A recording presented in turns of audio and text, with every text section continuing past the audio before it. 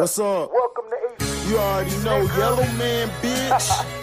You're now rocking your boy. Let's get it cracked. Check it. I'm smoking a brown pack. If a nigga got a problem, he lay on his back. I'm at the club right now spinning stacks. Off the game I won, off of that nigga's flag. I did my time, now I'm here just to rhyme. If a nigga got a problem, put him round lines. And I ain't talking about the one that's yellow, but I know I'm that fellow that's kinda mellow. Kill any rapper that wanna come round my way. Got a few shots for a trapper this way. I got Brian money spinning this way. Go to the strip club, she wanna play. Had her ass go up and down. I'ma show her without the Royale drink, I'm a crown. I rock that shit as I pop this shit. Southside, what I represent to the death with. My nigga, what the hell you working with? My niggas round me got all type of sticks. And we ain't round here bragging or boasting. We just in the plane or the car just coasting. I got a bad little chick who work at the medical center and operate on me every night, trick. And ain't my fault that I'm so slick. I patchwork your bitch game slicker than Rick. I got my time done. These niggas wanna run up on me with a little ass gun. I show them that I rock with them big things like Yosemite Sam have on his hip, man. And any chick wanna ride through, she can come and chill with me and smoke too. And once I hit her, she can fly back soon. Hit my boy up on the celly, what it do? Nigga, I'm smoking a brown pack. If a nigga got a problem, I lay him on his back. I'm smoking a brown pack. If a nigga got a problem, I lay him on his back. I'm smoking a brown pack. If a nigga got a problem, I lay him on his back. Want no problems, nigga. You know what time it is, nigga. Twitter finger ass niggas, we cut them niggas off. We don't catch y'all niggas outside the internet and see if your heart really built like same energy, ass nigga. Keep that same.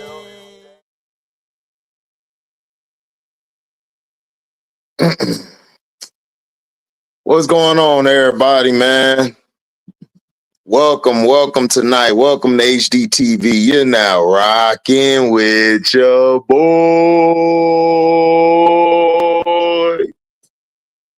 What's up, Brass Twin in the building, Scrub? What is going on with y'all? We had some games tonight, didn't we? What's up, Mr. CM23? I told y'all I was coming back later.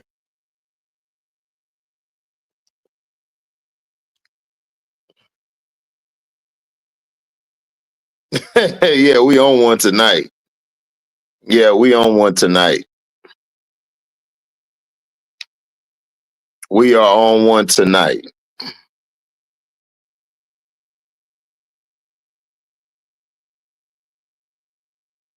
College ball was pretty good today. It was decent today. Shout out to those who stayed on. Right. Difference between hating and leadership. Right. Exactly. Hating and leadership. That is the difference. Bama man was doing all right. That list was garbage. Yeah, that list was garbage earlier. I mean, I don't pay the top list any mind because people are going to put their 2 cents to stuff. And to me, I'm looking at it like, come on, let's be for real.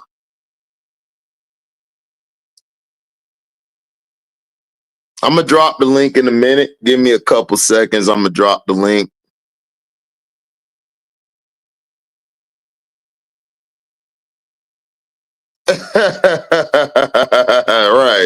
Right.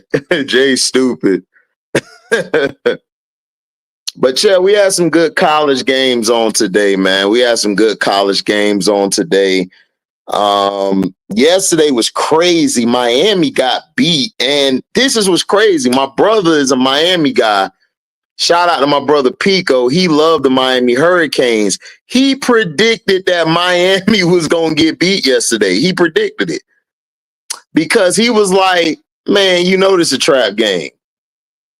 You know this a trap game.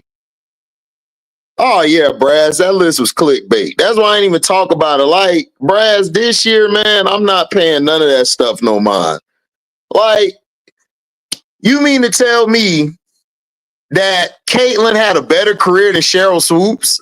No, I'm not even gonna go to people who won a ring, Braz. Was her career better than Angel McCautry? Was her career better than Chelsea Grays? Like, come on.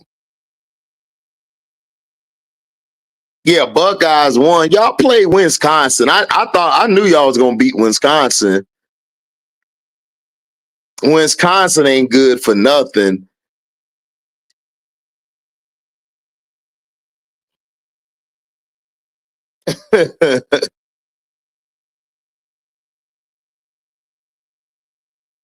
Layla and Clarissa.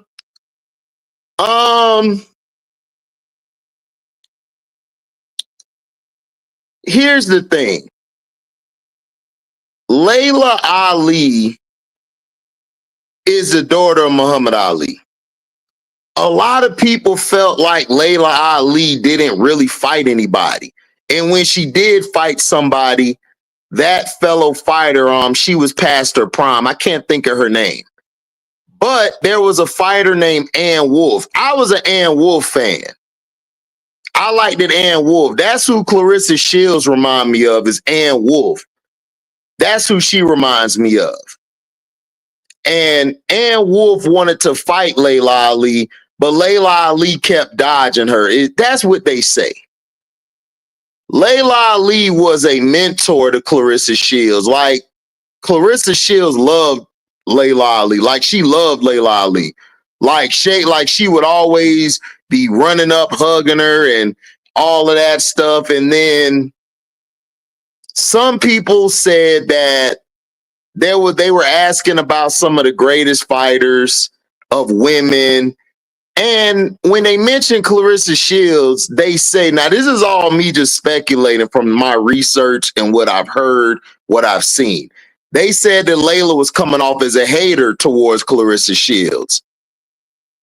They said that she was coming off as a little bit of hating.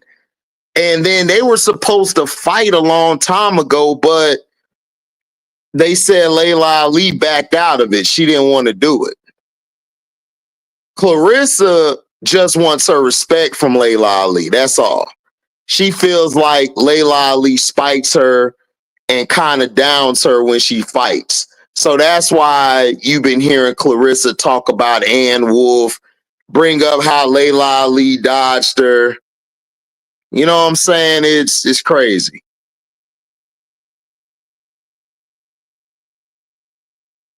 What's up, MDT?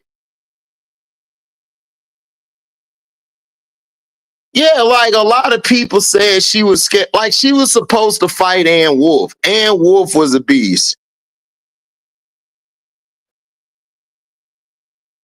I think so.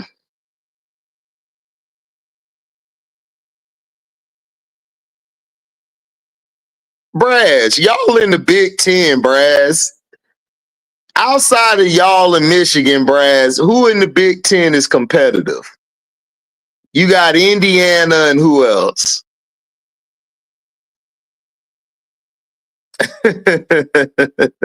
Like, y'all cruising. Y'all got an easy road to get to the playoffs and to the championship.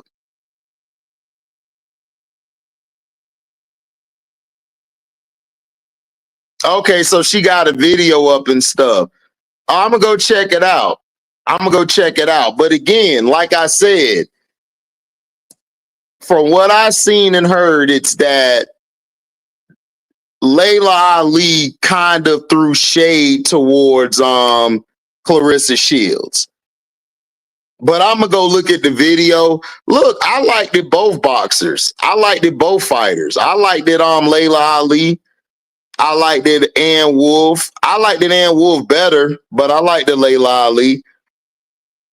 I just feel like, to me, it's like Layla Ali's coming off like how earlier, when you heard Prince earlier, shout out to my brother I Am Zo Media, what Prince was saying earlier.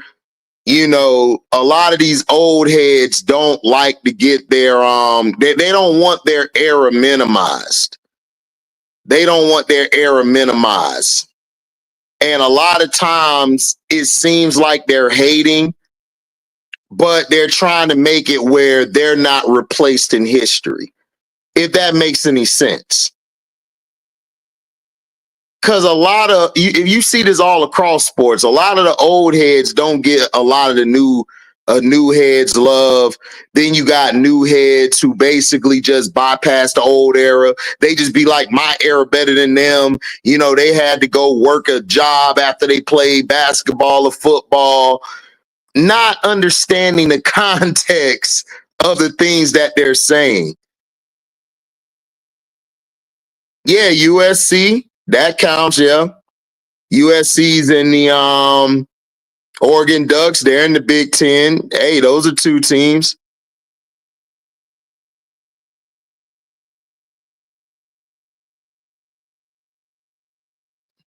Arc is not good. Yeah. What's up, Eternal Basketball fam? No, I didn't say you was talking shit, Brass. I didn't say you was talking shit. But I wasn't sold on Miami anyway. Miami, to me, like, I don't trust Beck. I don't trust Beck at all. Beck has shown in the past he's not good in certain games. But I'm gonna watch the 28 video, Tawana, but to me it's stupid. I don't think they should fight each other. I just think Layla and Clarissa could settle this by having a sit down. And that's the problem with a lot of old heads and a lot of the young bucks. Cause I was a young buck before. I was hard headed. So I didn't really listen to the old heads. But I think it's just stupid. Like, they should be uniting women's boxing, not tearing it apart. Cause you got people who mess with Clarissa, they like Layla. There's people who mess with Layla who like Clarissa. So everybody's being put in a bad predicament. What's up, Bari?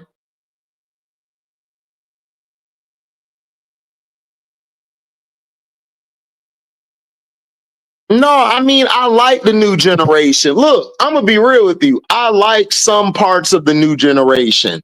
I like some music from the new generation. I like football. I like basketball, watching the new generation.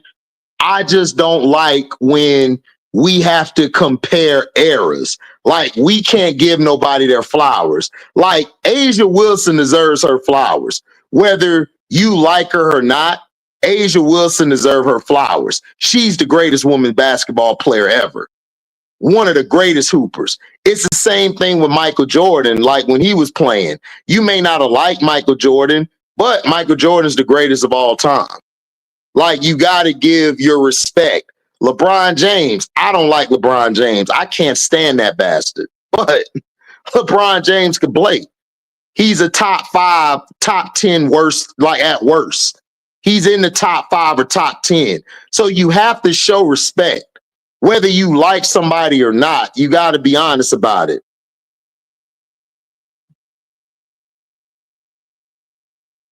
Yeah, love is cooking USC. I'm going to check it out, Tawana.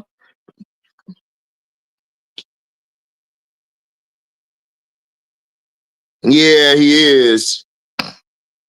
What's up, Sister Noble? You said you still hard-headed? Yeah.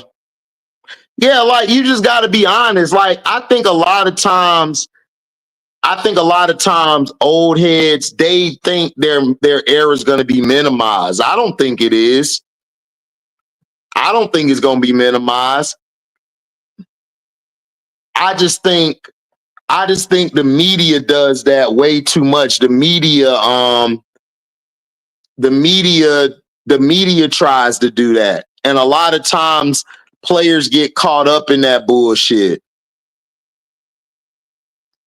You got to respect all errors, because without errors, there's not a lot of the new players today. Like, if it wasn't for the errors, like, you wouldn't have a lot of these new players today and how they play.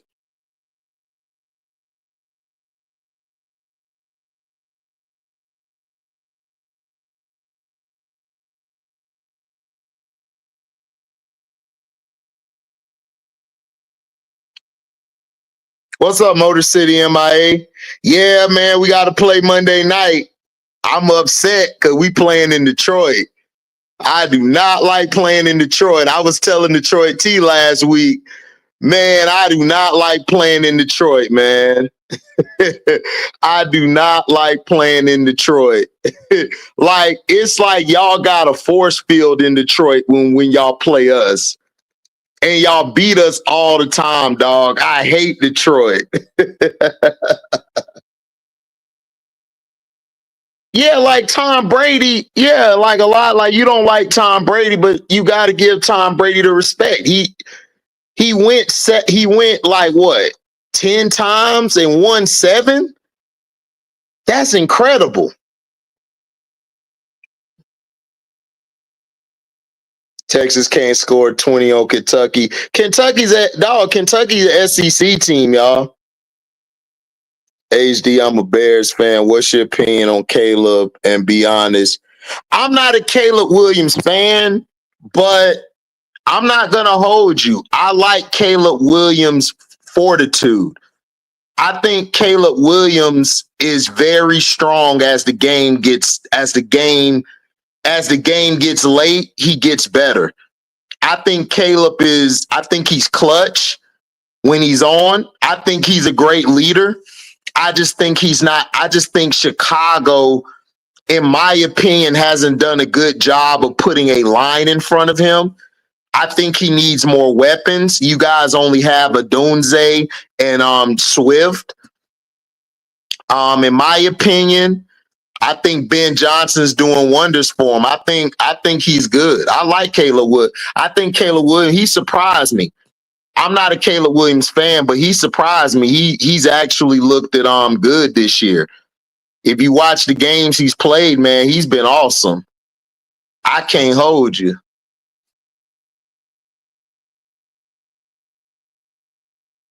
Yeah, like the old generation paved the way.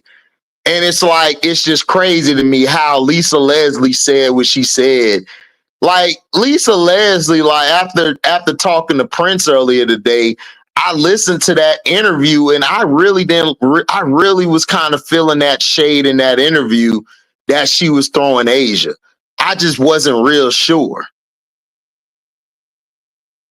Yeah, Texas got a great defense, man. Texas defense is great.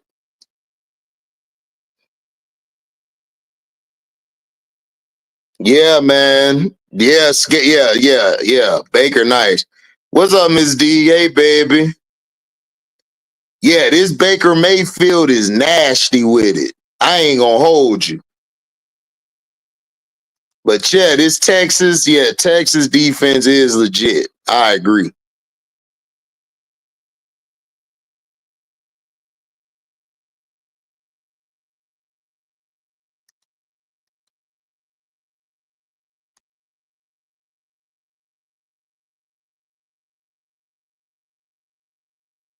No, I like Lisa too. I think Lisa's dope. I have no issue with Lisa, but yeah, Lisa did come off as a hater. You know, she did come off as a hater. I'm glad Prince addressed that. Shout out to Shosky. Shosky addressed that as well. You know, but Asia Wilson is the GOAT. Like, point period blank. I don't understand what people are talking about. I mean, it's being real. Sometimes you got to let things be. I know, twin. That's what's nervous for me. Is Ibuka gonna play, man? If Ibuka doesn't play, we gonna be in trouble.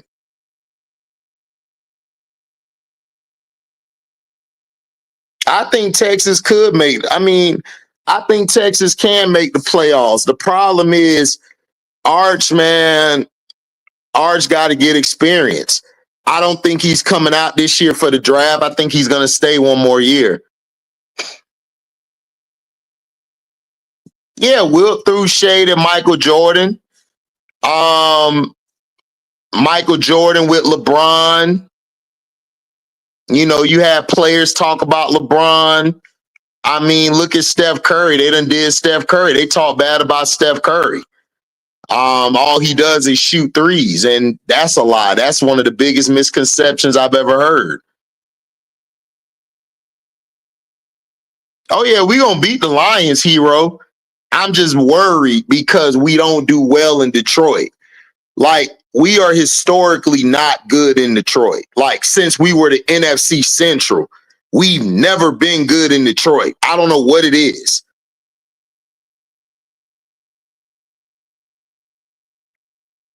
Like, I don't know what it is. Like, the Silver Dome to the Ford Field, we do not do well in Detroit. I don't know what it is. Yeah, hero, you did call it. MVP. I got him as MVP right now. Yeah, twin, the mean boys of the NBA. Yeah, it's like, you know what I'm saying? You don't want to sound like that. Get off my lawn, guy. Like I said, I don't like LeBron. I can't stand him. I don't like his antics. I don't like how he moves. But he's top 5 or top 10 at worst, man. That's just facts. He got the resume. He got the game. Michael Jordan, the same thing. I didn't like the 90s. I thought the 90s era was kind of overrated, in my opinion. But Michael Jordan beat the most Hall of Famers in history, and Michael Jordan went 6-0. Just because of how I feel about the era, that doesn't mean Michael Jordan wasn't the greatest of all time. He proved it on the floor.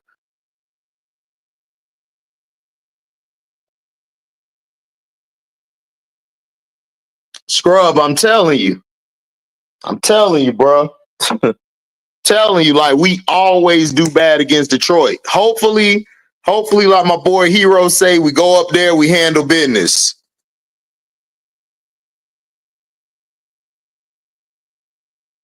Ms. D saying they gonna win. We gonna see, Ms. D. Just know, Ms. D, we finna see.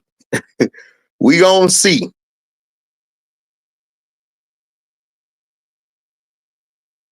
In my opinion, I got the 80s, the 2000s, the 90s, and then the 70s.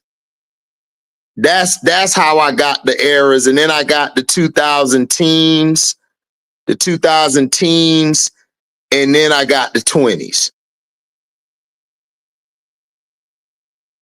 Man, y'all almost lost it, 225, girl. Y'all almost lost it.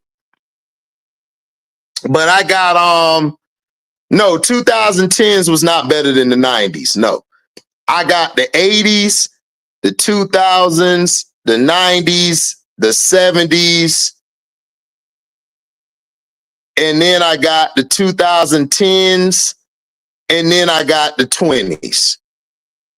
That's how I got the eras. Oh, yeah, the 60s. I forgot the 60s or 50s. The 60s and 50s will be in like around like the 2010s.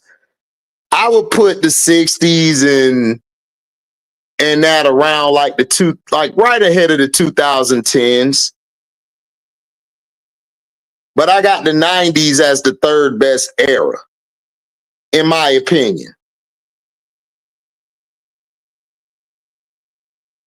I don't know, Jacob. I'm going to see if we can, because I got to do Stars Hoop Central Monday, and I got to do Now What Monday. But tomorrow, Sunday, I'm doing football.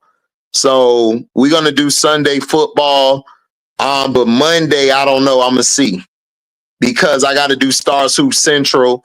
Got to see what time we start there, because all of us are busy. Me, Show, Prince, Key.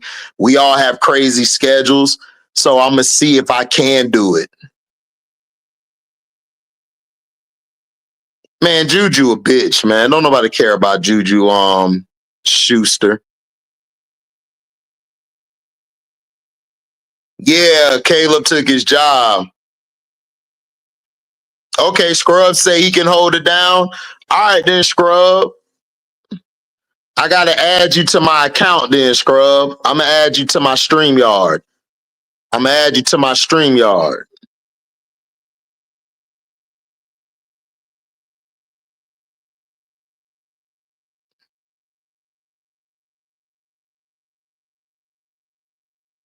Yeah, I agree, 225 girl. I was very surprised Georgia's defense is that bad, man. Georgia's defense is not that good. Crazy.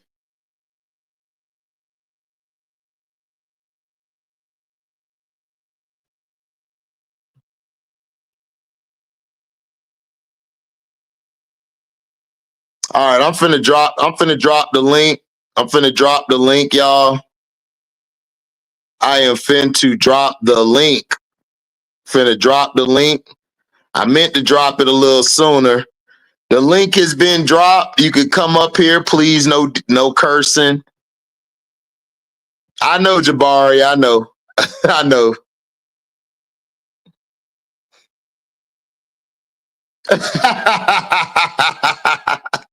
Damn, King Mac, tell us how you really feel. Pull that LeBron flop. Well, unlike LeBron, Juju can't carry a team, Shyam. At least LeBron could carry a team. Juju can't carry nothing with his bum ass. Juju's so garbage. Look, this would piss me off about Juju. Antonio Brown left. You was supposed to take the team over. And then you ain't do nothing after that. Once Antonio Brown left, and you was supposed to be the man. I remember all Steeler fans were saying, we got Juju, and I'm like, bro, Juju is not AB. What's up, boy?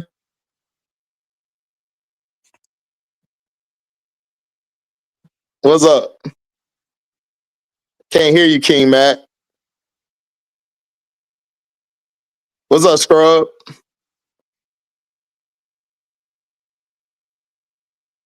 Scrub. There we go. My fault. This joint always don't. There we go. Dang. My settings. What, it had you muted? StreamYard done had y'all muted, man. No, it picks up the wrong microphone, so I gotta change it. And I be forgetting. But that was a kill shot. Dang.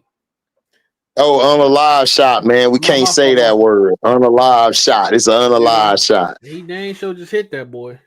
Is Angel Reese switching teams? What you mean, hero? I think she's gonna be gone. Yeah, it depends on. Like, you got to watch the stream earlier in the day. That was a great stream. That shit was funny. Like Showski and Prince pulled up. Shout out to my brothers, man.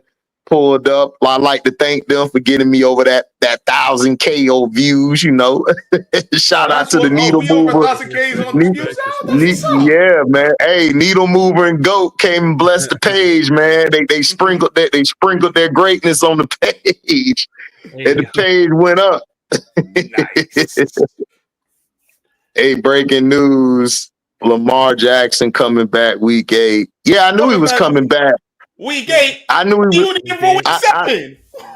I honestly, bro, with that defense, bro, I ain't playing.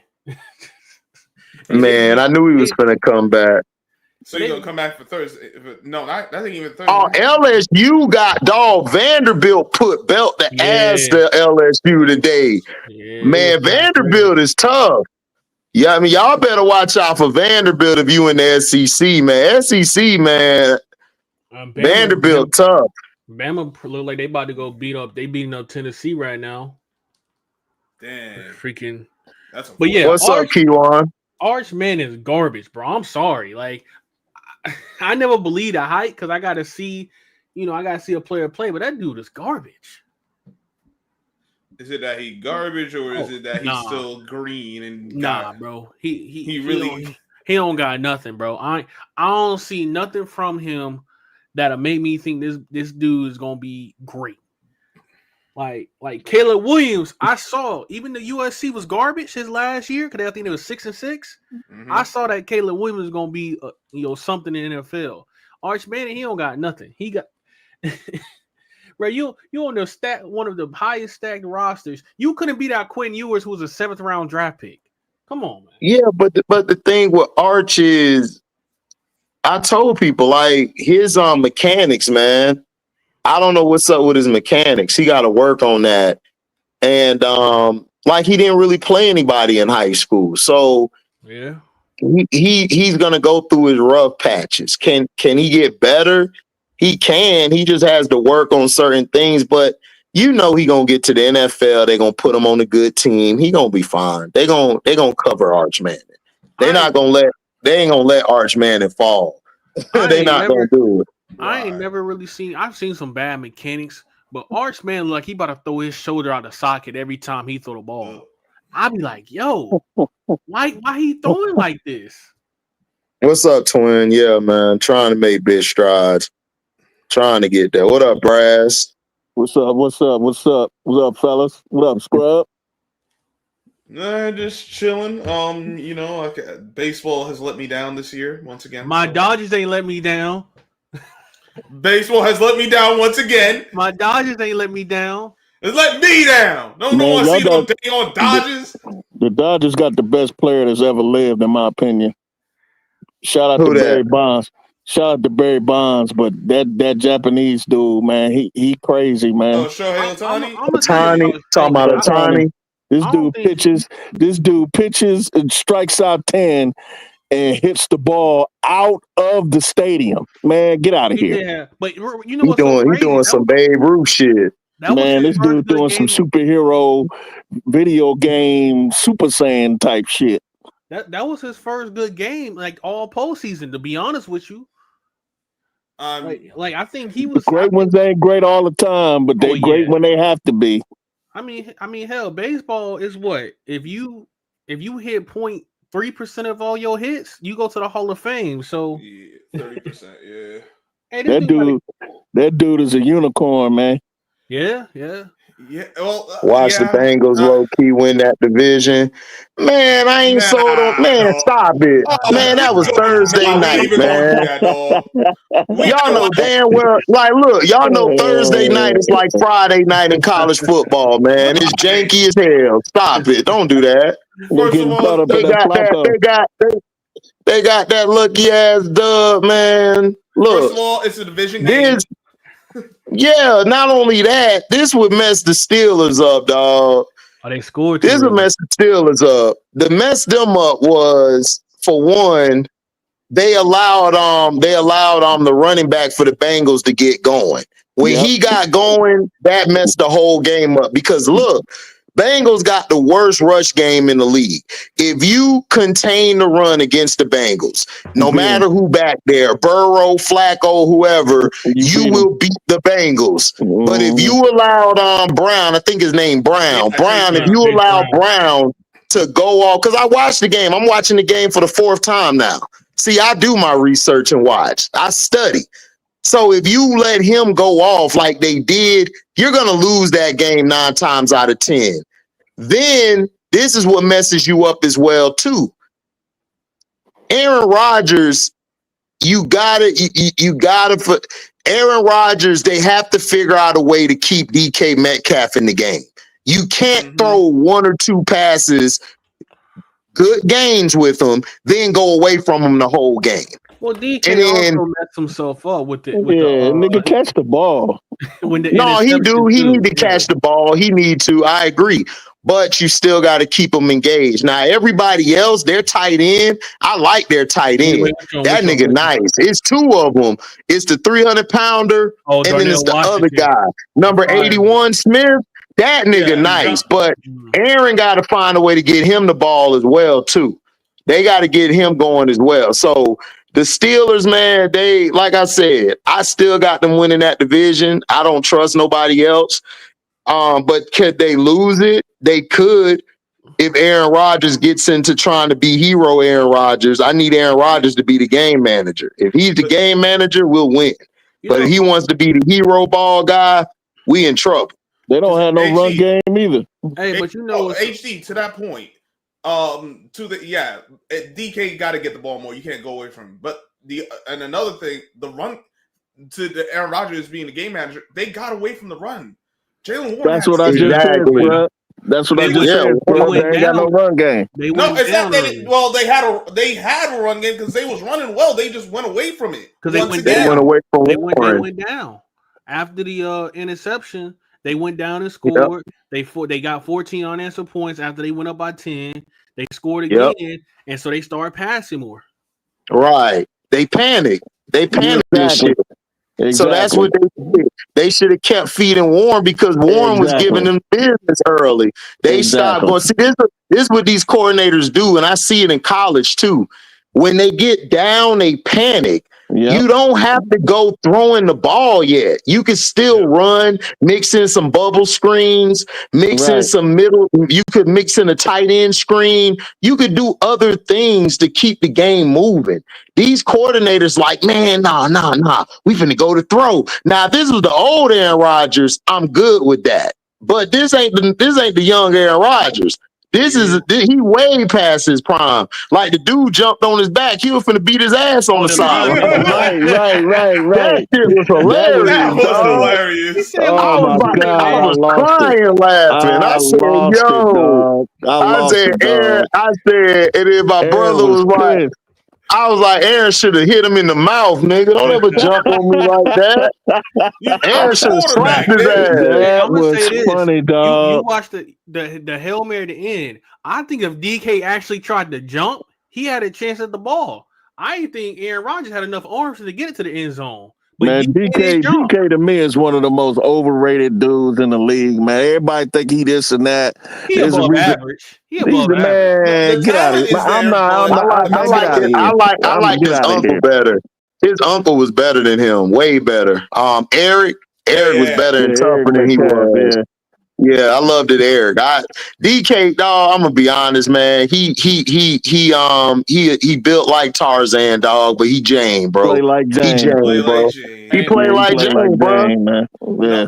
But the Bengals nearly lost the game too for the same reason. They got away from the run. They had no business doing so. But we know Zach Taylor been doing that nonsense for years. They defense garbage though. Both teams defense played like. Oh yeah, Bengals been had a trash defense though. Yeah. Their defense always been trash.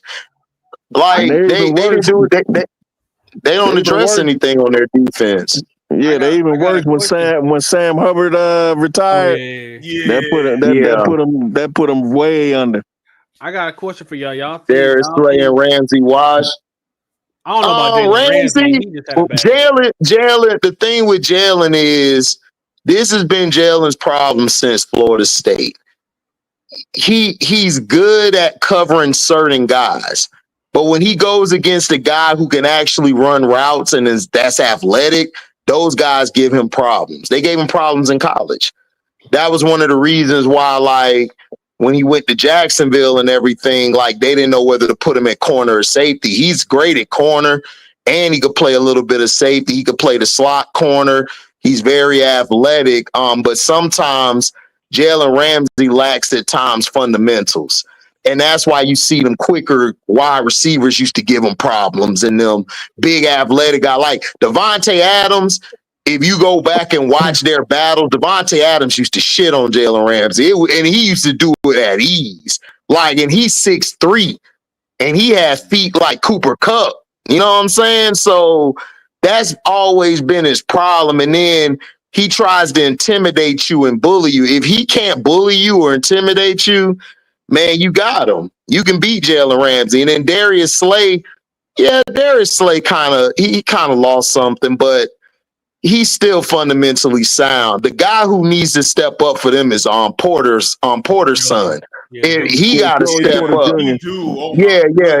If Junior could step up for them and they could go get another corner, like, I would move Jalen Ramsey to like a rover type. Like, you know how they had that extra safety in the sub packages? That's what I would do with him. I would let him play more of that role, and I would have Slay move to guard in the dime, like playing in the dime more. Like, that's what I would do. But Porter got to step his game up, though. He got to step his game up. That's the only thing I worried about Porter was because he's good. He got the talent. He got the genetics. Shout out to his daddy. His daddy was a beast. Yeah. Loved Daddy Porter. So he just has to do that, man. He has to get better. He has to take that next step. Like, you got to be that number one corner. You got to be that guy. If y'all remember the Redskins, right? Y'all remember Deion, Darrell Green, and Champ Bailey? Like, Deion said it best. Like, every time me or Darrell try to guard the number one, Champ already over there. He took the initiative. Like, no, I'm going to lock him down. I got him. I'm going to guard him one-on-one. See, that's the attitude that I need from Joey Porter Jr. That's what I need from him. Like Slay and Ramsey, like I'm gonna take Chase. Let me take Chase out the game. Like, I need to see that from him, and I don't see that from him. Him and T. Higgins 8. Yeah, T. Higgins was. That's who was doing him in was T. Higgins. But Brass, I told people this again. I told them Jamar Chase is your big play guy. T. Higgins is your route running guy. He your guy who gonna destroy the underneath. If you can't stop that, it's trouble. Yeah, T. Higgins is the chain mover. He's the guy. Yeah, on third and medium, maybe third long. You go to and use his height and his route running ability. Yeah, man, he'll move the chains for you. But he's also a big play guy. T. Higgins can make. Yeah, I know he is. Yeah, he is. And what's up, Khadijah? Against that defense, like the Steelers don't have the personnel to match up on. Miss D, like, he ain't overrated. He just a whiner. No, he overrated and a whiner. Man, DK is a whiner. I was thinking about the Steelers. The Steelers are going out there and trying to get AJ. Because AJ who? AJ Brown. Because the Eagles ain't using him, and he frustrated. For who? Nah, the Steelers. I don't think that's a good fit either, though. I think it will help Aaron Rodgers out. He's going to get targeted more. I mean, you could bring, AJ Brown would fit over there. But again, you gonna have him like as soon as he don't get the ball or go his way. You know what I'm saying? Is Tomlin gonna be able to deal with that? They just got rid of a receiver that was similar to that. No, George Pickens and AJ are two different people, man. George Pickens got something wrong up in the head. I mean, man, look. If you play football, everybody got something wrong with them up there. Listen, Pickens is that. I had something wrong with me up there, man. I split my chin and still was throwing my body into stuff, knocking guys out. So if you got to play football with a messed up. If you ain't got a little bit of that in you, bro, messed up. You're not gonna play football. You're not gonna be that guy. You know what I'm saying? Like look at the best basketball players like Mike and Kobe and Bird and Magic and them. Them guys had that type of attitude that you play football with. They got an edge. Isaiah Thomas, they weren't right up top. That's how you got to be in football. Everybody you can't be right. You're gonna have that type of screw loose up there. That's what gives you the edge over other players and other teams. So AJ Brown would be good for him. I just don't know how Tomlin gonna deal with it because he just got done dealing with George Pickens. So I don't know how they're gonna want to deal with that. And plus, if you Philadelphia, you know what I'm saying, do you want to get rid of him? Because look, I love Jalen Hurts. I think he's a good quarterback, but can Jalen Hurts carry your offense? No, I'm just saying. Exactly. And you got to remember this other detail with the Philadelphia Eagles too. They don't have a third receiver. So if you really take away AJ Brown or Devontae Smith, you're going one guy. Well, AJ Brown ain't doing nothing for him because the Eagles don't have an identity right now. I understand that, but okay. But King Matt, right? Listen, we talk about Caleb needs help in Chicago, right? But Caleb could carry an offense. Jalen can't carry an offense to me. And this ain't me dissing him. I love Jalen. I think he's a solid quarterback. I think he's good he's good running your team. But look at the money that Jalen Hurts took. He took less money, Why do you think he did that? Because he knows that he can't carry a team by himself. He can't. Because listen, if he was that guy, you know what I'm saying, he would have took the money, right, and potentially lost the O-line, potentially lost one of those wide receivers. You know what I'm saying? Because look at what happened with Joe Burrow. Joe Burrow took that money when Joe Burrow could have said, you know what, I'm a sacrifice because I need an offensive line, right? No, I got to keep both my receivers. Well, I'm a sacrifice. Let me go get my offensive line. He didn't do that, and look where Joe Burrow's at. Because Joe Burrow's the type of quarterback that love to hang on to the ball. If you're a quarterback that hangs on to the ball, you need an offensive line. Joe Flacco gets the ball out. He don't care. I'm 3 seconds out. I'm getting it out because Joe Flacco knows I'm 41 years old. I can't take a hit. If I take a crazy shot, I'm done. Right. So he knows. Right. Joe Burrow is I got to hang on to the ball. So that means I got to buff up my offensive line. So Joe Burrow puts himself in that situation. So again, when you have a team, Jalen Hurts, I love him, but he hangs on to the ball a lot. And you need that offensive line. If he didn't have that offensive line, Hurts probably would have been hurt by now. So again, you can't afford to lose A.J. Brown. He needs an A.J. Brown. He needs Devontae Smith. He needs Goddard. He needs those guys. Yeah, A.J. Brown going to talk his junk in the media. He going to say what he said. But Jalen Hurts, in my opinion, has the mental fortitude to deal with that shit. He could deal with that. He like, yeah, whatever. AJ just going to be what AJ going to be. The key to that team is all in this current iteration of the Eagles is always going to be Saquon Barkley. As long as he got Saquon Barkley, he's not going. But Brad, so again, offensive coordinator got to find a way to get Saquon going. Saquon has not been good this year so far. He hasn't had that. He hasn't had that last year, previous years with Giants year, where he gets like 3 to 4, maybe 5 yards a pop at times. He hasn't gotten that. But that's what I'm saying. Got a different one. They got a new one too. But that's what I'm saying, though, HD. They got to get. You say they got to get him going. What I'm saying is, and you know this, he's the key to their success. If he doesn't get going, absolutely. I don't care how many A.J. Browns and Devontae Smiths and all that they got. They're not going to win. Yeah. I agree. They got to get Saquon. Right. It's Saquon Barkley or bust. Who you got to right now? Is it the? It's still them. It's still them. It's still them. Who's in second? The Cowboys. Washington. No, Washington, the Giants, and then the Cowboys. Okay. Yeah. But like this offensive coordinator got to find a way to get Saquon going because they don't have the offensive line like they did last year. It's not just hand Saquon the ball. Well, I think they still got the same offense. I think the only person that's hurt is Dickerson. Dog, if you've seen this offensive line play, they're not as good as last year. I don't be watching the Eagles, so I'm gonna be honest with you. They're not as good. It's not that they can't have success, but it's all right. It's like I said, it can't just be all right. I'm just gonna. Well, two things. One, they got to commit to Saquon, and two, you're gonna have to just find different ways to run the ball. Right? You gotta be creative in the run game. Yeah.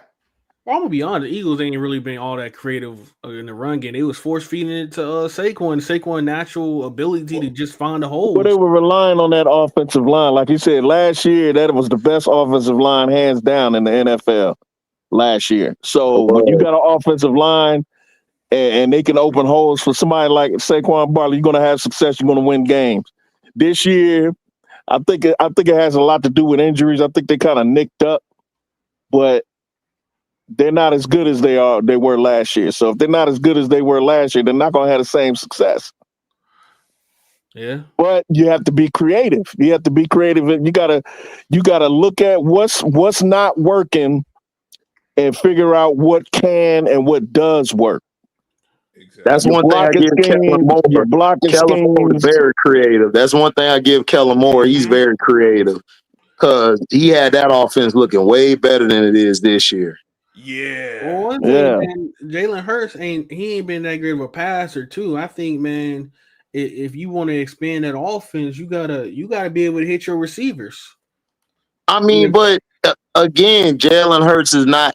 Again, it depends on what you're running for Jalen Hurts.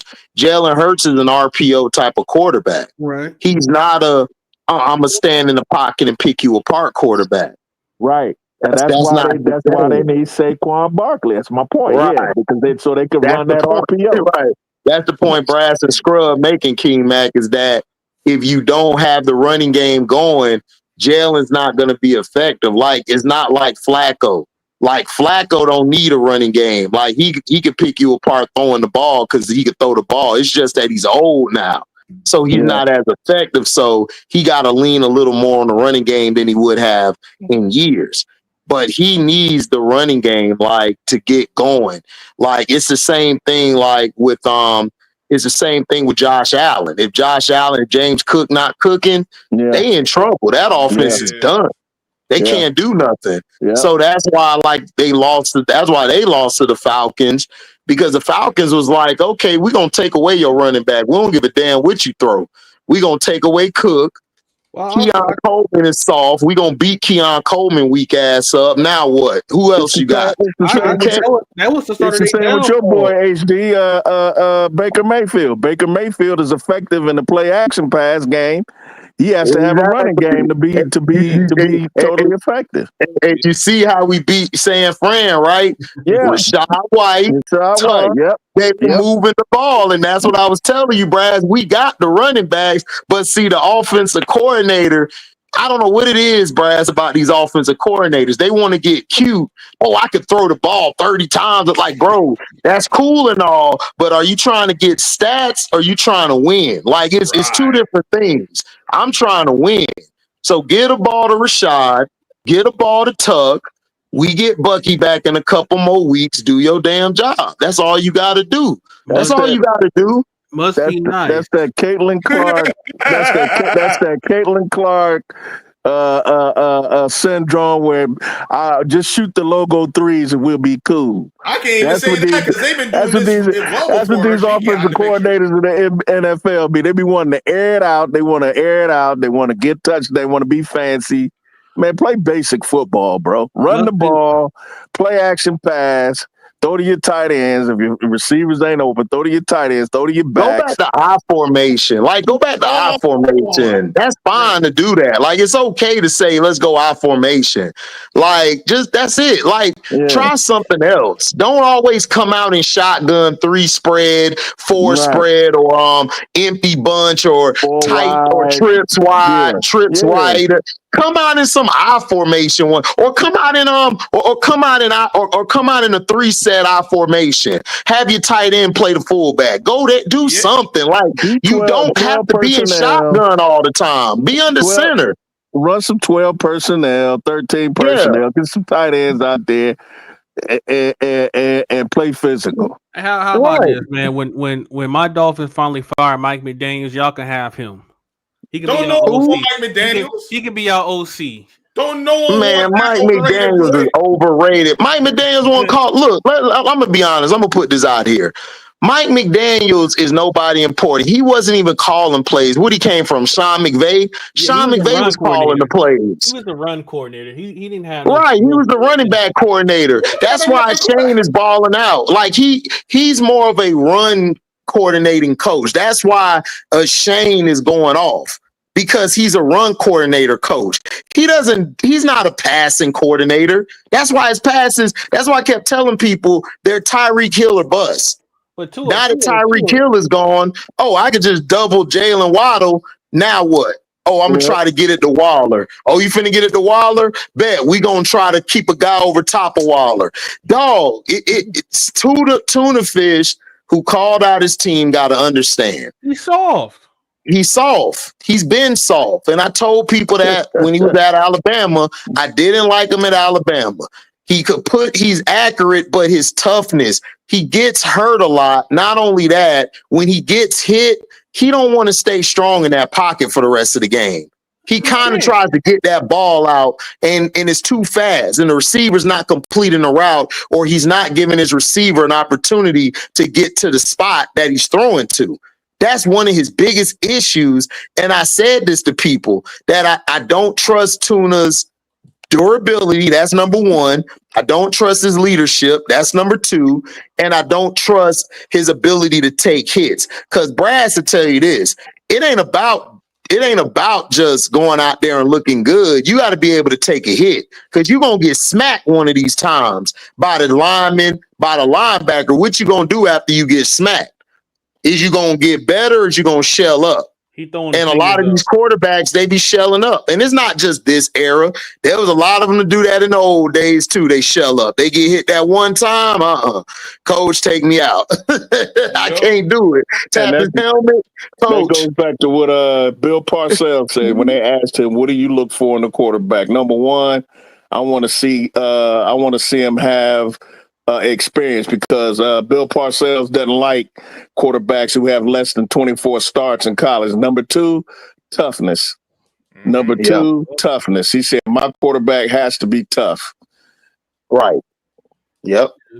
So you got to look at the starts and how many starts people have played in college. Like, that's why I knew Lamar was going to be good because Lamar had over 24 snaps. So I knew he would be good. Cam Ward, I knew Cam Ward was going to struggle. Why? He's been in 3 programs in the last 3 years. He hasn't had stability.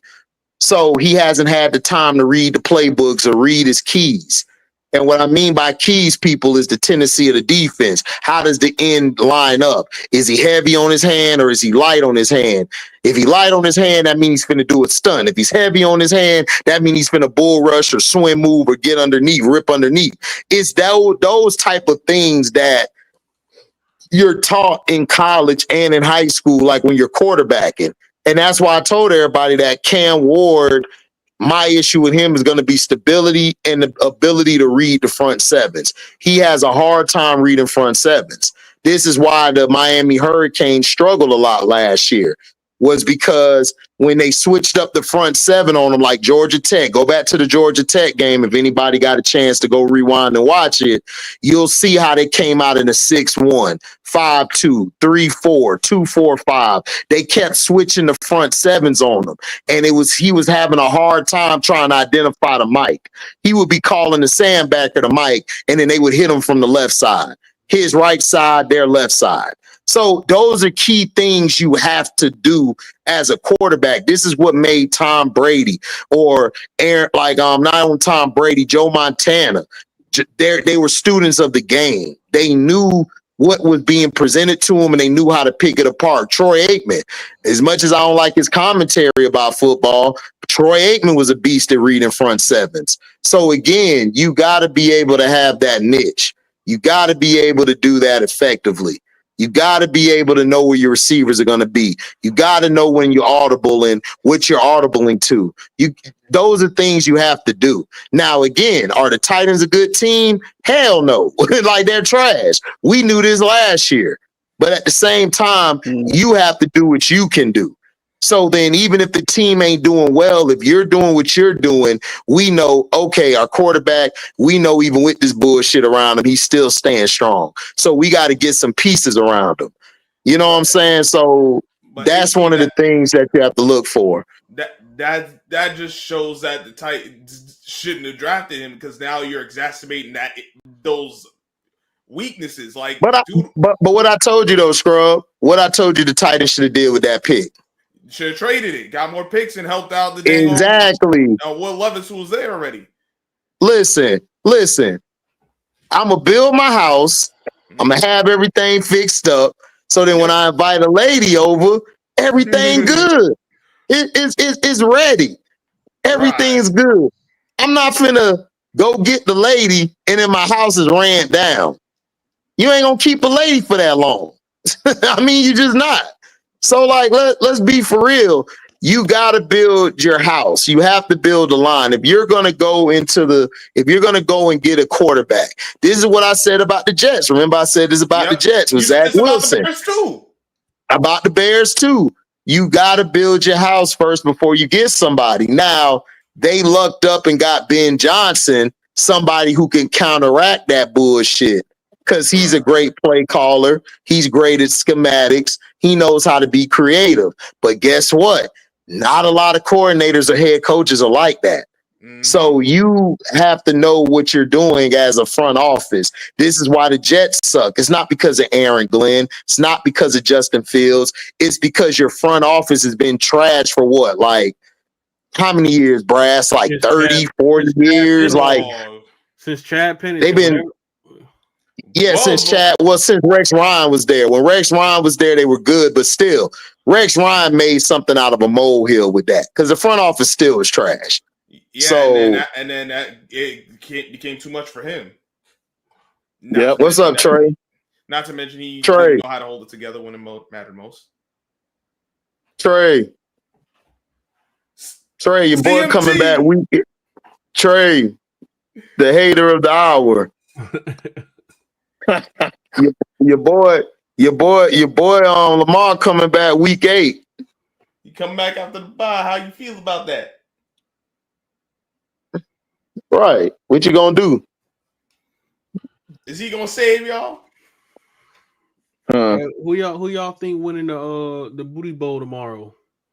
The trash bowl. Who playing? The Cleveland and the Dolphins. Can they both lose?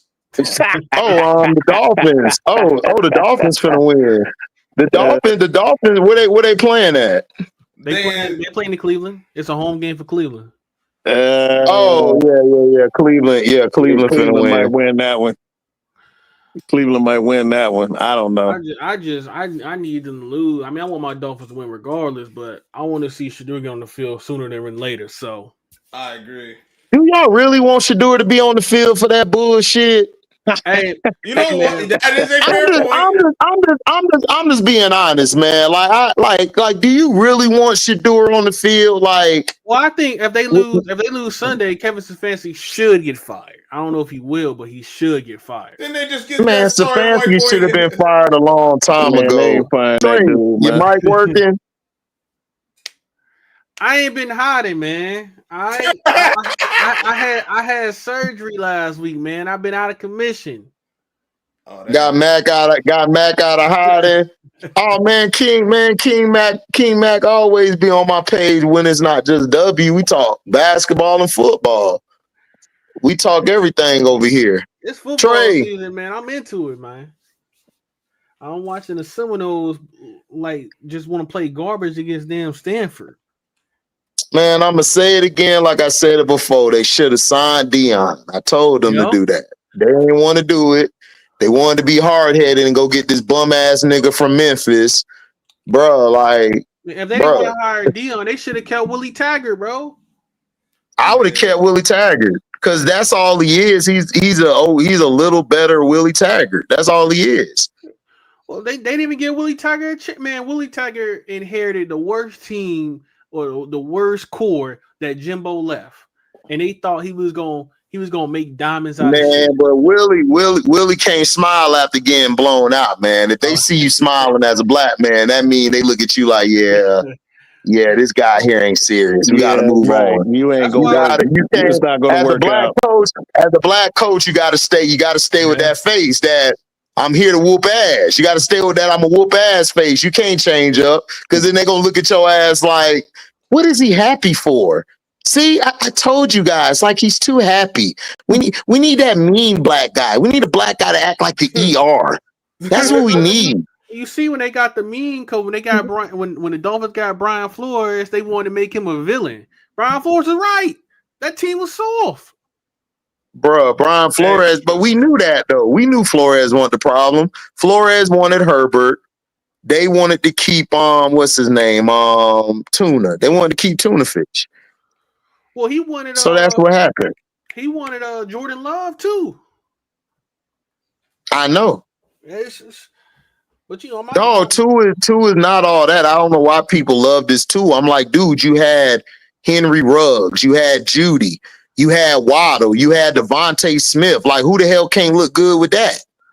Well, I mean, not to mention who he had in the backfield. Najee in the backfield. It's come on. Deion Drake too. He had Drake. I don't know. Was it Jamar Gibbs? He didn't have Jamar Gibbs.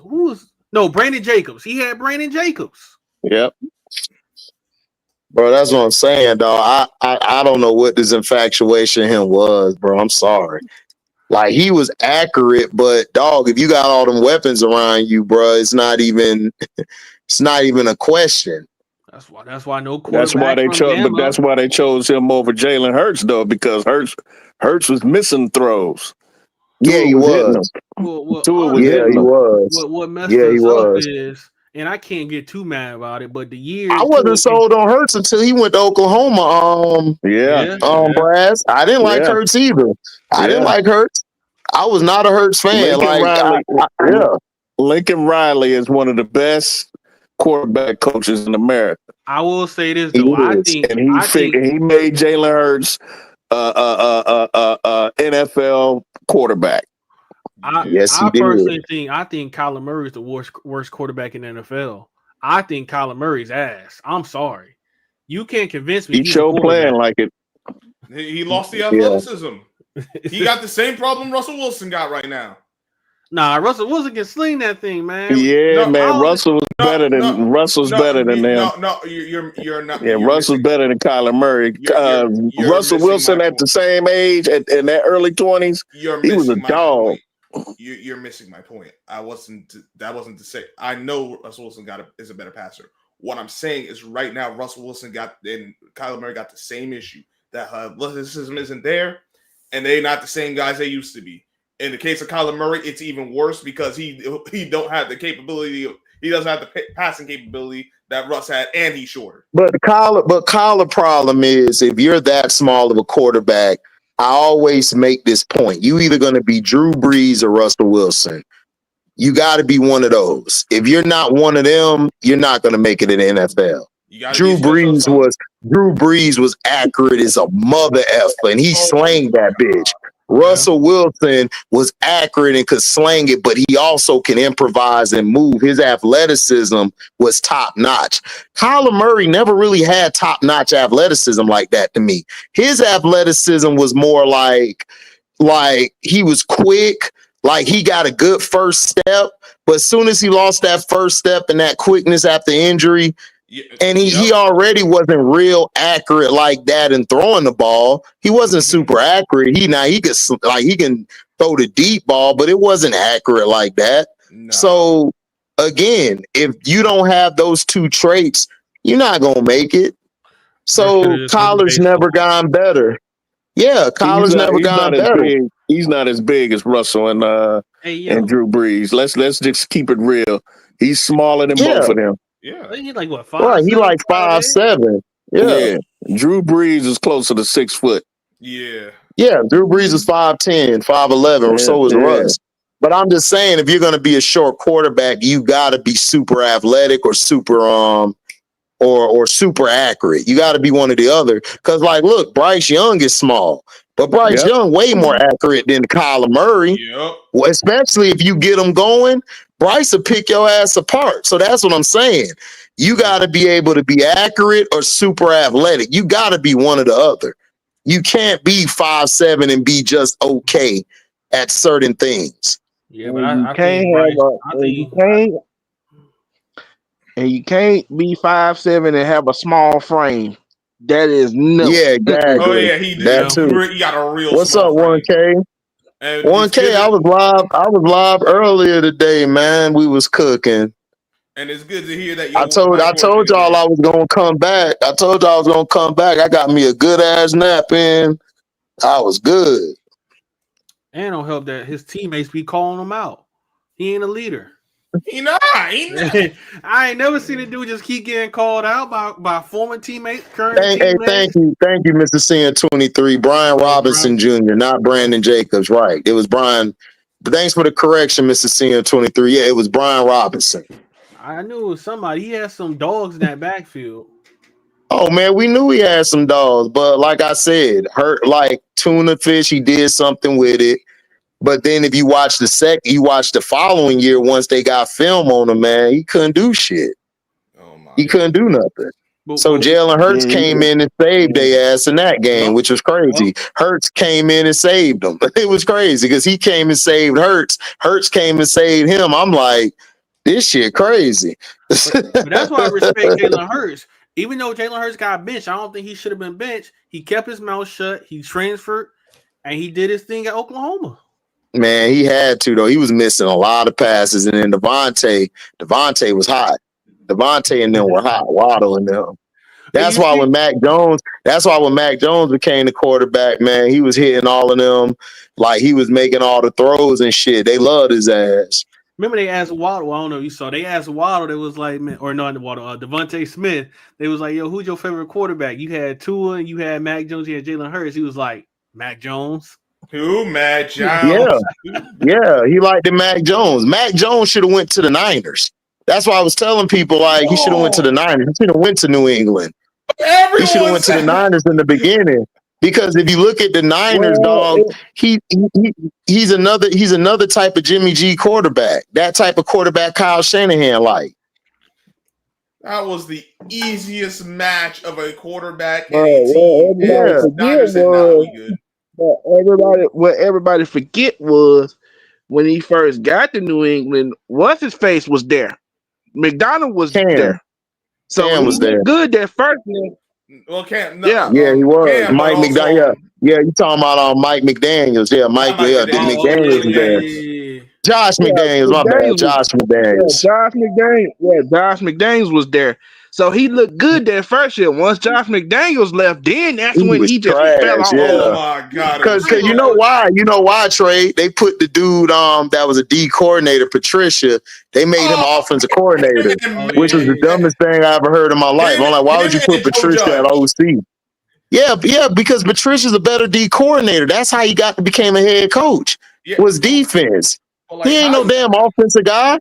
No, but AG, how do you have him and Joe Judge? Joe Judge is garbage. Oh my God, Joe Judge was garbage. What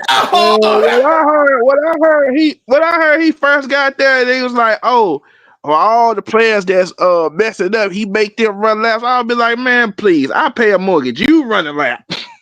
Right. I do think, man, they're gonna fire. I think they're gonna fire Aaron Glenn, man. Yeah, they're gonna fire Aaron Glenn, dog. He was, bro. You knew that was a lame duck. Bro, what did we trade? Remember we talked about this before the season that we did not want Aaron Glenn there for New York. Right. We all said this. Yeah. Aaron Glenn should not, but see, he took the job because I even told Outlaw. I said he was like, he got all these guys. So next year, I said, bro, let him go 0-16. He gone. He's out of there. Bro, let him go 2-15. He's gone. Yeah, he's still gone, bro. Like they not finna keep him there. Like, nah. If he was a white coach, yeah, they'll give him another year. No, but he ain't he a black coach. And let's be honest about one other thing with the Jets. There's no way they would have had him as a head coach if he didn't have that connection playing with them in his playing career. No, I agree. Yeah, I agree. Yeah, he should have stayed another year with the Lions. HD, who do you think's a better defender, defensive end?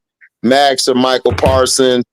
I don't look at Michael Parsons as a defensive end. I give it Max Crosby's the better defensive end because he's a better run stopper and he's a better pass rusher. Pass rushing, I would give it to Micah. I think Micah's slightly better because Micah's dangerous in pass rushing, but Max Crosby's the better overall end. He can run block. He can set picks for the deep tackle to wrap around. He can get upfield. He can chase down. Micah Parsons is more athletic, and he's probably a better edge rusher because look, that season Micah Parsons had with the Cowboys where he was on one, hey, I don't know. That nigga was looking legendary, like pass rushing. But overall defensive end, I give it to Max Crosby. Max Crosby's the better DN. What's up, love and success? Follow me. Canes got exposed. Yeah, they got exposed. Bet got exposed. They was talking all that shit. And I was trying to tell them, like, look, man, y'all just played Florida State and another team. Like, we suck. And the other teams they played were trash. Like, Louisville is a team you do not want to play on an ugly, like, Friday night. That's a team you don't play because they ain't got shit to do on Friday night. I knew they were gonna lose that game. I said, bro, the NCAA, y'all ain't shit. Y'all set them niggas up to lose. Y'all got these niggas playing Louisville on a Friday. Bro, But Trey, they set us up against Virginia, so you knew they was gonna set them up. Exactly. So I knew it was up because if we'd have played Virginia on Saturday, we'd have blew their ass out. They put us in them on Friday. I said, yeah, we losing this game. This is setup. I knew it was a setup.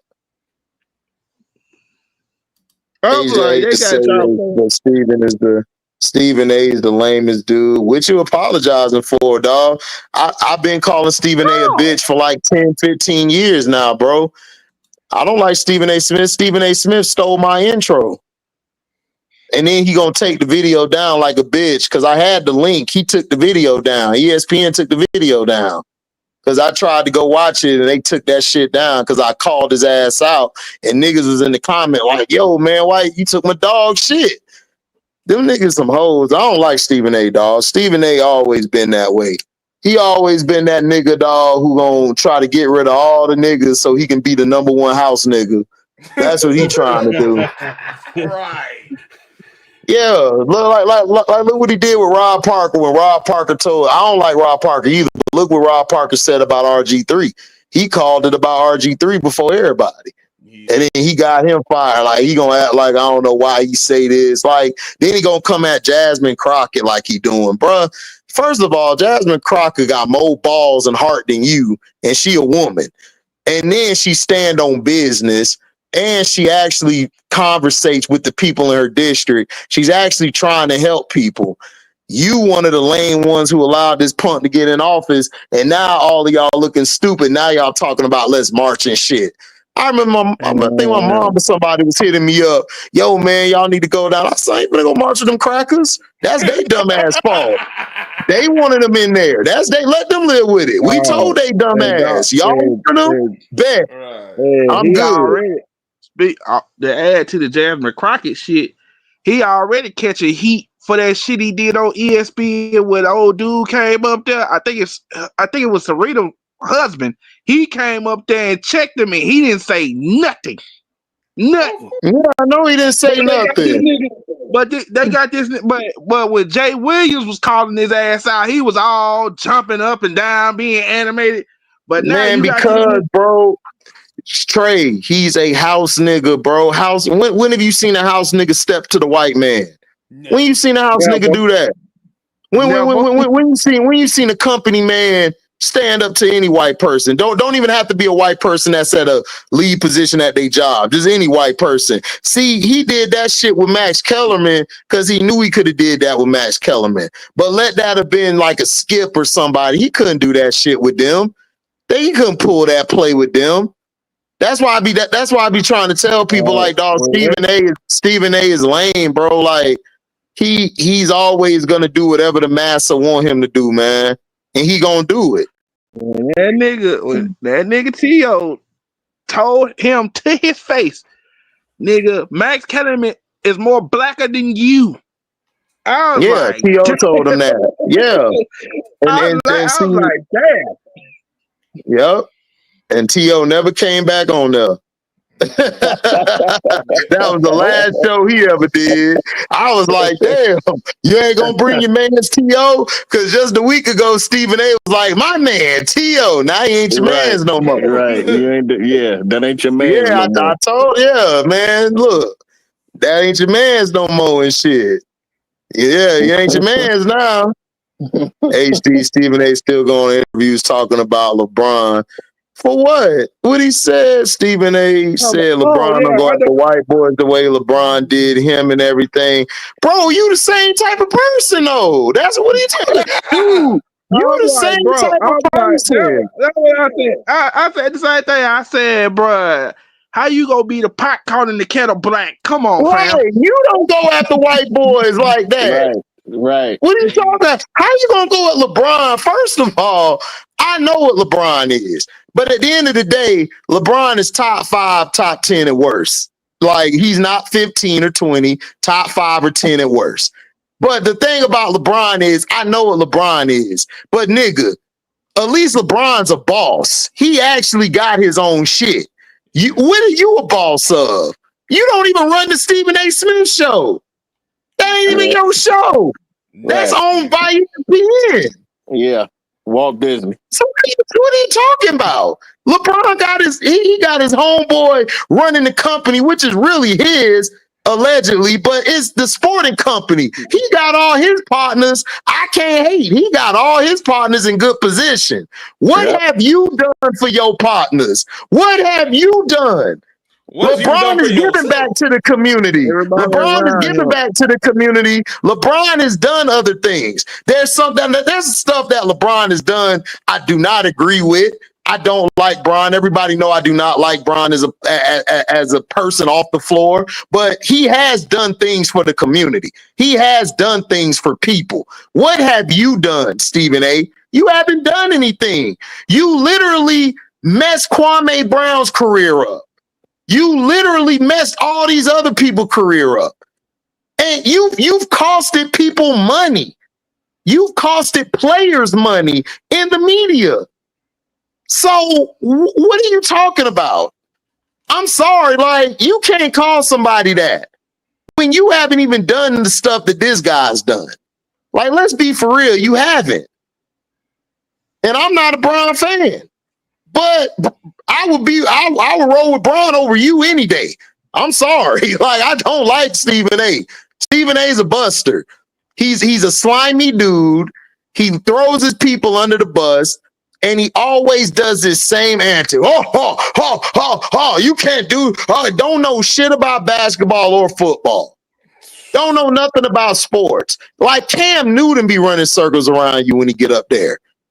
Like, you don't know what you be talking about. And just like everybody else at ESPN, everybody else got their own shit except you.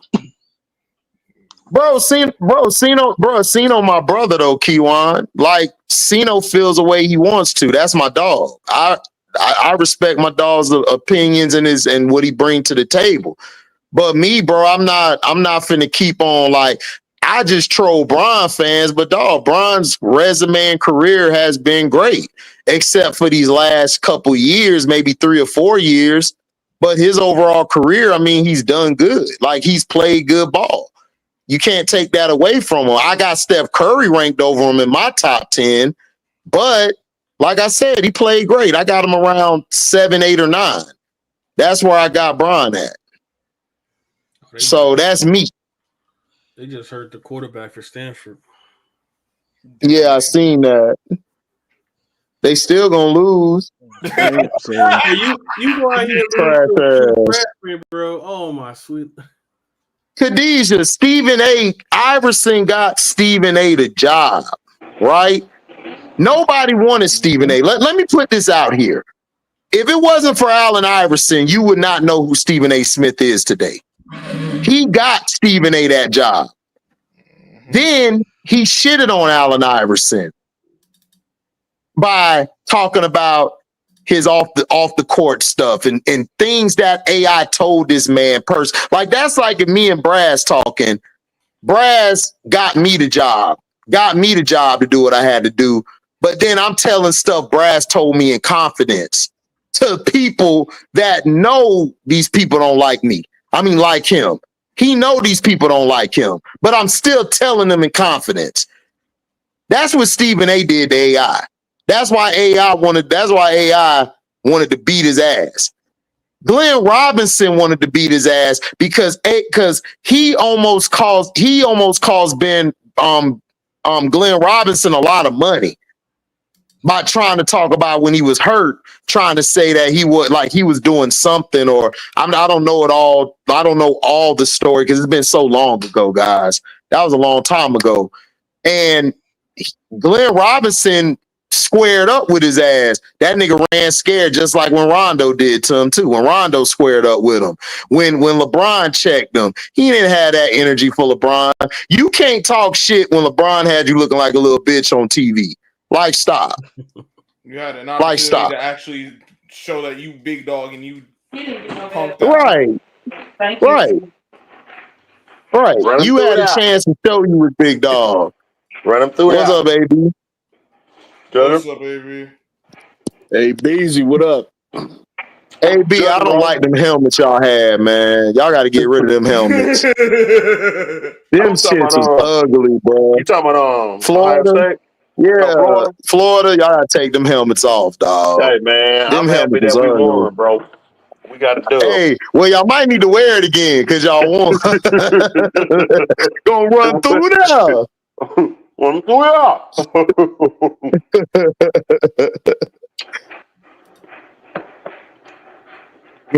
Shay said Lamar wasn't worth the money. Bruh, like, yeah, Shay got mad at me because I was cooking his ass about Lamar. People was clipping what he was saying. Like, I was talking about him. I was saying, bruh, how you gonna diss Lamar when we know Lamar carrying that offense? Exactly. And like he trying to talk trash like Lamar not worth the money. I said, no, you right. He worth more. He was worth more than that. Lamar should have got that contract Deshaun Watson got. Yep. For what he's done with your bum ass team. Ravens been see it took for Lamar to get hurt to show how bad the Ravens were. Yeah. Yeah, because they look like total trash without him. What? Like garbage truck juice. Man, dumpster juice. Man. Right, exactly, Miss B. Trash. Allen Iverson gave Stephen A access. That's what I be trying to tell people. Like Allen Iverson saved a lot of people. He gave a lot of people money and jobs and stuff. AI is really, to me, if AI didn't make the decisions that he made just off the strength and heart, man, he would have been a billionaire. He'd have been a billionaire. But because of his decisions and his loyalty to a fault, AI got messed up. But I'm glad AI's a real good dude. I'm glad Reebok is letting him be the VP and he just getting the check. That's Shaq. Yeah, absolutely. Yeah, they had to, because if it wasn't for AI, Reebok wouldn't have been shit. Yep. And Shaq knew that. That's Shaq. Shaq did that. Shaq, right. bro. Yep. Yeah, Shaq has a lot of respect and love for Iverson. That's like his little brother. It's like his brother. And he said, I got my, because I watched the documentary series when he came back to Reebok and he brought Iverson with him. He said, this is the vice president of basketball. And then they showed how Iverson put Reebok on the map, him and Shaq. He did. Yeah. Him and Shaq. Oh yeah, Keywan. Yeah, Keywan, Sino, my brother, man. That's how Sino feel, but me, man, I'm older now, bro. I don't be caring about that. Like Bron, I got him around my top 8, top 7, bro. Yeah. Like that's where I got him. Got him in the top 10. Like I got Steph right over him because of what Steph did. Like the do what Steph has done is incredible. His impact. So they're right there. His impact was crazy. Yes, Not saying Bron ain't got no impact. Bron has a lot of impact, but Steph, his impact was insane. Like Steph is the nigga you didn't see coming. He was a nigga you never expected him to. I knew he would be good. I didn't know Steph was gonna be this good. Not like this. Yeah. Like not like this. I picked him to be the best in that class with Blake Griffin. People called me crazy. People said I was dumb. And look, I'm right. So it's whatever now. But like that show that you didn't even know how right you was gonna be about it. That's right. My only issue with they used to call me Batman, now they call me Crazy Joe. It's not my only issue. It's not with Steph. It's with his fans. My thing is, none of y'all niggas was around during the hard days, right? When he was constantly getting hurt. They didn't know But Trey, let's be for real. Every fan base is crazy. Let's be for real. Because when I was growing up, Joe Montana fans was crazy. John Elway fans was crazy. Cowboy fans was crazy because I lived in it. My dad a Cowboys fan. They would be fighting people at the game to let you know about the Cowboys. That's when it was the boys. Texas Stadium. Brad know what I'm talking about. Texas Stadium days. I know we played. We played in Texas Stadium before. So every fan base is crazy, Trey. Like every fan base is crazy. That's just the LeBron fans are crazy. You know what I'm saying? So everybody fan base is crazy. Kobe fans, Jordan fans, you know, Larry Bird fans. Oh my gosh, boy, they'll run your house I'm over gonna tell if you you right say now. something about Larry All Bird. three, Oh my God, those all three of Boston them. Celtics fans are the I'm gonna just worst. say this. All That three of is them the niggas. great. That is the greatest white man ever. They go crazy about Man. Larry Bird. Dog. All three fan bases, Michael Jordan, LeBron, and Kobe fans, they won't beat that nigga Paul Pierce ass. Yep. Cause Oh this yeah, nigga, hell yeah. What Paul Pierce said. Yep. But look Larry though, Bird, Larry but Bird, hold up, and but Rocky look though. Marciano. Yeah, You can't but say look nothing about them though, two. but okay, but let's be honest though. Like, let's be honest though. Like, who did Paul Pierce have early on in Boston? Nobody. He didn't have nobody. Like I think people forget how. And you know, I know Paul Pierce can go overboard because you know that's. But look. That's that Cali. That's that Cali in them. I love this Paul Pierce because you know why? It gives you a chance to go back and actually watch Paul Pierce's film. Paul Pierce didn't get the respect or love he should have gotten. I'm sorry. He was disrespected. He's one of the greatest I've ever seen play the game. Like from the wing, like what he did, like that night when he came to LA, and this was a young Kobe and Shaq, and he did what he did in LA. Man, look, dog, that nigga the truth, bro. I'm sorry. Like, I remember him from Kansas. See, people don't remember him from Kansas when he was giving people the business. I do. I remember when he was a McDonald's All-American. Yep. Yeah, so listen, Paul Pierce can talk his shit, bro. Paul Pierce is just as good of a scorer as all of them guys. I'm sorry, he is. Look, Paul Pierce you got to remember, Paul Pierce and LeBron, when they played each other, Paul was way like going into his prime. Bron still was a baby still learning how to get the game and stuff. If Paul would have started when Bron started, bro, that would have been some great battles, bro. That would have been some great battles, like one-on-one, bro. Because, look, Bron used to give him the business, too. You know what I'm saying? So they used to go at it. Don't like people talk about the Kobe shit. I'm like, no, bro. Kobe was T-Mac and Ray Allen and them. Bron and Paul Pierce was the shit that they didn't capitalize on. That's who they should have capitalized on. Was that matchup? Because they both were wings. One of them was being considered as the great, and Paul Pierce was being disrespected. So I'm glad Paul Pierce talking his shit. Look, Paul Pierce can score with the best of them, dog. He can score with the Jordans and all of them, bro. He can. Paul Pierce is nice. I just think that the way he comes off is rubbing people the wrong way because you got to understand, Trey, most of the people have not played sports. Like Prince does this a lot. Prince does the same thing that Paul Pierce does when he talks about his playing days because that's how nice they were in their respective game when they played. And they got a right to say that because they're athletes. See, people don't understand athletes are very cocky and arrogant. That's why they get upset. That's why they get upset with like when let's say like with Charles Barkley say something, they hate Charles Barkley. But what a lot of people don't know is Barkley would have busted your ass on that court because that's how Barkley was. That's who he was. So Paul Pierce, they don't know how to comprehend that Paul Pierce because they don't know Paul Pierce, Trey. They wasn't watching Paul Pierce when he was in high school. They don't know how good Paul Pierce was. They don't know Paul Pierce was giving Kobe buckets. He was giving KD buckets. He was giving Bron buckets. He was giving everybody buckets. Like, if you want to be honest, on a sorry team, and if you want to be honest, bro, but before Bron got to the league, dog, Paul Pierce was your best wing in the game, bro. He was the best wing before Bron came. Think about it. Him and Grant Hill before he messed up his ankle. Before he messed up his ankle, who's better? Go look at it. Outside of LeBron, who was the best wing? It was Paul Pierce. Before KD came, Paul Pierce was the number 2 best wing in the game.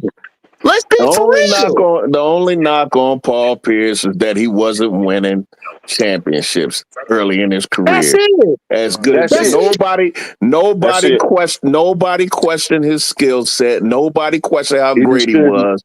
It was just that he wasn't winning until KG got there and Ray Allen got there and they got the big 3. Right, that's it. That's it, Brad. Exactly. Because you got to think about it. Them first 10 years, he was giving boys the blues. Listen. That's what I'm saying, bro. Yep. You got to look at it. You had Paul Pierce. I say the wing that was probably, the last wing we had that was dominant. I would say probably was Scottie Pippen. Scottie Pippen was your last wing. And then you go to Paul Pierce in that little bitty time. Before him, then you had Bron. And then after Bron, you had KD in 07, 08. He came in. So, bro, Paul Pierce was like 1, then 2, then 3, like best wing in the game. Then Carmelo came. You could say that Melo probably was up there. But look, I don't know. Paul Pierce and Melo, that's kind of hard, bro. Because Paul Pierce was a true wing. Carmelo was that tweener. He was a 4/3. So, I'm just saying. Paul Pierce was he was up there, bro. You can't take nothing from the truth. So he got a point, Trey, in saying, I would give buckets just like all of them, bro. He right. He is, bro. He nice. Paul Pierce up there. Even Larry Bird talked about him. Bird even said Paul Pierce nice. Oh well, he gonna ride for his dude. Right. 2 Boston Bird even said it. Yeah, Bird even said it. Like, man, he said he the truth. Like Danny Ainge even said it. Like, man, Paul nice. That's why when Paul talked, bro, I don't get mad at it, bro, because I understand. Paul Pierce, you got to remember, Trey, that's like if you've been saying something for years, Trey, nobody recognized it. Nobody, I'm going to be honest with you. Nobody recognized Paul Pierce until KG and Ray Allen got there. Let's be honest. Yeah. Nobody started giving him props till then. Before that, they weren't giving him no props. And Paul Pierce was busting niggas' asses. He was giving buckets to everybody in the East. He was. They who though, HD? Because I don't remember him not getting his props. Like I said, the only knock I'm talking about no, Brad. The fans weren't the fans, the media. They weren't like they weren't giving him his props. They weren't saying that he couldn't be in that conversation with some of the greats. And I had to argue with people. Now this is just me speaking. I don't know in general. I know the people I talked to. They would downplay Paul Pierce. I was riding for Paul Pierce because I remember him. Yeah, people didn't really know Paul Pierce like that. They really didn't. Like, I had to sit them down to watch games where he was giving T-Mac the business, Vince Carter the business, and niggas weren't even, they was like, I was unfamiliar. I'm like, well, you better get familiar. This nigga the truth for real. He can play. So that's what I'm saying. Like, the media also played in that as well. They didn't give him props. I just, me and you must have been in different circles because I never heard that. Even in the barbershops, niggas were saying how dope he was. They're just that he wasn't winning championships. That's the only knock. That's the only knock that they had, and they blamed Danny Ainge more than anything else until he smartened up and got KG there and Ray Allen there to get that man some rings, a ring.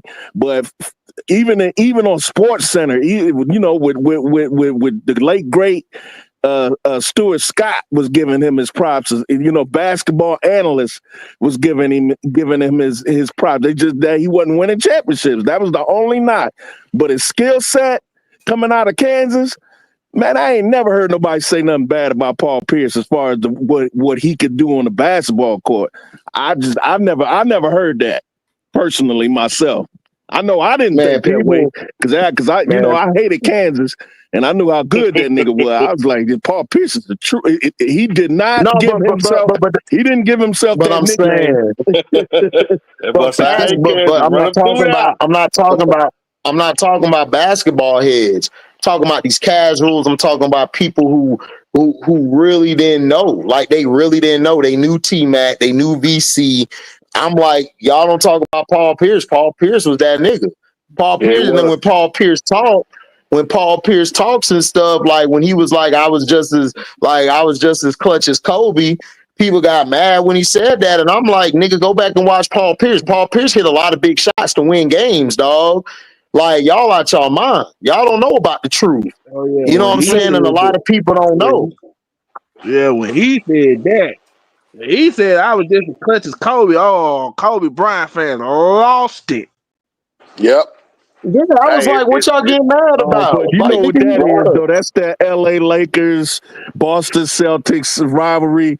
Yeah, you ain't gonna be able to get away with that. You ain't, I mean, it might be right or you might be wrong. It don't matter. But you saying that out loud in front of Kobe fans who are Laker fans who hate the Celtics, you gonna feel some type of way.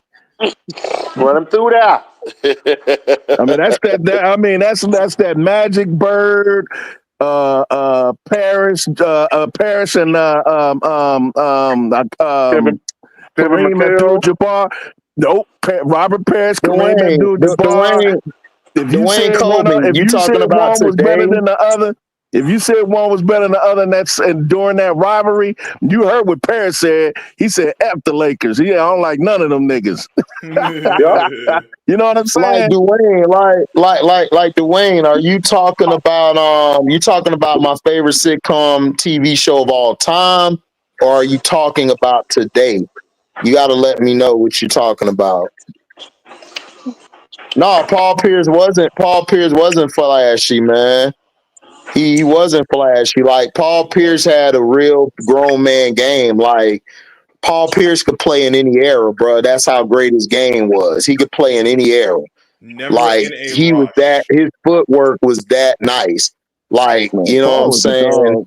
Paul was a dog. Paul was a dog, man. Like I miss watching him play. Yeah, I miss watching them battles with him, Bron, and Kobe and them, T-Mac. As much like as it was fun. Man, what ZB played for, like, dog. You ain't said nothing, scrub. Me being a Lakers fan all my life. Oh, please, man, listen. Don't mention Paul Pierce around me. Dog. Like, you know how much havoc that man has caused to the Knicks, man. I bet. Oh man, he used to do y'all niggas dirty, boy. He caused havoc to everybody. Yeah, but we had to play 4 times a year, dog. You know how I got Paul in like my top 20, top 25 around that range. Easily. Yeah, he's top 20, top 25. Didn't he make that all 50 team, the first one? I think he did. No, he made 70. Who? Talking about who? Paul Pierce? No, he made 75. You're right. No, he made 75. Paul Pierce made 75. Yeah.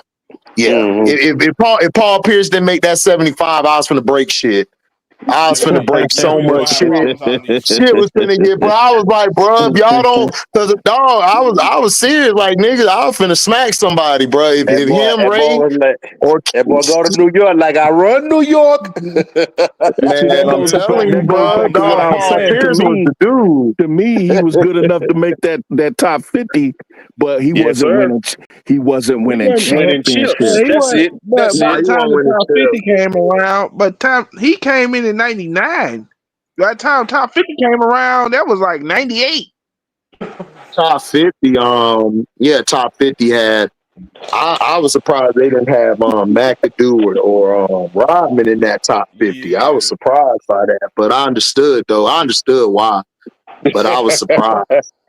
Yeah, right, Jay. Take him through that. How you think? What's his face feel when he didn't make the 50? He made the 75, but he didn't make. He was supposed to. Dominique didn't make the 50. And Dominique that's the one I was surprised about. Dominique he didn't make the 50. He was a bad brother. Dominique was a bad boy, but also, yeah. But that was the thing when Pippen made it, they got mad because Dominique didn't make it. That was the controversy. Yeah. What's You with that? remember Dominique's brother? But that wasn't Yeah, all. Gerald. Wilkins. Gerald. Yeah, Oh, Gerald Gerald Wilkins. Watkins, yeah, from Cleveland. Yeah. Yep. He was Yep. nice. He was nice. Yep. Oh yeah, He was Gerald was decent. nice. I like the Gerald. Yeah, he Gerald had was a nice. decent career.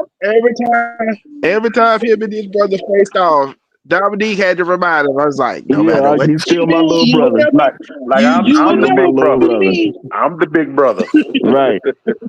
Right.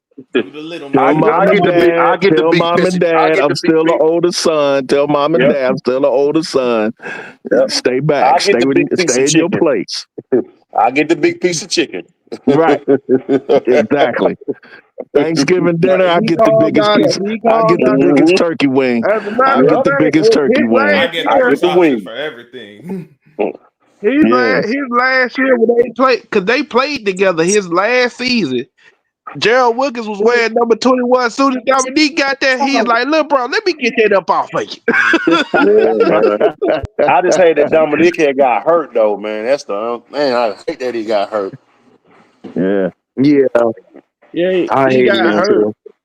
He came back and he was still like jumping and dunking, but it wasn't the same. Yeah. It wasn't that He was on some impact that good. he had earlier. He was on some good teams too. He had Spud Webb. He had Yeah. Doc Rivers, Tree Had Doc, Rollins, Tree Kevin Rollins, and Willis, them. They just Plastic Man. Yeah. they Stacey Augmon. Yeah. just couldn't. Mhm. Yeah, they just couldn't get past the Celtics or the Pistons. Those were the two Yeah. Yeah, teams in their they race. couldn't get over the hump. Yeah, you're right. Yeah. Yeah, they couldn't get past them two. Yeah. Yeah. And then the Bulls. Yeah, the Bulls, but the Bulls was on the other side of the bracket. The Bulls had it kind of good. They didn't have to play them until like 88, like 87, 88, 89, where they had to go at the Pistons for it all. Because they got past the Cavs. They lost to the Celtics early on. Like, I think that was Mike's first year. They lost to the Celtics, and then they lost to I think the Bucks one time. They had a problem. Chicago was mainly Detroit and it was Jordan. They didn't have nobody on that team. That's why I was trying to tell somebody earlier. I'm like, dude, like it took Mike 7 years because they had to construct the team. But if you're talking about individual skill set, niggas was calling Mike the best player right when he came in the league. So I don't know, like after that first year, niggas was saying, he might be the best in the league, and that was when Magic and Bird was playing. So again, like when it's not about like y'all, like people were getting mad earlier. Like I'm like, bro, like we just was talking about skill sets, like we knew Angel's team wasn't good. We're just saying individually what we want her to do. That's all. We know the team suck. But at the end of the day, she get her individual skill set up. That'll attract her, and then that'll attract her to another team. A team will know what to build around her once she keeps getting better at that. That's what Mike did. Mike was every year getting better and better. So they was like, okay, this is what we need to put around him. We got to get a wing. We got to get a real big. Like we can't have Oakley no more. We need to get a real big, a real 5. And they got Cartwright, and then the rest was history. They had Horace Grant. They got Horace Grant, I think, in 88. They got Pippen in 87.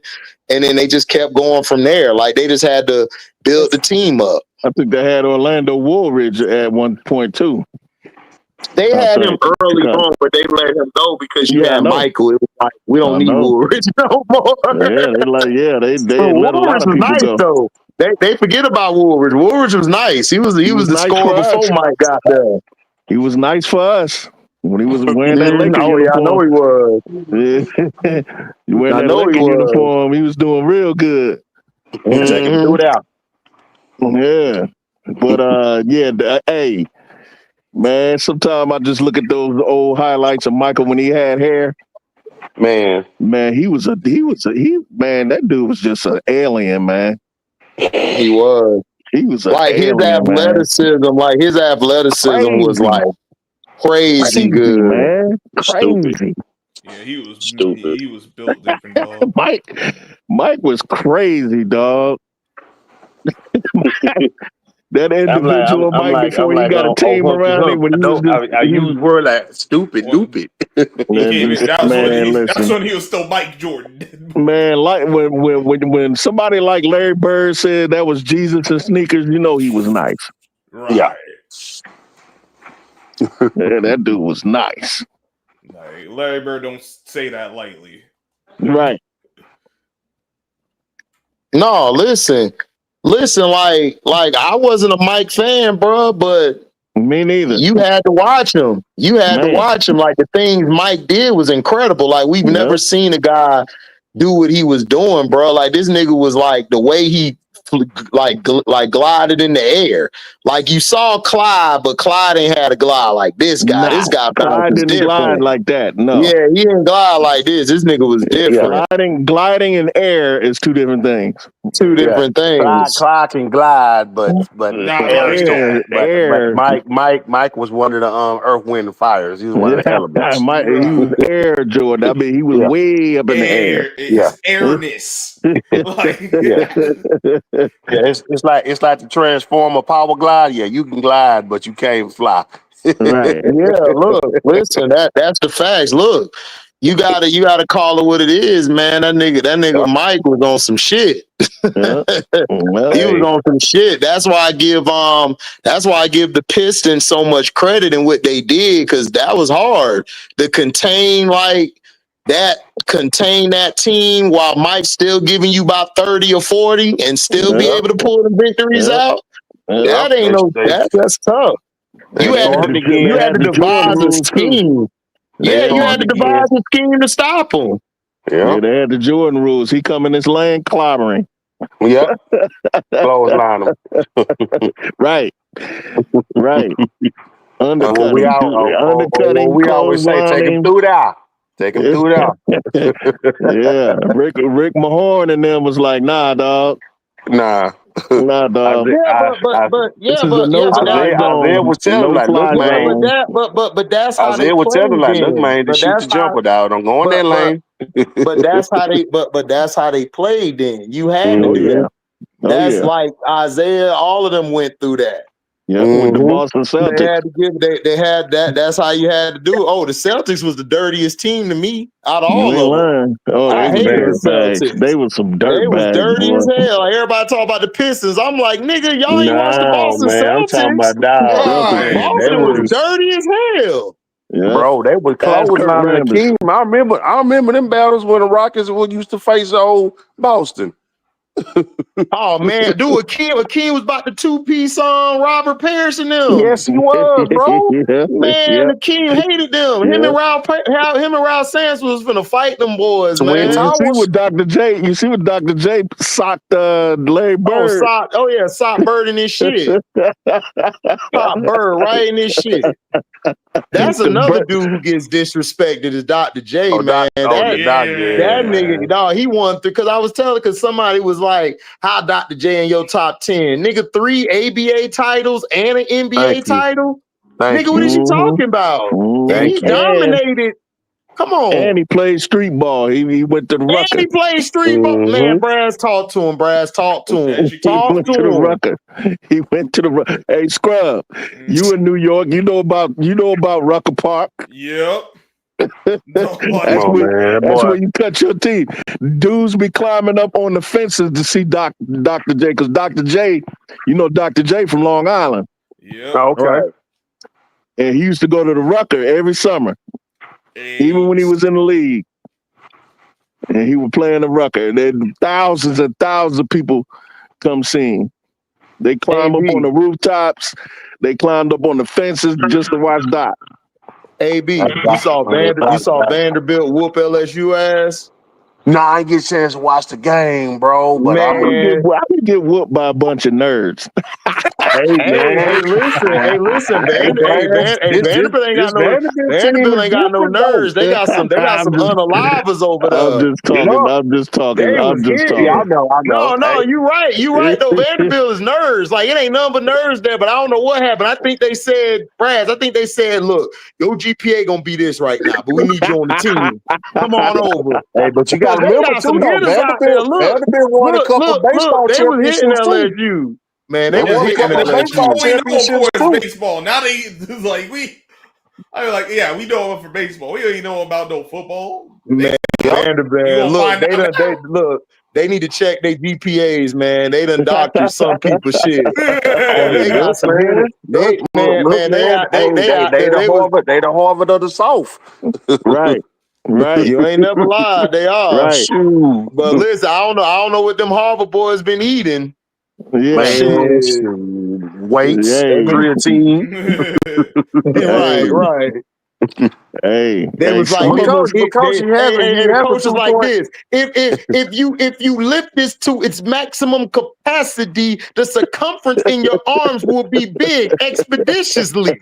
Yeah, exactly. Sir, but coach, he has a also you will attract the opposite gender to come holler at you and lay with you.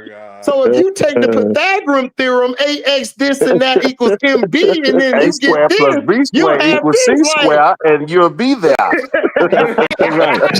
You'll be there. Oh my God. You'll be. As you guys would say, it's gonna be like this. You will get there. It will take you through there. It'll take you through there. You will have 3 mother of your children soon. So go and do that, man. But coach, I have a 2.3. You can go through there. right. Wilding out. They out here. I'm like, man, that's how you know college done got crazy. Vanderbilt balling. Man, right. And they in Tennessee too. That's crazy. Because everybody like, how did Vanderbilt come up so fast? I said, now that the playing field is even, that's what's going to start happening. Yep. What you were saying? I was saying, now that the playing field is even, that's what's going to start happening. Yeah, the NIL and teams stuff. like Vanderbilt. NIL is really not making it even. Actually, I mean, Vanderbilt is an anomaly. But if you really look at it, well, what it did was it did spread out the talent, though, because the talent used to be concentrated like the SEC, Big Ten, ACC. That's where it was mostly concentrated. Now they're going out, cats is going out west. Like I said, even at Ohio State, and I'm not trying to big up my team. I'm just saying, I'm giving an example. Our defensive lineman, Caden McDonald, he's a SEC defensive tackle. We hardly ever get them dudes to come up here. Ever. We hardly ever get them kind of dudes to come up here from like Georgia, Florida, Louisiana. Y'all got all the defensive tackles down there. But now we got 2 of them up here from Georgia, Edric Houston and Caden McDonald. Okay. And we got Caleb Downs from when he transferred out of Alabama because of Nick Saban retirement. Most of them dudes he probably back in the day he probably would have transferred to like Florida or Tennessee or LSU or something like that. You know what I'm saying? Something like that. But with NIL, because people don't realize Columbus is the Silicon Valley of the Midwest. There's a lot of money up here. Like we just saw Angel Reese walk the runway with Victoria's Secret. You know what Victoria's Secret headquarters is? It's in Columbus, Ohio, because Les Wexner, I'm telling you, people don't realize that. Because Limited Brands owns Limited Brands. Hold up, listen. Limited Brands owns Victoria's Secret. Limited Brands is owned by Les Wexner. Les Wexner has a building named after him on Ohio State's campus, the Wexner Center. Okay. So there's money up here. So NIL deals is crazy in Columbus, just like it is in Texas. You know what I'm saying? So these dudes that we normally couldn't get from the South and other places, other areas. I mean, we got our share, of course, because Ohio State is a blue blood program. But I'm just saying, like them deep South, like defensive tackles, linemen, we couldn't get them out of the South. Nah. Yeah. But now we can because we got the NIL. Got that money. Got that bread. Yeah. So is it gonna be 3 teams out of y'all conference to make the playoffs? Indiana, I got Indiana. Oregon, us, and I think we're gonna have a 4th. I think the 4th will probably be Michigan. maybe. Okay, so y'all gonna have 4. I think we're gonna have 4. We're gonna have at least 3. We are gonna have at least 3, but I think we can get 4. Yeah, but I definitely got y'all in Indiana and possibly Michigan. Don't forget Oregon. Like I said, I got y'all, Indiana. Don't forget Oregon. Okay, y'all go ahead and sleep on Oregon just because they lost that one game. Okay, y'all. Remember, last year we lost 2 games, Oregon and Michigan. We still made it and won national. So don't sleep on Oregon.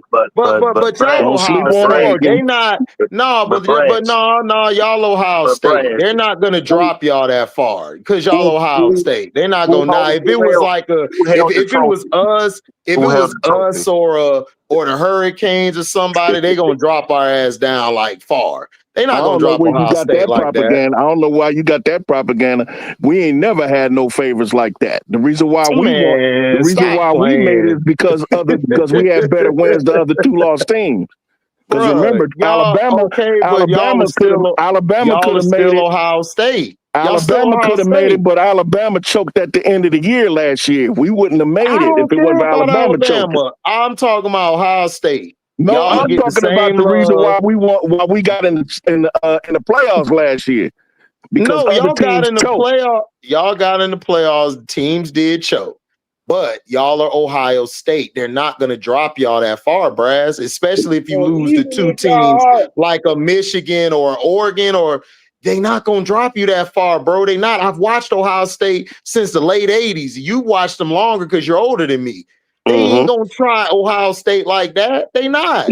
If it was another team like if it was Miami, Ohio, hell yeah, y'all niggas 25. Get out of here. Yeah, goodbye. That's just that. Bro. Yeah, but what I'm saying is, with 2 losses, usually 2 losses back in the day would get you eliminated from contention. Yeah, but other teams, because it's not only that you lose, it's when you lose. If you lose near the end of the season, they look at the committee looks at that like, you falling off? But other teams who had 2 losses like us started losing their 3rd game, and so we got up in there. Yeah. But once we got up in there, it's a new season. Once you get the playoffs, it's a new season. But what I'm saying is, this year, who did Oregon lose to? Indiana. Yep. Indiana's the number 3 team in the country. So that's not going to eliminate Oregon. Yeah, but Oregon getting love though. They like Oregon. Oregon gonna be fine. They're gonna get in. Think about it. Michigan gonna get in. Indiana and y'all gonna get in.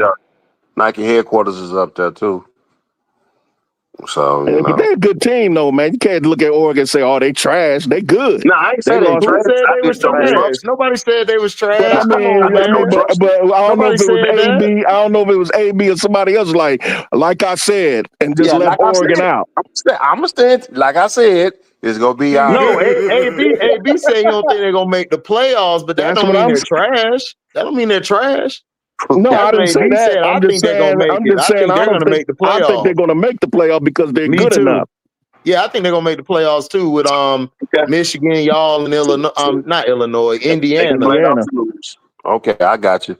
If Myles Garrett, Vita Vea, TJ Watt, Simmons were your main linemen on your team, and Pat Surtain and Ward are your DBs, what defense would I run? 4-3. 4-3 all day. I would run a 4-3 all day, and then I would run a cover 2 buck or cover 3 sink, cover 2 or man. I would run a shell, or I run a 2-man shell. With that lineup, because I don't need the blitz. I can just run them 4 all day. They gonna get to the quarterback. It's gonna be like the Giants. It's gonna be like the Giants Super Bowl run. I'm just running your front 4. You can rely on your front 4 to get pressure on the quarterback. Let me tell y'all in the chat. You only blitz if you don't have a dominant front 4. Yeah. Or you blitz once in a while. Just to try to speed the quarterback up to get a turnover.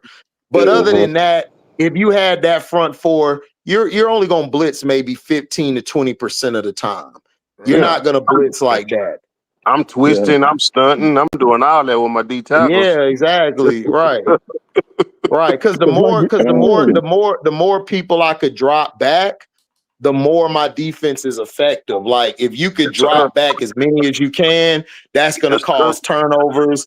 That's gonna cause your quarterback sacks, all of that stuff. So tackles for loss, all that. You know how they be saying all of that. Sacks, them covered. It's be a lot of covered sacks. Yeah. Yeah. And like you said, you only blitz if you want to like hurry the quarterback and get an interception. Yeah. Or a turnover.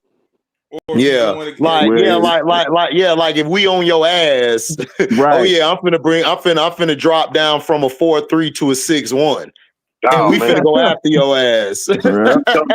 Like we finna go after your ass because like all a 4-3 can transform into a 6-1. You can transform into a 3-4. You can transform it into a 5-2.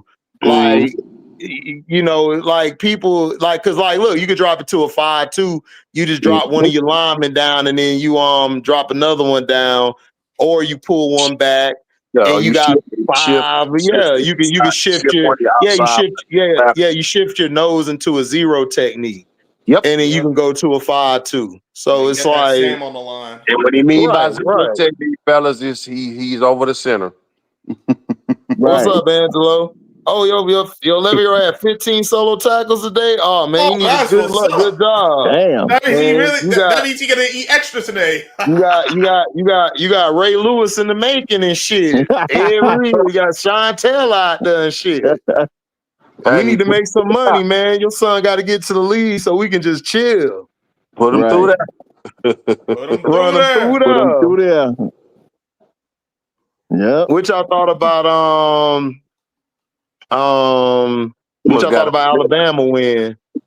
Hey, they're getting better every week, bro. I know. Alabama's scary, man. They finna be scary. Man. Georgia in trouble. Georgia in trouble, man. I gotta give Top Simpson some credit, dog. Top Simpson balling, bro. Man, I like Alabama's. I like this Alabama team, bro. They tough.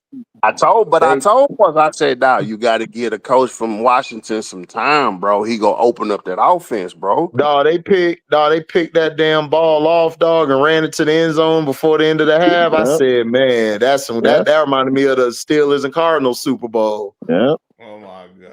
What's the receiver's name that they always talk about him and our dude Jeremiah Smith? What's his name?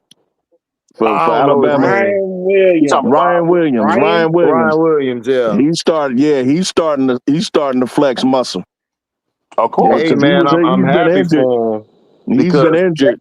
He's been injured and a little nicked up. Now they say he's 100%. He's gonna be a problem. And that crazy, I'm happy for him. The coach system fits receivers, dog.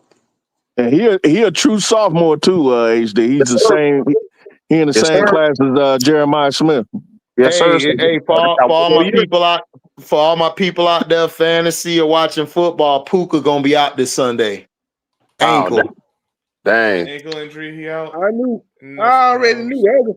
I knew that was gonna happen because when we played last week, our receivers are questionable for Monday. Abuka's a game time decision. Yeah, both of them, him and Mike. Which one? Him and Mike. Mike's been practicing this week, right? Hamstring, Brad. Man, them hamstrings. Oh my God! But what were you gonna say, Brass? Hey, remember how you was talking about my dude Carnell Tate? Mm-hmm. Yeah, he's shooting up them NFL draft charts, bro. He had two of them today. Okay. And he caught a long pass between two defenders. It'll probably be on SportsCenter. Number 17, right? Yes. Dog, I told you, bro. I said, look, he gonna fit right there in the slot for Tampa, right next to Ibuka, and then we can let Godwin ass go, nigga. Like, bye. Y'all get Tate, bro. That's a cheat code. Y'all get Tate. That's a cheat code for hey, Braz and AB. What my boy said on Harlem Nights, man, do you got some money? Well, come on in, then, Tate. Hey, Godwin, that's the last time you done fell down the steps this week. Rick still do, motherfucker. Get him out of here. I'm going with Tate. Yeah, but it's Hey. kind of difficult because we just signed him last off season to that To an extension. Godwin. But wasn't it like a 3-year deal? Yep. Damn. Can y'all get out of him after this Listen, year? Listen, AB, listen, man. Yaya and them got to step up. Yaya looking like Jane out there, dog. Man, he playing like Jane for real. He big like Tarzan, but man, me and Pico was talking about it, AB, today. Like, look, man, we listen, we got to revamp that defense, dog, after this season.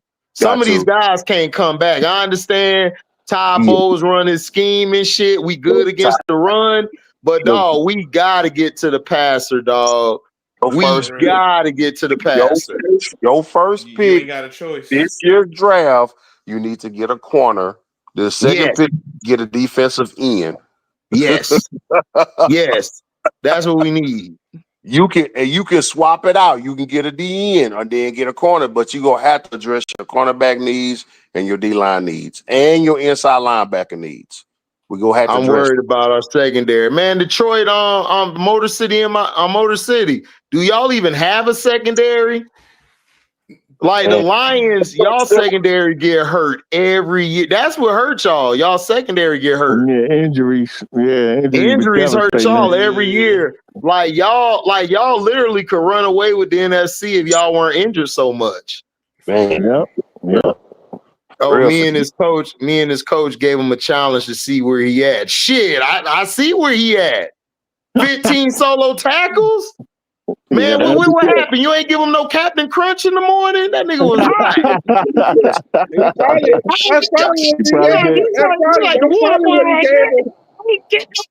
Crunch, the little kid, like, what's wrong with this nigga? What did I do nothing? It reminds me of that dude. It reminds me of the dude that be on the football team. That his girl broke up with him. He be all in the corner, all mad and shit. Then he go out there and have about 15 solo tackles. You be like, man, but Trey, this 11-year-old dog. That nigga mad because of Captain Crunch. He ain't mad about no poutine right now. He mad about some Captain Crunch. He mad because he didn't get some V-Bucks. He mad because his mom took away his PlayStation. That's what that was. Oh yeah, oh man, shit. He probably would have had 25. Yeah. This generation here, they probably took him about the game early, HD. You say probably took him about the game early. Probably did. Oh, y'all gonna pay for it tomorrow. Just watch. just wait. Y'all gonna pay for it tomorrow. Trey, his dad told him, hey, man, I'm getting some V-Bucks, man. That nigga had 15 solo tackles. That's funny. For real. Yeah. Yeah, when I used to coach Little League ball, that's what we do. Hey, but niggas use money and say, hey, son, you give me 3-4 sacks. You got this 50 piece right here. See this 50? I slide you this 50. Big pass. My squad got the Aints tomorrow. Oh, the Bears? I think y'all will beat the Aints. I think y'all gonna beat the Saints. I'm liking the trajectory the Bears are doing, dog. They're going Me up. too. Yeah, they look like they're getting better. Caleb is playing so much better, dog. You know why? Because the coach is telling them, hey, calm down, go through your progressions. Mm-hmm.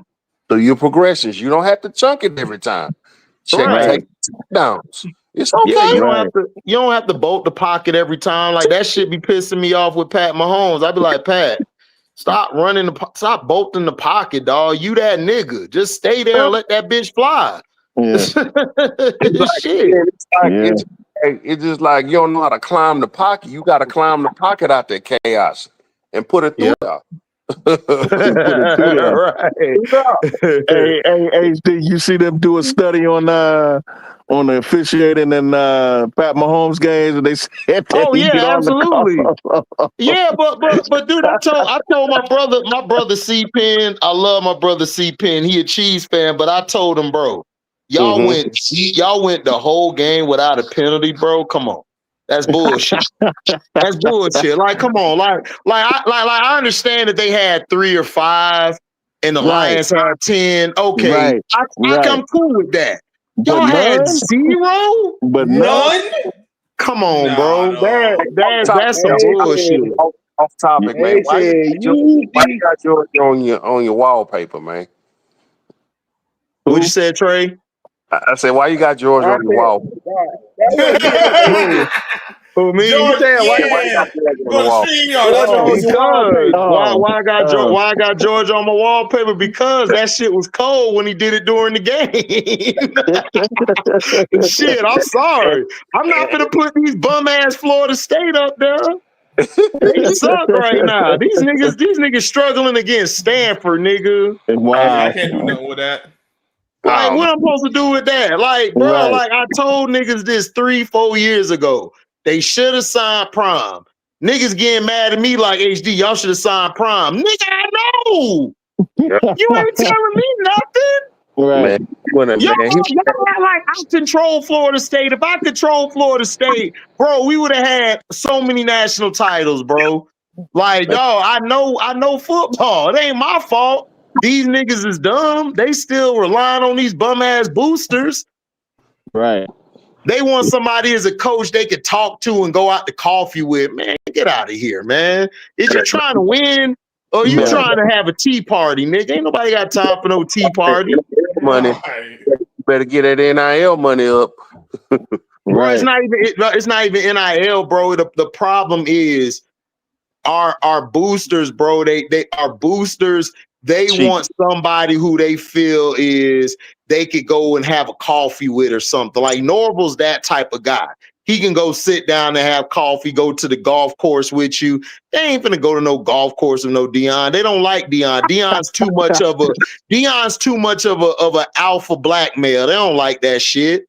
They don't like an alpha black male. That's why they hate Shedeur Sanders. They like this nigga always happy. Let's find a way to piss him off. The nigga still counter that with something kind. Damn, we got to make up a story now. He don't have time to get no coffee. He's trying to build a pro. He's trying to build legacies, dog. I understand that. Bro. No, I'm agreeing with you. Florida Star. I'm one of the ones who didn't like Bobby Bowden, bro. I didn't like Bobby like that. They hated me when I called Bobby out on shit. I felt like Bobby underachieved for the teams he had. Bobby had so many raw teams, and he underachieved. I know you called hell because those Florida State fans worship Bobby Bowden. They worship, bro. I caught a bunch of hell for it, dog. But look, I'm not an idol worshiper, dog. I worship God. I look up to God. God is my GOAT. That's who I look up. I don't look at these athletes as gods and all that. I just look at them as men who do something that they're great at.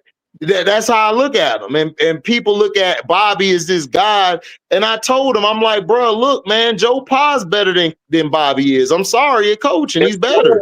Y'all can get mad all y'all want. He is. Like Steve Spurrier to me was a lot better in calling his plays than Bobby. Bobby was very, very terrible, dog. Like when it was crunch time football, when it was time for us to win, Bobby used to choke. And niggas didn't want to hear that shit. And I'm like, I don't give a damn. You gonna hear it from me. Because y'all can't fight me because I can throw hands too. So I'm going to talk shit. The nigga trash, bro. Like he was trash at times. Great recruiter, but he wasn't a good coach. I give his coaching a C- D+. His recruiting was A+ though. He could recruit some of the best of them. But he wasn't that good as a coach, bro. I gave him a B+ as a coach. He can't kick the field goals. He can't kick the field goals himself.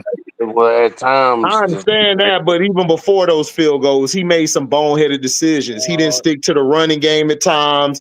He would try to throw the ball too much. Like he didn't know how to switch it up. He kept running the same bullshit. And when I look at a coach, I look at a coach on how they adjust. That's why I always loved Jimmy from Miami. Like I knew Jimmy was gonna be that guy in the pros because he adjusted. He knew how to adapt to his team. Bobby ain't know how to do that shit. That's what messed him up. That's why he started losing down the stretch because he never changed up how he wanted to do things. Because Bobby could have stayed at Florida State longer, down the line, but he kept doing the same bullshit, and they kept getting blown out by 30, 40s, and 20s and shit like that.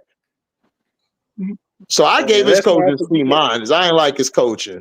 Let's not forget The only reason why I give him a B+ is because of his recruiting. Well, I look at recruiting differently from coaching. I separate it. Recruiting, I give him an A+ because he could recruit. He was a great recruiter. Yeah, I just didn't like his coaching. Like if I could have just kept him as a recruiter, Brass, and somebody else as a coach, I'm good with that because he knew how to talk to kids. He knew how to get the best out of his kids, like to come there. But he just wasn't great at X's and O's, and he wasn't good at schemes. Like a lot of times, like games we should have won, we would lose, and it's I don't know. Me and Bobby fans. Did he call the plays? Offensively, did he? Yeah. Offensively, no, he didn't. He was a head coach.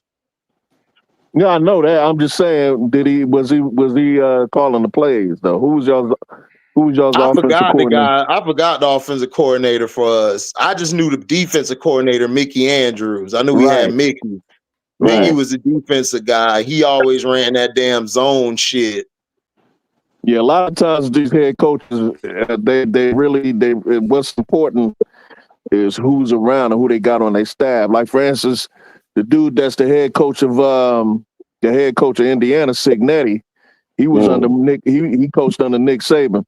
Mm-hmm. He was Julio Jones and them's coach because he was a wide receiver coach and he was the recruiting coordinator. So he recruited a lot of dudes to Alabama. Yeah. And by the way, I was looking up his stat because I like looking at coaching staff. There's somebody on this coaching staff that used to coach your offensive line, HD. I forget his name. I forgot his name that quick, but he used to coach your offensive line, I think back in 2011 and 12 or something like that. Mm-hmm. Yeah, they just signed their boy too. They just got their boy the bag, man. Yeah, they because Penn State was gonna come after him. Oh, I like He's from Pittsburgh too. He's from Pittsburgh too. I like the other brother that's the intern coach for Penn State. He finally got them rocking and rolling. You know they ain't gonna keep him as a head coach. Yeah, I know that, man. It just, I hate it too, though. No, they ain't gonna do that because Larry Johnson was the intern coach at Ohio State, and they was no. Bro, I didn't know how. I didn't know how bad it was for James Franklin.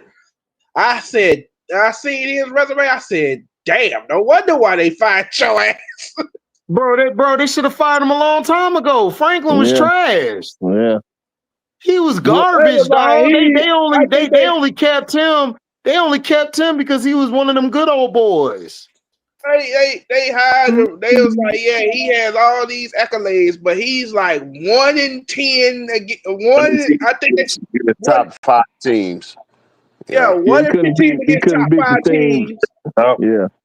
Yeah, man. It's just like, but every year though, man, he has a good team, and the quarterback be a damn 3. Right. Good teams, quarterback be a 3. The reason why they kept him around is because remember Bill O'Brien was there before him. Yeah. And he quit on him. James Franklin came from Vanderbilt. He went over there and he built that program up was basically Bill O'Brien first, and then him brought it out the mud. After that, Jerry Sandusky and Joe Paterno, that left a bad cloud over their head. So James Franklin was a good dude. He's a good dude. He's good with his players. His players love him, but he just couldn't get over the hump as far as playing against top 5 teams. And finally, they reached the end of their rope when you cannot lose to Northwestern, bro, and UCLA. Man, you can't lose to them. And UCLA brass fired their coach. They been fired their coach this year. So you can't Exactly. lose to them. You gotta can't win lose to that them. game. Now we're not happy that you lose against top 5 teams, but we understand that they're top 5 teams. But you can't lose to UCLA and Northwestern back to back. You just can't do that. You can't do that. AB. Yes, This is sir. coming from all my people in my area. Please stay away from Ole Miss head coach. Please do not. Franklin said he can't wait to coach again. Where do I think he's headed? You got to ask Brass and AB. I don't know. I'm not following that. I'm not Yeah, into I'm not like following I'm not plugged into college like that. Because I'm gonna be honest with you, it's too many damn teams in college, and I'm only off on the days of the NFL and some NBA games. HD, 9 coaches have been fired this year before the mid-season. That's crazy. I never seen it before. But I ain't gonna hold you, Braz. It's a lot of mid-ass shit going on out here, bro. I ain't gonna lie, bro. Like if you take away y'all, Indiana, some of the other top teams, I say Georgia. outside, Georgia, like outside, even Georgia's played mid at times to me, but they play good, but they playing against mainly tough SEC teams. So again, outside of that top 10, bro, everybody mid. I ain't gonna hold you. Everybody's mid. I'm sorry. Like this year has been like mid football. I couldn't even get through a game. I was like, man, they technique all trash. That's why I can't be a coach. I'd have got fired because I'd have cussed everybody out. Like, look, man, y'all got to do some up downs. Y'all fundamentals bad. Y'all don't even know how to get off the block. Y'all don't even know how to shade inside. Look. If you know you're running cover 1 or you know you're running 0 coverage, why are you aligning yourself outside of the receiver? You're gonna give him a free range. You're gonna give him a free slant route. Then he can hit the seam. He out of there. Thank you. Or get you on the drag route. Thank you. So what are you doing? It's like little things like that piss me off. That's why I be so mad. Like and Brad's like it. I'm sorry, dog. Outside of the top 10, bro, I have not been impressed with these other teams. Like this New Mexico game and Nevada game, terrible. Like it's a dog fight, but it's terrible though, because like niggas ain't really, they not tackling correctly. They going for legs. They getting ran over by the quarterback. Like, hold on, HD. But let's be honest. You said Nevada and New Mexico. I understand, but Trey, listen. When I was growing up, bro, even though it was some small colleges, dog, you had at least 2 or 3 dogs somewhere on that team.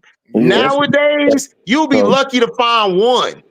Like on those teams, bro. Like straight up, like and they at least tackle. They have fundamentals. They ain't got none of that shit no more. They just out there to be out there like, man, I'm out here. I'm getting my NIL check. Shit, I got ran over, but hey, that check hit tomorrow, though, bro. I'm going to the club. A lot of them dudes is like 2 stars, 3 stars, no stars.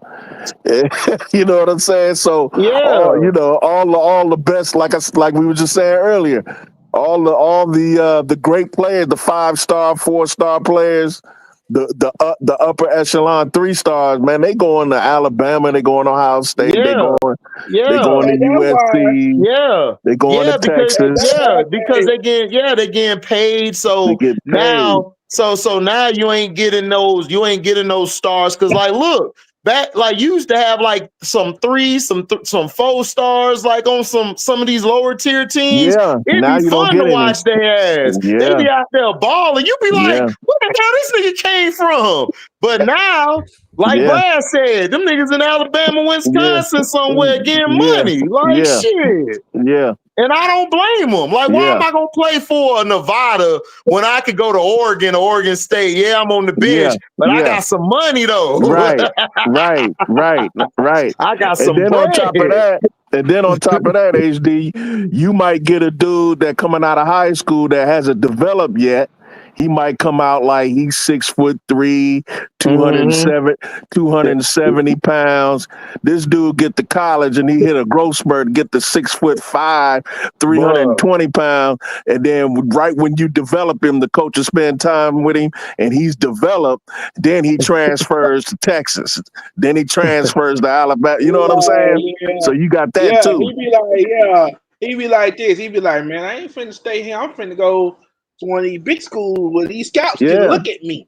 Hey yo, and they don't have to sit out of you. Hey, look at Angelo, y'all. I'm working on my second straight top 5 recruiting class on college football 26 with Michigan PS5. Silly. You stupid. I hope the brothers that's coaching Maryland become a top tier coach. Yeah, me too. Who is your top underrated NBA players? Underrated? It's too many, man. I think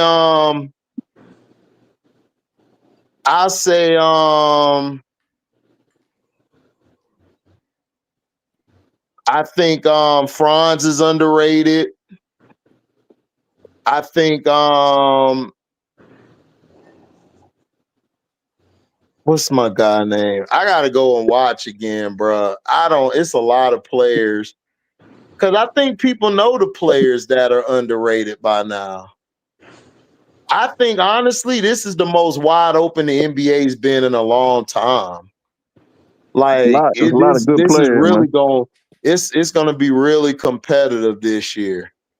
I think the one kid, that's the young guy on San Antonio's underrated. He just won, I think, a Rookie of the Year last year. Wemby? No, not Wemby or somebody else. Castle. I think his name Castle.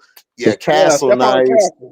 Jabari Smith is underrated. I think he's gonna be better this year because he's working with KD. He's gonna be good. We're gonna need him to be. Yeah, Jabari gonna be straight. I like Bari. I think underrated is like Dort and Caruso. Them two guys are underrated. Dort definitely underrated. Yeah, they're underrated. I think I was glad they finally got their shine in the championship, even though people was hating, the finals is low looking. It's like, bro, I don't give a damn about numbers, dog. Did you enjoy it or not? It was some good basketball. Like, let's stop. Like, we gotta stop with all this. Oh, the numbers, this and well, it's not my fault. Most of you dumbass casuals don't like basketball. Right. Y'all just want to be here for the drama. Like, y'all love the drama. Like, let's just be real. Y'all dumbass casuals don't know shit about basketball. And instead of y'all bitch asses asking people like us who watch the game, y'all want to come up here and just diss everybody because of numbers. Like, get out of here. Nobody got time for that. What's your Knicks look like, Scrub? Man, I didn't even take a look at preseason yet. I'm not in love with this team. I'm really not. It's like it's the same team from last year. Oh shit! I just think I don't like when you got rid of Tibbs. Mike Brown to me is a downgrade from Tibbs. I'm sorry, that's a downgrade. Y'all hired Mike Brown? I was gonna, we hired Mike Brown. Dog. Wow. That's what I'm saying. Like if you would have got somebody better than Tibbs, then I'd have been like, all right, bet. I'm cool with that. But you went and got Mike Brown. That's not going to work. Y'all going to be ready even a lateral move. That is a downgrade. I could have he's a lateral move. He's a good coach, but for New York? No. Not for New York. No. Like, he's good. Like, you know what Mike Brown's good for like how he was in Sacramento, teams like that. Like, he's good for that. He's not good to coach. He's not no New York type of coach. Like Tibbs fit New York because he's tough, he's mean, and he's nasty. Yeah. Like he don't fit New York, man. Dog, I won't be surprised if he out of there after 20 or 25 games. Man, that dude look like he work at a library in New York. He do, bro. Like I keep telling niggas, man. Professor at New York University or something. Right. Man, I keep telling niggas, man. LeBron made that dude, man. I'm sorry. Like he ain't been shit. He ain't been shit since he left LeBron, bro. He just ain't. Shit, Ty Lue fit New York better than he do. Well, Ty Lue's a better coach than him to me. Ty Lue's only issue is he goes too offensive too many times instead of sticking to defense at times. Like sometimes where he needs to go with defense, he goes with too much offense and he'll go small a little bit when he don't need to go small. Like hopefully this year with John Collins, that'll help him out. So if he goes small, Collins could play the 5 in that small ball. So we'll see. And he has to make better decisions. He has to. Yeah, I agree. He has to make better decisions. I agree. Yeah, and they got to stay healthy. It's almost time for the sisters to get down again. HD and then college basketball.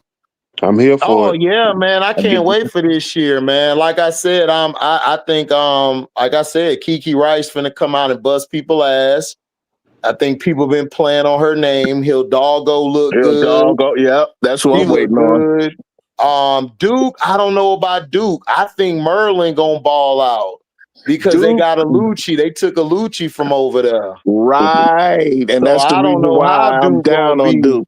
That's the reason why I'm down on Duke. I don't know about Duke. You know, I don't know. Like everybody talking about Toby Fournier. I'm like, Toby Fournier to me, she cool, but she's a tweener to me. She's supposed to be a wing, but she's playing the 4. So we'll see what she does this year. Like, I don't know. I like Fournier. I think she got. I like Fournier. I just don't know as the main option. I don't know for the main option, but we'll see. You know, she could surprise me this year. They still got your girl, Ashlyn Jackson. So that's cool. Ashlyn will be the 1. Toby could be the 2nd option. So we'll see. Lucci was the glue, though, man. Yeah, she was the glue. She was the glue, man. Yeah. And she helped them on the boards. She was destroying on the offensive boards. That's why they beat North Carolina, because of her. She was out rebounding on what's her name? God dang. She was over. Yeah, she was out rebounding God dang. God dang. Wait a minute. Hold Wait a minute. Hold the hell up. There's a female out there that's actually named God dang. Yeah, it's called God dang. It's like Gak. Yeah, that's her name. That's exactly that's her name. God dang. That's her name. Yeah. She do something good, they're gonna be like, God dang. Yeah. Yeah, she didn't make the Atlanta roster this year in the W, so hopefully she can make a roster next year. If it's a season next year. Right. She's balling. Hopefully, but that Sivka chick, man, I don't know. Everybody been telling me she been dog shit. Getting dog walk. Run her through there. Yeah, right. She'll get run through there. Man, look, listen. If I'm Michael Alter, I'm firing everybody and I'm hiring who Angel them want and go from there. So you're selling the team. Yeah, Mike. Yeah, exactly. He need to sell the team, but I don't think he's gonna do it because he get paid too much money off of that team. Exactly. So he not finna sell that team. Like, let's be for real. Mike ain't finna sell that team. The only way he gonna sell that team is unless they push him out. Like, and the WNBA just as worse as they are. So they ain't finna push him out. Sell that Angel then. And that's the reason why I didn't go with that rumor that George Lucas's wife, the sister, was trying to buy the team and all that stuff. I hear that rumor. I'm like going around in Chicago. But Braz, I think it's been people who wanted to buy that team. He's not finna sell it because Michael. Okay, it's one or two things, and this is all speculation. Michael Alter is either getting a good tax write-off for that team, or he's making money off of that team. Oh, you know he's making money. So either or, he's not finna sell that team. Team, Angel done raised that team's value in these past 2 years. That team is up there now. So they not. It won't be in a minute. He not finna get. Yeah, he not finna get rid of her like that and shit. Like the only way he get rid of her and everything is like I said. Like I told everybody, you got to get rid of Jeff P and you got to get a real person in there who know basketball. If not, man, Angel's gone, dog. I don't see her playing the season. Like seriously, like it's gonna be a Sylvia File situation. Yeah, everybody's saying, "Oh, she gonna play early." I'm like, bro, I'm trying to tell you, it is bad between them. It's bad. It's a snake pit. Like, dog. Like, listen. They tried to post a picture of her Victoria's Secrets. She went under their comment and said, "This is not their picture. This is the picture of this person who took it." Gave credit to somebody else. It's that bad. Yep. When she's doing shit like that, that she done with you, bro. Like I don't know what else to tell people. Like I know, like I was telling Prince earlier. I agree, Prince was right in what he's talking about, but I'm like, Prince, bro, it's bad, bro. Like, I understand what you're saying, but bro, she's not finna play. Like, Angel will sacrifice, bro. She will sacrifice sitting out. She don't care about stats. It ain't even about that. It's the principle. Angel don't care about stats. Angel don't care about none of that shit. Yes. She wants a competent team and a competent organization. HD, I told Key, I said, Key, all these Chicago fans talking about this, that, and the third. Angel is a stickler for relationships. Mm-hmm. Once you betray her, she's done with you. Yeah. Once you show her that you're not loyal and that you a snake, she will not mess with you. It's not about money. She don't care about the money. She don't care about stats. She don't care about none of that. If you have her relationship, you can tell that when she was being recruited out of high school, it was more about relationships than anything else. And I think that's probably the reason why she fell out with Brenda Freeze. Yeah, because Angel is about relationships. If you don't have a relationship with Angel, she will not mess with you. Oh yeah, Brenda Freeze messed that up. That's the only reason why she left Merlin. Yeah, because of Brenda Freeze. Right.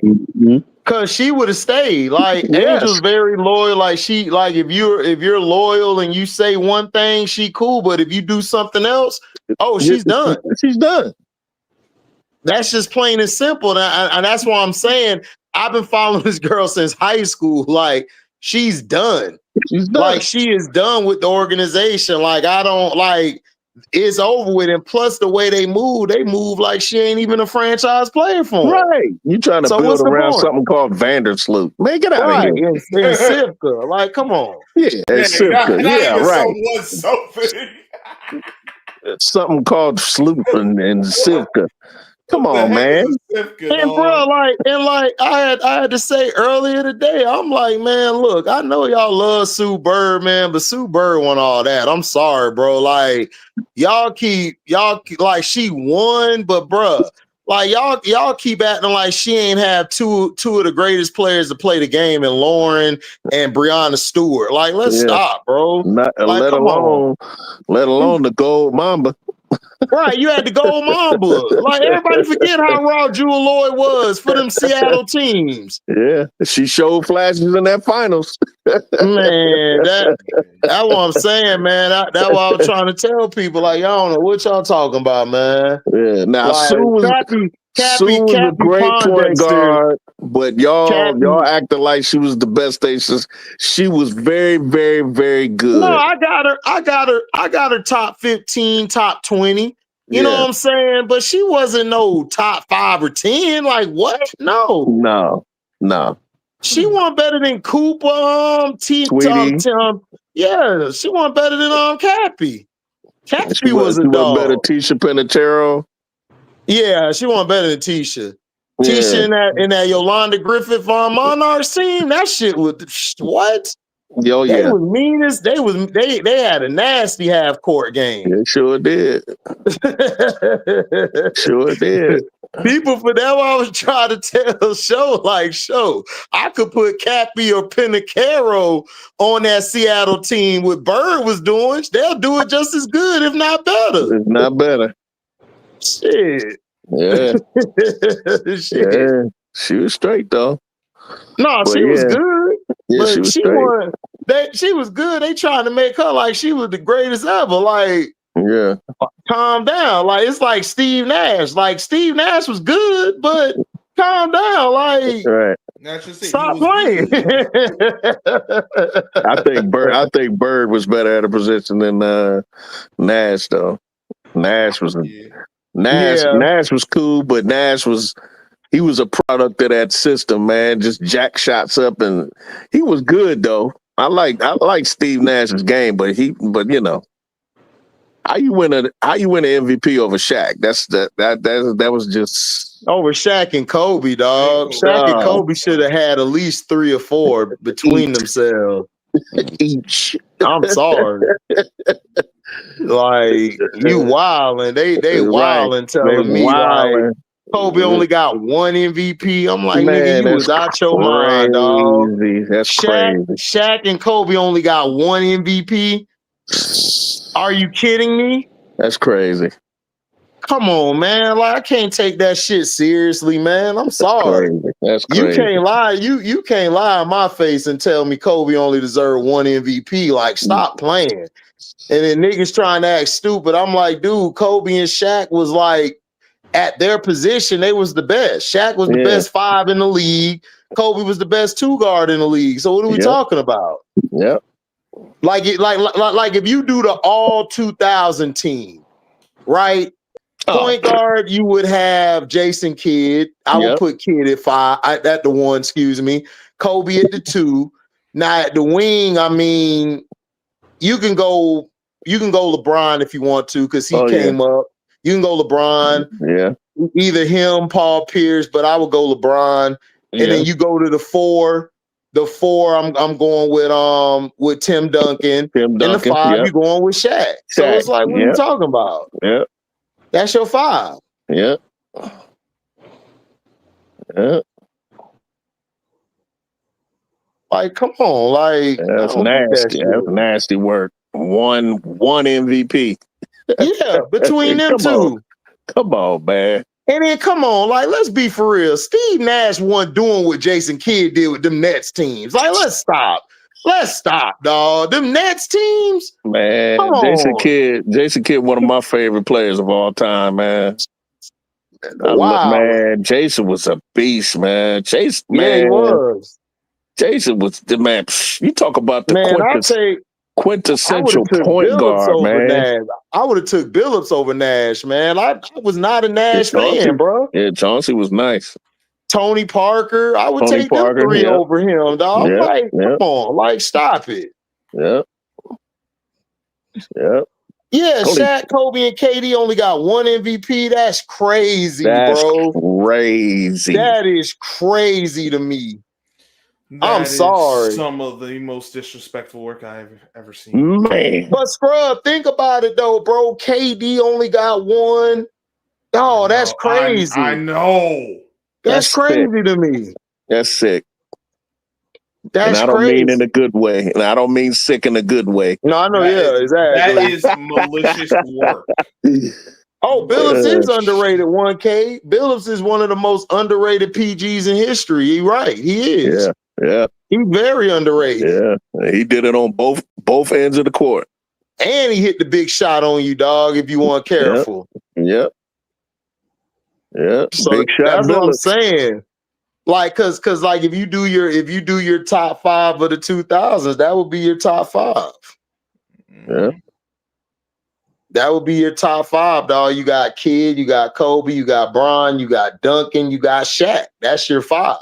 Yeah. And then if you go to the 2010s, you would go with Steph Curry at the 1. You would go at the 2. You would go James Harden at the 2.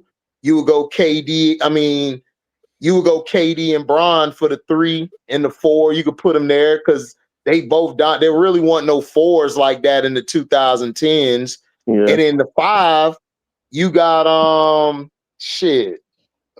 Who was the 5 of that? Matter of fact, I'll go shit. F that. I'm going Steph, Harden. No, excuse me. I'll go Steph. Yeah, I'm trying to think. Harden or Westbrook. Damn. Yeah, that's a tough one. That's tough. That is tough. Yeah, that's a tough one. That's kind And then you gotta think about Kawhi too. Kawhi was a beast. Yeah. God damn. Yeah. I got KD and Bron in there automatically. Kawhi. I got them 3 in there with Steph. So that last one is out of James and Westbrook. Yeah. But that'll mean, but wait a minute, that'll mean that KD probably would have to play the 5. No, KD wouldn't have to play the 5. I could put you could put KD, you could put Bron or KD at the 4 or the 5. Yeah. KD could play the 5. In that era, there wasn't really no true 5s. All the 5s was gone after Shaq and Yao Ming. Yeah. There was really no more 5s. You had Dwight Howard, but literally outside of him, anyone who was a 5 was literally defensive. Oh yeah, Jabbar. I'm gonna drop a Patreon video. I got you. I'm gonna drop one later. I meant to drop one today, but I went to sleep. I gotta drop that video and I gotta drop something on the burner account. And then I'm gonna drop the Gen Did you do your review on the latest episode of Gen V? Gen V? Yep, sure did. I did it. Man, and that plot twist was crazy, dog. I saw it coming though. I saw it coming. You know how I saw it coming? Because if you read comic books, it reminded me of Apocalypse. How he was doing what he was doing. But the only difference in this one, they got a current comic where they got somebody controlling the X-Men and other people to do some devious stuff.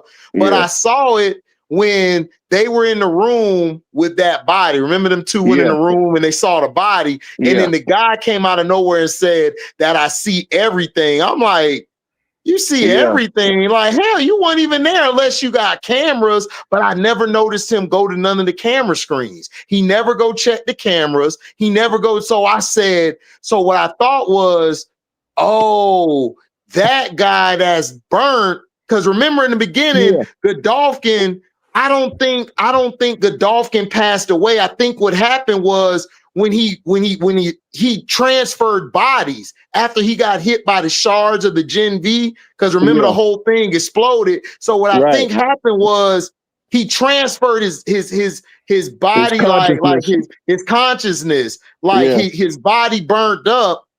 It burnt up, but he transferred his control to somebody else. So that person came, which was the guy we saw, put him in that thing, had him there, because when the girl was having relations with him, she was looking at that body the whole time. So I said, oh, okay, he's Geppetto. This is just Pinocchio. I got it. Yeah, easy. That's that black girl that was in the Boys. Yeah. I like her. I like her character. She's the smartest person on the earth. Smartest person in the world. Yeah, man. She crazy intelligent. She crazy as hell. Yeah, but I like her. I like her character though. I like her character because what they're trying to do is they're trying to create the strongest suits so they could take Homelander out. That's the whole thing. That's why they wanted Marie. That's what I figured. I said he's doing this. He going to use Maria to kill Homelander so that he can unalive Homelander so that he could be the man. But you know what I thought was gonna happen? See, this would mess me up. This would throw a twist. I thought he was making her stronger so he could take over her body and go at Homelander. He used her to heal his body because she controls the bloodstream in that.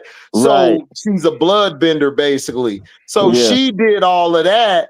I was like, oh, okay, I see what he was doing. He was just using her for that. Okay, that was intelligent. Increasing her powers to heal his body. Right. But he couldn't control Polaris, which was the black guy to everybody. That's Polaris, because he's like Magneto. He's electromagnetic, so you can't control people like that. And then if you look at the comic books, That's why Professor X never could take over Storm or somebody like that. They were too powerful. They were way too powerful with because she controlled the electroid, the electron force, like which was the storms, the lightning, and all of that. Yeah. So he could never control those type of people. It would be hard. So that's why when he tried to control them, Polaris did what he did. And then Maria basically healed him and got rid of all them tremors and shit. So now he finna be crazy in the season finale. He finna be powerful. He look crazy, don't he? Yeah. He's like, this is the first time I felt like this in years. And his son was powerful too. Andre was powerful. Had the same kind of power. Yeah, they had the same kind of power. Yeah, but they didn't want to replace him, so they just moved on. But I told people, I was like, I mean, he was a cool character. I liked him, but everything was about Marie. This was about Marie. Yeah, Marie's the star. Yeah. She's the superstar. Right. Like her and the he-she person. Right. They the superstars. And then the other girl who gets big and small. Yeah. Those are your main characters. Right. Yeah, the one who's got her wig split. Yeah. Marie said, I am not healing you. Yeah. She's powerful too. Yeah. But she gonna end up getting her power back. Yeah, they not gonna let her go without her power. She gonna get it back probably in the season finale. The season finale gonna be crazy. So yeah, I did a review on that. I had to. That last episode. This season's been great. Yes. Yeah, I can't wait till the boys come back out because they supposed to have another season of the boys. Mm-hmm. I just want to see this showdown with Homelander. Yeah, me too. That's D Howard was good, but he wasn't. You still would go with Shaq in the 2000s, like three Finals MVPs, 3 championships, four appearances in that era. Like, yeah, and then Kobe had 5 appearances in that era. Won 5. You know what I'm saying? Got 2 Finals MVPs. That's your greatest 2 guard of that era. You know, but in the 2010s, it's hard because James Harden and Westbrook is tough. Them 2 there, like that those would be my last 2 for that last spot. Cause I got Steph, I got KD, I got Kawhi, and I got LeBron. I don't know who I would put. Howard was the man in that. He was very, very important in that Redeem team. Oh yeah, absolutely. Him and Chris Bosh.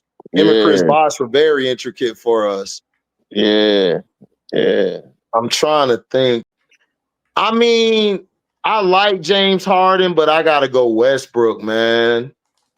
I go Westbrook slightly in that top 5 of that era because Westbrook and KD was the best duo we seen since Shaq and Kobe. Like they were that good together. I think people forget how good that duo was. Because they weren't around that long. Your boy Presti. Oh man, Presti messed it up. Yeah, he fumbled the bag on that one. He fumbled the bag on that one. Like, Presti could have had a championship with them, and then he could have got this one now. Like, and then I get tired of OKC fans dissing KD. I'm like, bro, KD put y'all bums on the map. Didn't nobody care about OKC.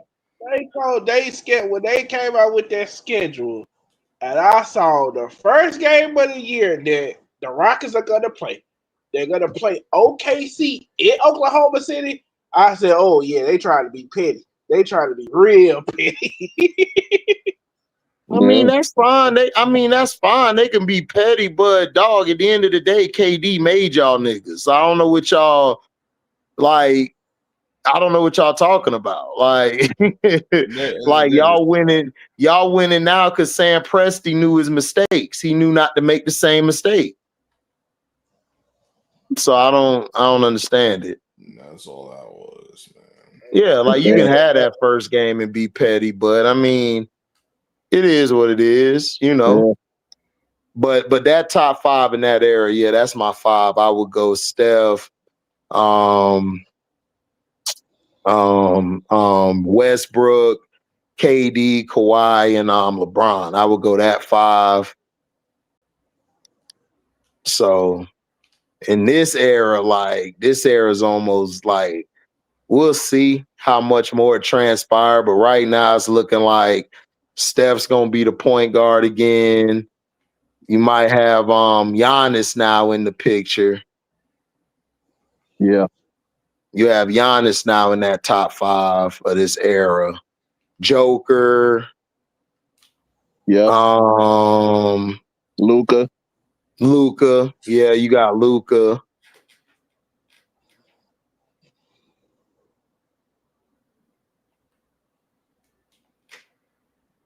So yeah.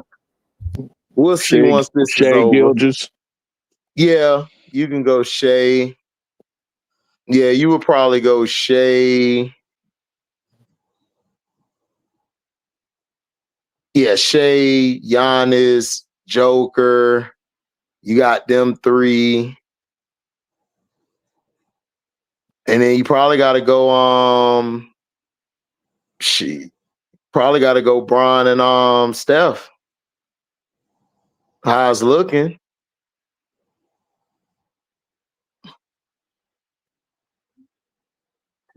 What about Brunson? Nah, I can't go with Brunson. Brunson and he didn't really get. Yeah, he just getting off the ground. He just getting off the ground. Like if Brunson keep this up to the late 2020s, then yeah, I will go Brunson. But I mean, we'll see this year. I mean, if he can get that Knicks team over the top, we'll see. Yeah. Where's De'Aaron Fox at now? San Antonio. De'Aaron Fox. San Antonio, yeah. Okay. Yeah. Yeah, Jabbar, I'm gonna drop a Patreon video. I dropped one I think a week ago. I'll probably drop a couple this week for you. I think the last one was like Tuesday. Tuesday, right? This past Tuesday. Yeah. Yeah, I dropped one this past Tuesday. I got y'all. I'm gonna hook y'all up with some videos. I didn't forget about y'all, man. Just keep supporting. I have something. I'll be coming out of the woodworks with a video. KD had 2 championships to OKC's 1 championship. OKC had no reason to be petty. I understand, but you know, but y'all know why. But y'all know why they petty. You know how white folks are. Y'all know how white folks are. They mad because they felt like KD should have stayed and got them a championship. Y'all, know how these fans are. Like, come on, it ain't gonna change. The majority of their fan base is Caucasian, so you know how they are. They're gonna be petty. Yeah, like you said, when he brought up the fact, he got 2 championships today won. Guess what? They don't care about them 2 championships. The fact is, they only care about the one they got. Right? They come in like some dumb dude, Sinister Stottle, whatever his name is, gonna try to come and tell me Shea above KD. I'm like, in what? No, he's not. Shea is very good, but bro, like, stop playing.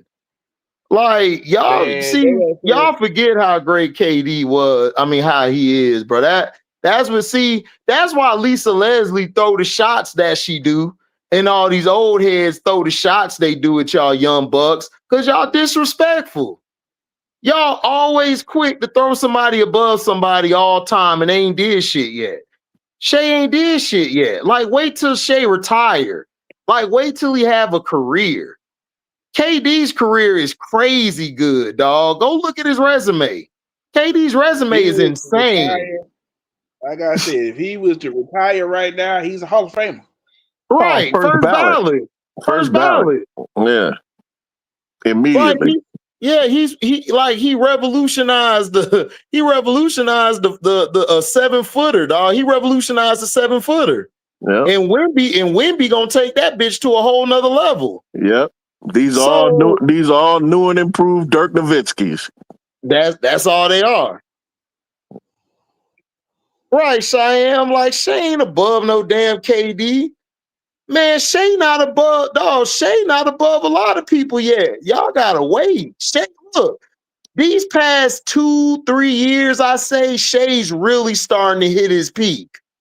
Like, let's wait before we christen him, because Shay's early years, he was good, but he wasn't no damn KD. Go look at KD early years compared to Shay early years. It's not even close. Not even close. Like, let's stop. Guys forget. Like, let's stop. Like, KD was. KD was crazy, man. Oh my God, yeah. Ain't nobody saying nothing like that before. Nah. Bro, it's these trolls, bro. These internet, they done made basketball a mockery, bruh. It's like it's a mockery. Yeah. What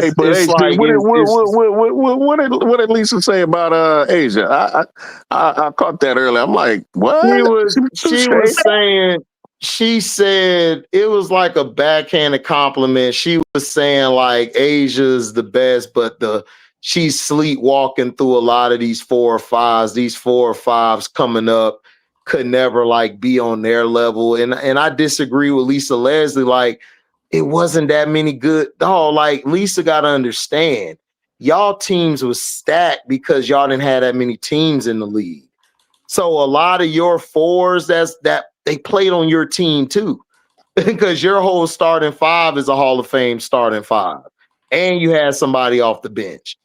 So the way she said it was, he's trying to, it is basically trying to say whatever Angel or any of these other ones do coming up, or AT or Nafisa, they can never play against those 4s from the past. And I disagree. I disagree with that. Interesting. Yeah, I disagree with that. Yeah. Like, it was interesting she said that, and right. and I caught it. I knew the interview was bullshit when she started giving Caitlyn all this praise early on. I said, oh yeah, this finna be some bullshit. So I skipped past that and went to that part. She talked about Angel. Yeah, because it was kind of weird. I'm like, why are you overly praising? Like, all right, I see what's going on. Like, but see, Lisa has done stuff like that in the past. See, y'all got to remember, I'm a Detroit shot guy.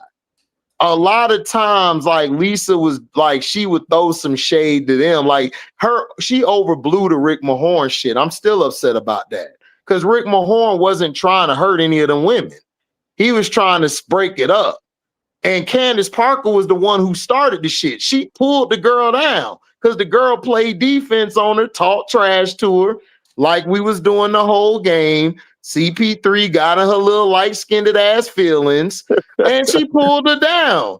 I mean, it's basketball. And then it turned into a brawl, and Lisa was trying to pull that stunt because of the bad boy Pistons. They got that reputation of them touching Jordan up. So ever since then, everybody's been mad at the Pistons. It's just bullshit, dog. That just didn't need it to be said. It's basketball. You got 2 of the biggest enemies running your team: Rick Mahorn and Bill Lambert. Automatically guilty.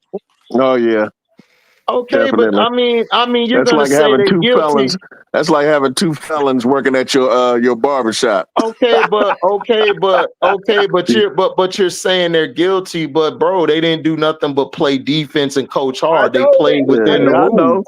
But public perception. The problem is, I understand that. I understand that. The problem is that they are the LA Sparks. They were like the Lakers. They the golden people. They the nice. They the flashy. They the pretty girl.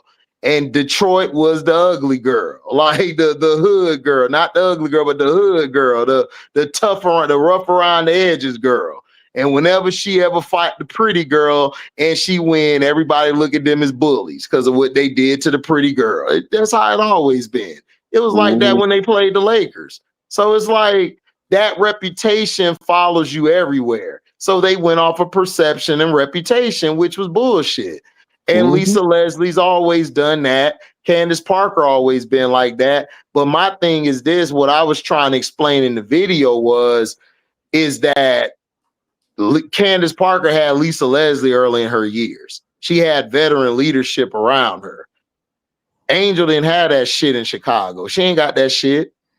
Who's the leader of the team? And then for Lisa Leslie to say what she says, and this is why I don't like Roz Gold. I never liked the Roz Gold. I think she's a trend. She chases trends and shit to get a story. So they tried to basically make it seem like, okay, like when she talked about Angel now, like in that interview, she tried to say certain things like that. Like it comes off like if you listen to how Prince put it down or said it, that's how it was coming off if you listen to the interview. As if she don't respect her game on the court, but she like her because she's nice off the court. And Angel, I believe, seen that shit. I don't think Angel's gonna like that interview. I don't think Asia's definitely not gonna like that interview. So Asia and Angel really not gonna like that interview.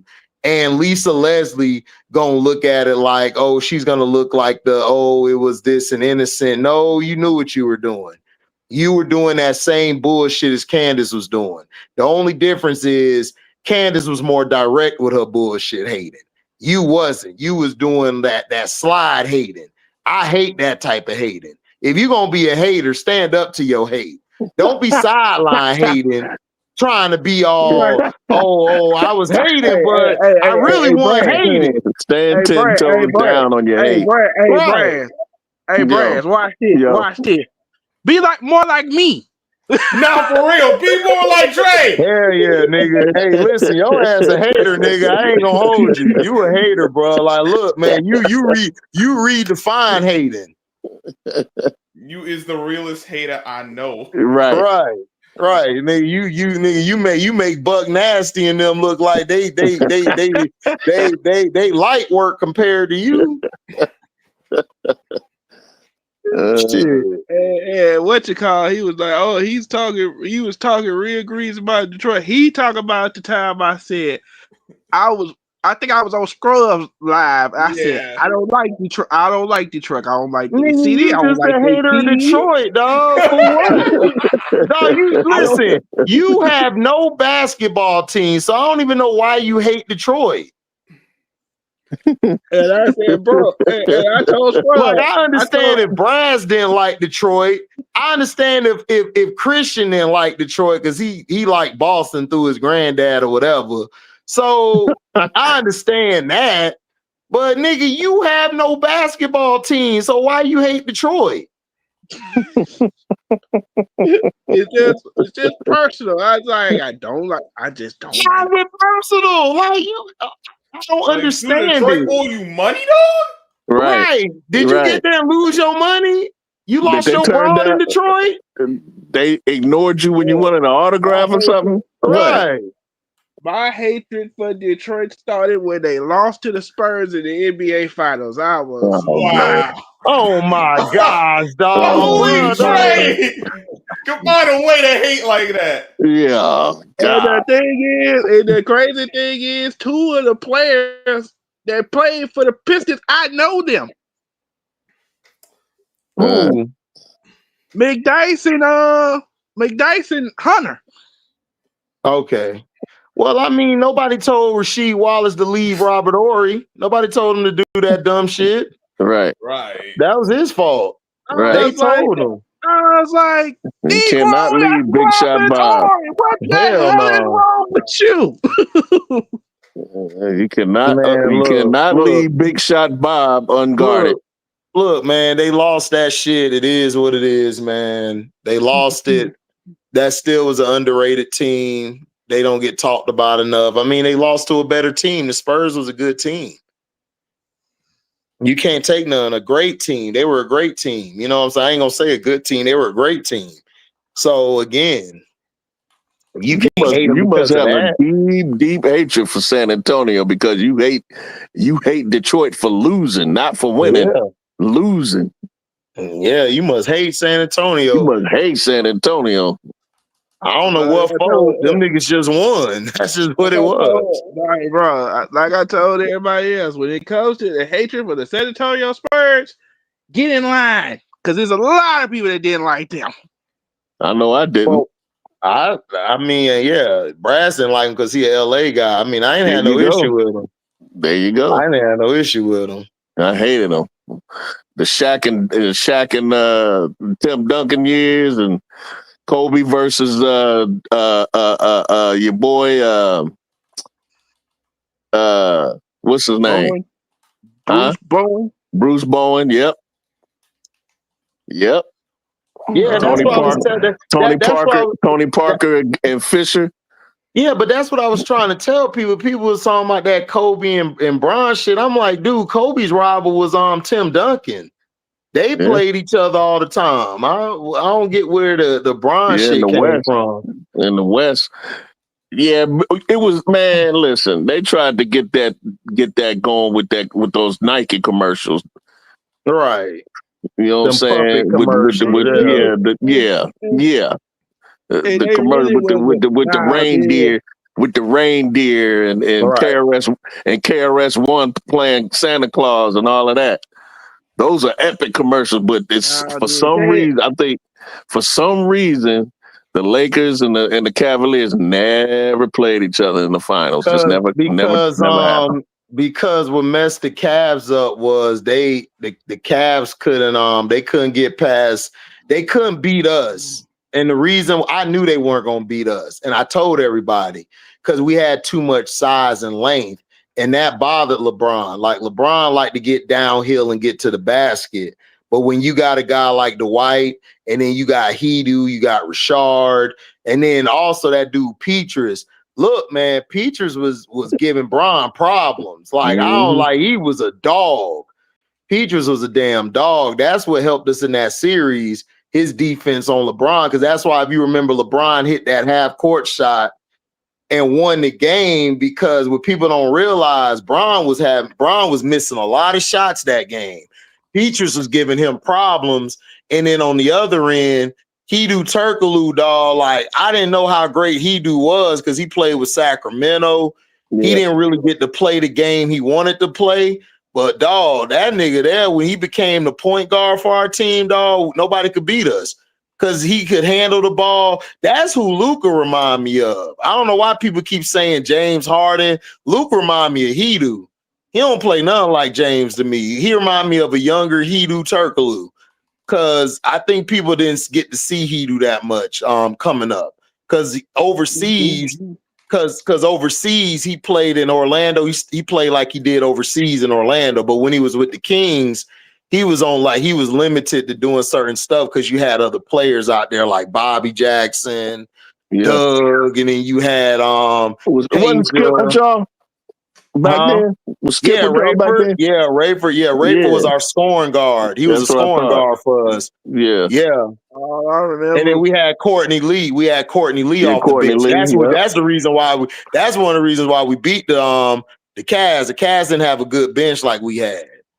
Yeah. Our bench was better. I remember that year.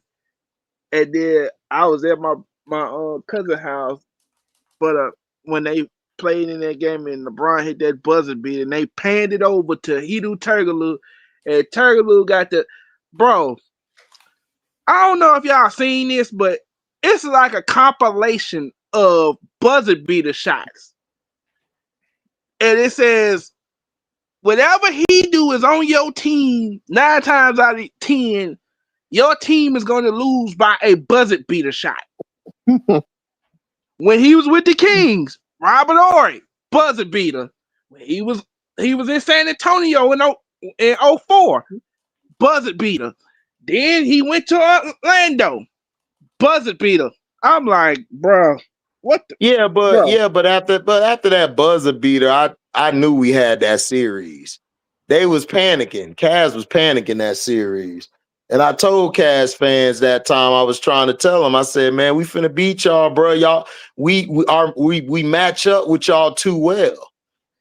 We match up with y'all too well, and nobody worried about Zadrunas and what was the other guy they had? They had what's the other guy? dang, I know his name, but I can't call. It was a junior. Was it Varejao? Verjao, yeah, Verjao was on that team. We ain't worried. Yeah, we ain't worried about Wild Hair. We knew how to get him out the game. And what was old boy's name that came out of North Carolina?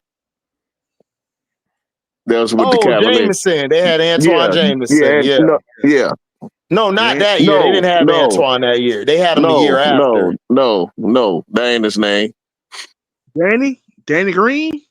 No, it wasn't Danny Green. Dark skinned cat. He was a forward, but he was undersized. Oh, Hickson? Was it Hickson? No, wasn't Hickson. I know his name when I hear it. Hey, Scrub, look up the roster. I think his name began with an A. Maybe.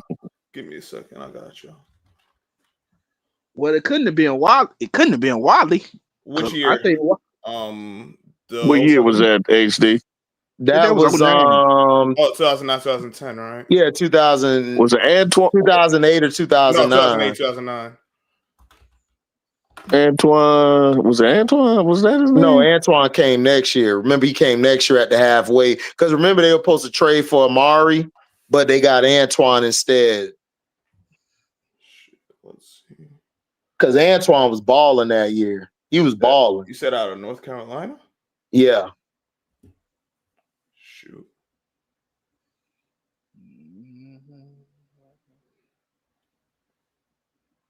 It was a year the Magic went to the championship, Scrub. Yeah, I know. Because the only reason we beat the Celtics was because your boy was out. KG. KG got hurt. Yep. So we were able to sneak past him. Because Dwight Howard could never get past KG. KG used to punk his ass all the time, dog. He could never get past KG. KG used to have his ass in a stranglehold. I see you said a forward. The forwards on the team. Darnell Jackson, but he was from Kansas. What year did you say that was, HD? The 08-09. 08-09. Yeah. Because 09-010 was on when y'all won against the Celtics. Yeah. Y'all beat us 08-09. Right. Like, gosh, I do see Hickson, but he's from NC State. Joe Smith was from Maryland. Yep. Lorenzen Wright, he's from Memphis. Damn, they had Joe Smith, Lorenzen Wright. Man, they had all the good sorry niggas on the team. Damn, hey man, Bron, shout out to you, bro. I gotta give you credit, bro. I can't hate. You had some bums. You had some good sorry niggas. Jawad Williams from UNC. Bro, I remember Jawad Williams. Jawad Williams. Jawad Williams. Yep. We had Ben Wallace was on that team too. Yeah, but he was old though. That nigga Ben was done. He was done. He was past done. That nigga was overly cooked. Damn, not the overcooked. Bro, I ain't gonna hold you, dog, man. About to say Bron, man. Look, Bron had he had some good sorry niggas, man. God damn.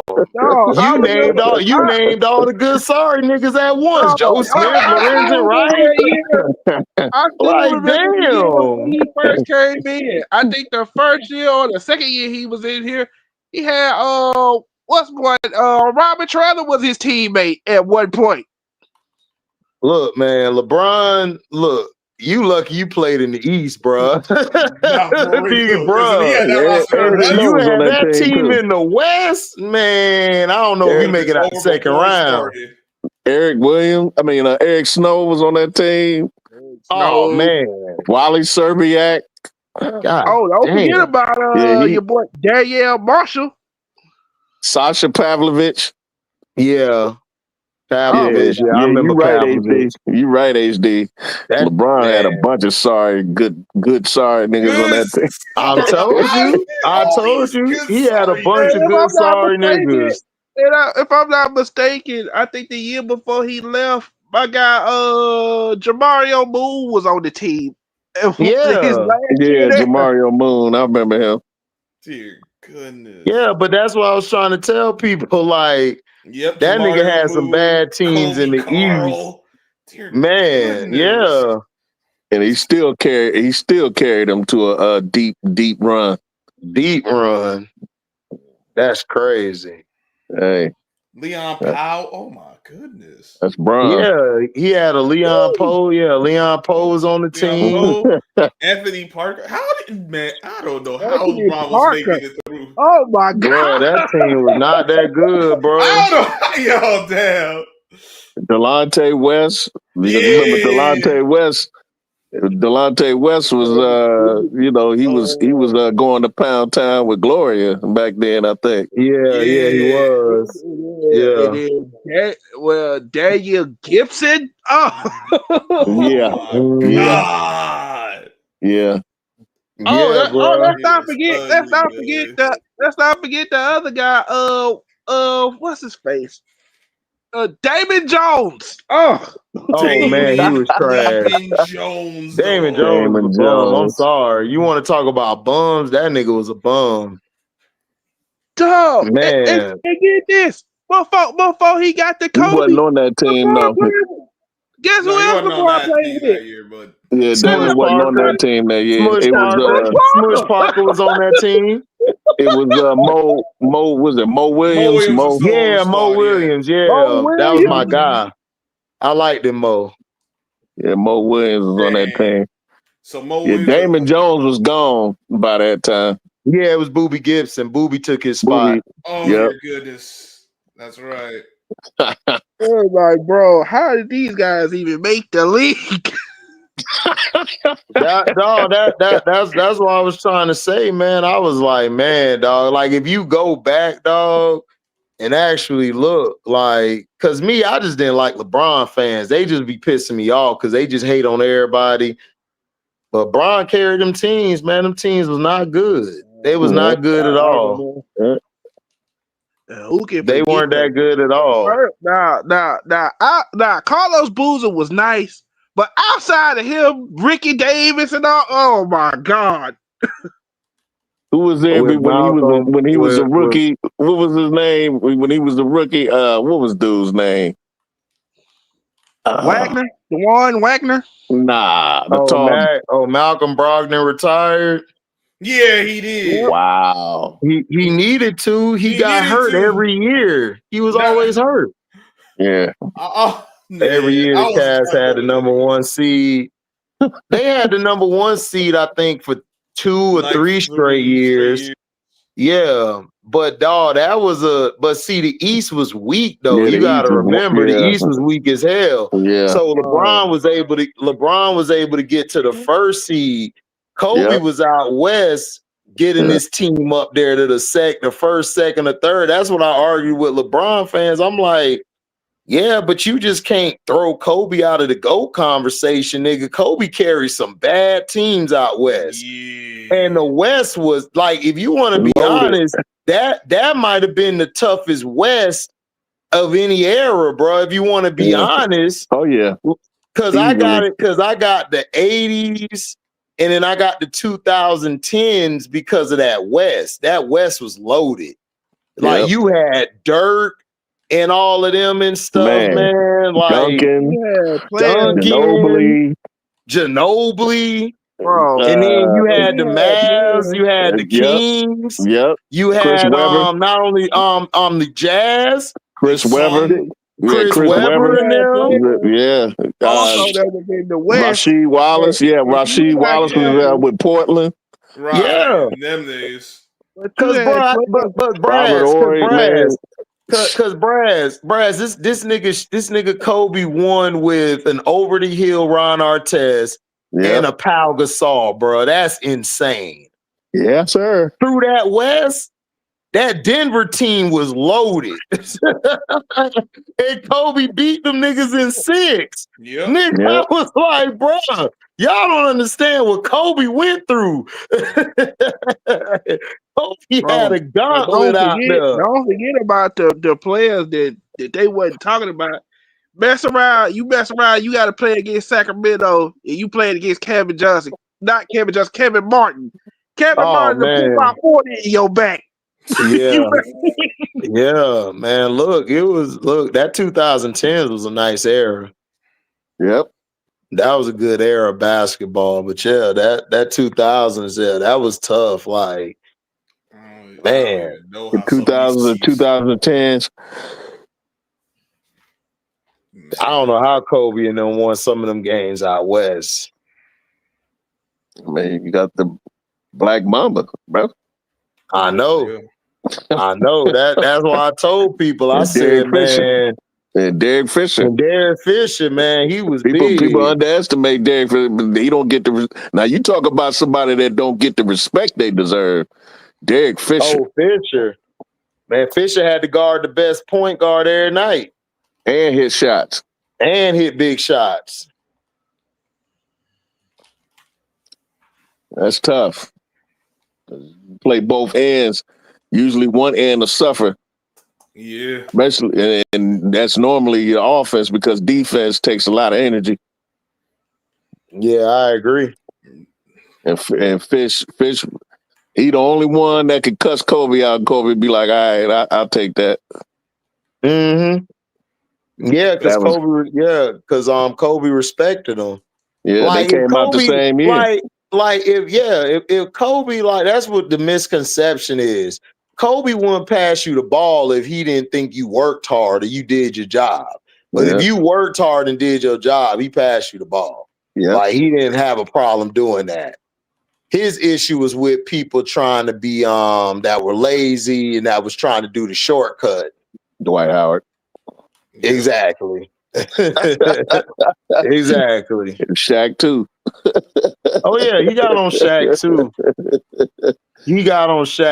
Like Shaq, but see, that's what I'm saying. Like, that's why Shaq be pissing me off, because Shaq be contradicting himself a lot. Like Scotty, like they be contradicting. Like Shaq was like, I could have won with T-Mac. Like, bro, no, you couldn't have. You didn't respect T-Mac. Stop. You didn't respect no T-Mac. What would T-Mac gonna do to you when he needed to get on your ass? AI is your friend and all, but man, you want to listen when AI tell you got to do this or that. You needed Kobe to kick you in the ass, and you was good to go. Yeah. Kobe told Shaq, you didn't bully guys that you respected. And he used one example. He's like, remember Travis Knight? He was like, he used to bully Travis Knight. Yeah. Greg Ostertag. Greg Ostertag and them. Yeah, like Shaq bullied people. Like Shaq was a bully. Yeah. That's what you did. Like you needed somebody who was gonna kick you in the ass. Yeah. That's why I was mad at Shaq when Shaq bounced. I'm like, Shaq, how you gonna go to Miami and let D Wade run the team when you could have just did that with Kobe? Y'all could have won 3 more. You and Kobe should have at least left, because my whole thing was I wanted them to get 7. I wanted them to top Jordan and Pippen. And his ass, man, got mad and shit about the contract. He felt he should have got paid more. And the reason they didn't pay you more, Shaq, is you were always out of shape and you were getting older, bro. Like, that's how it was. Like, that's the problem that's the reason why I can never put you above Kareem. Kareem saw, you know what, I'm old. Let me let this nigga Magic do his thing. Magic young, let me move out the way. It was tough for Kareem because you got to remember, Kareem dominated the league for years, decades. Yep. So it was hard for him to say, you know what, I'm gonna let this young buck do what he got to do. So all Shaq had to do was do that. He was ready. Lakers would have won some more chips, and you could have reloaded the team again. Facts. That ego, dog. No, it's an ego. It's cool to have an ego, bro. Look, every athlete got an ego. I know, but when you let that get too far beyond what's best for the team. No, it's not only that. Shaq just always looked at Kobe like, you're not better than me, you're not on my level. You know what I'm saying? He always looked at Kobe like, is Shaq and Kobe. Like, it ain't Kobe and Shaq and shit like that. And Kobe looked at it like, look, I don't have an issue. I just want your ass to come in shape and let's win. I want to win championships. I'm not here to like be your friend and your buddy. Like, we ain't finna go drink no maca tot together. Nigga, we finna play. I'm trying to win a chip. Like, and then when Shaq said that, and then like when Shaq tried to call him selfish, Kobe like, bro, like I sacrificed for y'all niggas. This is why Kobe was mad at Phil. Kobe got mad at Phil because of that bullshit book. Phil put that book out and Kobe cussed his ass out when Phil wanted to come back to the team. And he told Phil, like, Phil, I sacrificed more than anybody on this team. You could have sat down and talked to me. You didn't want to talk to me. You were the reason why our relationship didn't work. It wasn't because of me. All I wanted you to do was be direct. You didn't want to be direct. And you know I sacrificed, Phil. Like, what you mean? Like, it's plenty of times I could have left and go get my stats. If I wanted to get stats, I'd have left. I went to the Clippers or somebody. I'm trying to win. Sticking his neck out for make sure everyone else is good, and this boy Phil just losing his dang. Just like, nah. No, it's just that Phil has an ego too. Y'all got to remember, Phil just won 6 with Mike. So what were you gonna tell Phil? The only person who had more championships than Phil at that time was Red Auerbach. That was it. That is true. So you gotta look at it from his point of view. Phil won 6. Phil walking in there and then he wins 3 with a team who nobody could get to win 3. Man, Phil gonna talk about his ego was through the roof. Yeah, Phil got an ego. Yeah, like Phil got an ego, and that's rightfully so. That's just from coaching. He won a championship in the CBA. Yeah, and he won as a player with the Knicks. Yep. So his ego's through the roof. You got to remember, like, he was the only guy winning like that. Nobody else was winning like that. And to be honest, dog, who else could have won with that Laker team as a head coach? Well, Bill Harris couldn't. Right. I'm just saying, like, I'm like, tried, but it didn't work. The only other coach I could see that could have coached that team he coached was possibly Pat Riley. Outside of that, nobody could have coached that Laker team. Nobody could have coached that team. Yeah. I mean, damn. I'm like, I don't even think Greg Popovich would have been able to lead them. No, hell no. Greg, man, Kobe and Greg would have fight. They would have fought. Shaq would have fought Greg. Yeah. Shaq would have cussed Greg Popovich ass out. No, like, that's why Shaq went to Miami, bruh. It's like, he wanted Pat Riley. Pat Riley, the only outside of Phil, Pat Riley, the only coach that could actually coach a Shaq and a Kobe.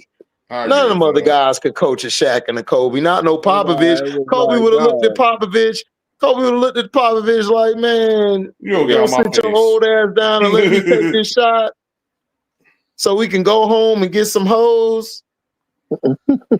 You wild. That's why people couldn't understand. Like, dog, why you let?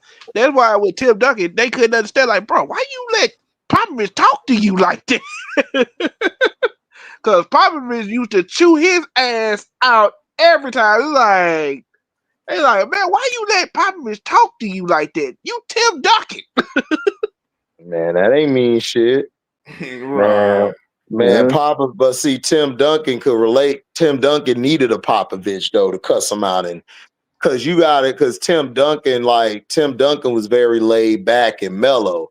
He needed a coach like that to go get on his ass and like, you need to do this and that. You know what I'm saying? That's what he needed. You know, Kobe needed a Phil Jackson who will let Kobe like do what he does. Because you don't want to stop Kobe from being Kobe. That's why Phil would try to he would try to tell Mike, yo, I need you to come in and talk to Kobe and all that. And Kobe told Mike, man, I'll bust your ass. And that's what Mike knew. Mike knew that's that nigga. Mike knew Kobe was that guy. Like, he told Phil, like, man, what you want me to say, Phil? Like, I mean, shit, I was like that. I was like that as a young player too. So I don't. What you want me to say? When they was at the All-Star game, and they was all in the locker room, and he was like, somebody was like, oh, he gonna shoot the ball. He gonna shoot the ball after the first 4 attempts. He said, man, after the first 4 attempts, I was his teammate. I wasn't passing the ball no more. Yeah, but it was funny though, because niggas looking at Mike like, Mike, you was the same way. Like, what you talking about? Yeah. I wasn't passing. He's like, if I wasn't his teammate, I wasn't passing the ball. You want this ball again, you gotta get it off the rebound. Hey, that was like Boys in the Hood with Ice Cube when he was talking about niggas always talking. He said, you the same way, nigga. He's like, yeah, you right. You right. bro, but that's why I was laughing. Like people took that shit as like personal, like why Mike said. I'm like, dude, Mike was the same way. Jordan fans tried to be like, no, he wasn't. I said, bro, go back to 85 and 86. Nigga, Mike shot the ball every time he was down. Doug Collins had to put Mike at the point guard so he at least passed the ball to somebody. It was crazy. Yeah, Mike ain't trusting nobody. Mike ain't trusting shit. None of them mugs. That's why when they had, I remember with the Lakers, they had Cedric Ceballos. And somebody told me, and somebody was telling me, they was like, yeah, it's a reason why Cedric Ceballos didn't get that many shot attempts, because once you pass the ball to him, you ain't getting it back. Oh, no, you ain't getting it back. No, hey, listen, though. Said was a monster before he got hurt. Said was a beast. Yeah. But yeah, you not touching that ball once Said get it. Once Said get it, that's your ass. He going for like 50 attempts. I remember when Said won the dunk contest. Oh yeah, man. Said was nasty, but Said was I love Cedric Ceballos. Yeah. That's what I'm saying. Said was a beast. Like, people forget about that, man, how Said played. Mm-hmm. But all right, y'all, I'm about to lay it down. All right, then, Brass. Nice hollering at y'all. Yeah. Peace out. Peace out. But yeah, Said was the same way, Trey. Said did the same thing. But that's what I'm saying. Mike was the same way. That's why when Mike said what he said, I was laughing. I'm like, Mike, you was the same way. Like, what are you talking about? Niggas passed you the ball. They weren't seeing that bitch ever again. Shit. That's why the Pistons was beating him, because he didn't trust his teammates. I remember their finals. And Jerry Rose told the story. He was like, they was on the sideline. All you can hear is Phil saying, get off the ball. Get off the ball. Get off of it. Kobe hit I think he hit a 3 or a jumper or mid-range shot. And that's what he did to, like, calm down. I got this. Calm down. No, I remember that. Yeah. That's what I'm saying. Like Kobe always stepped up in the big moments. So I don't like Phil would do that. Like, Phil would say all that and shit, but Kobe used to say them niggas all the time. He used to say the Lakers.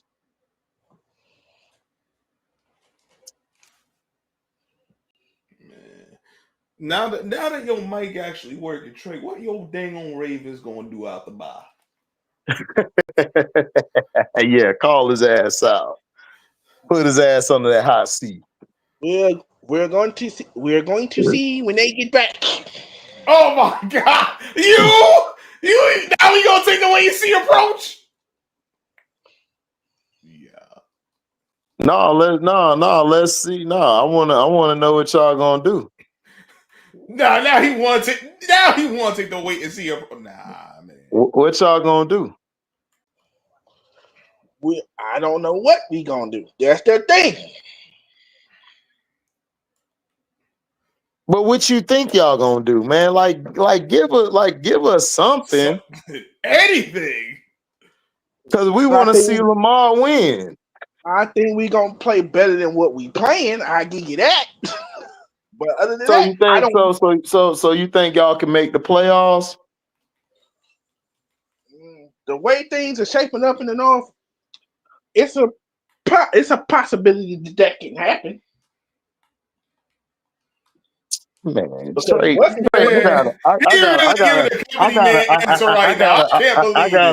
gotta ask the dude Wonderkin what y'all gonna do, cause he go off.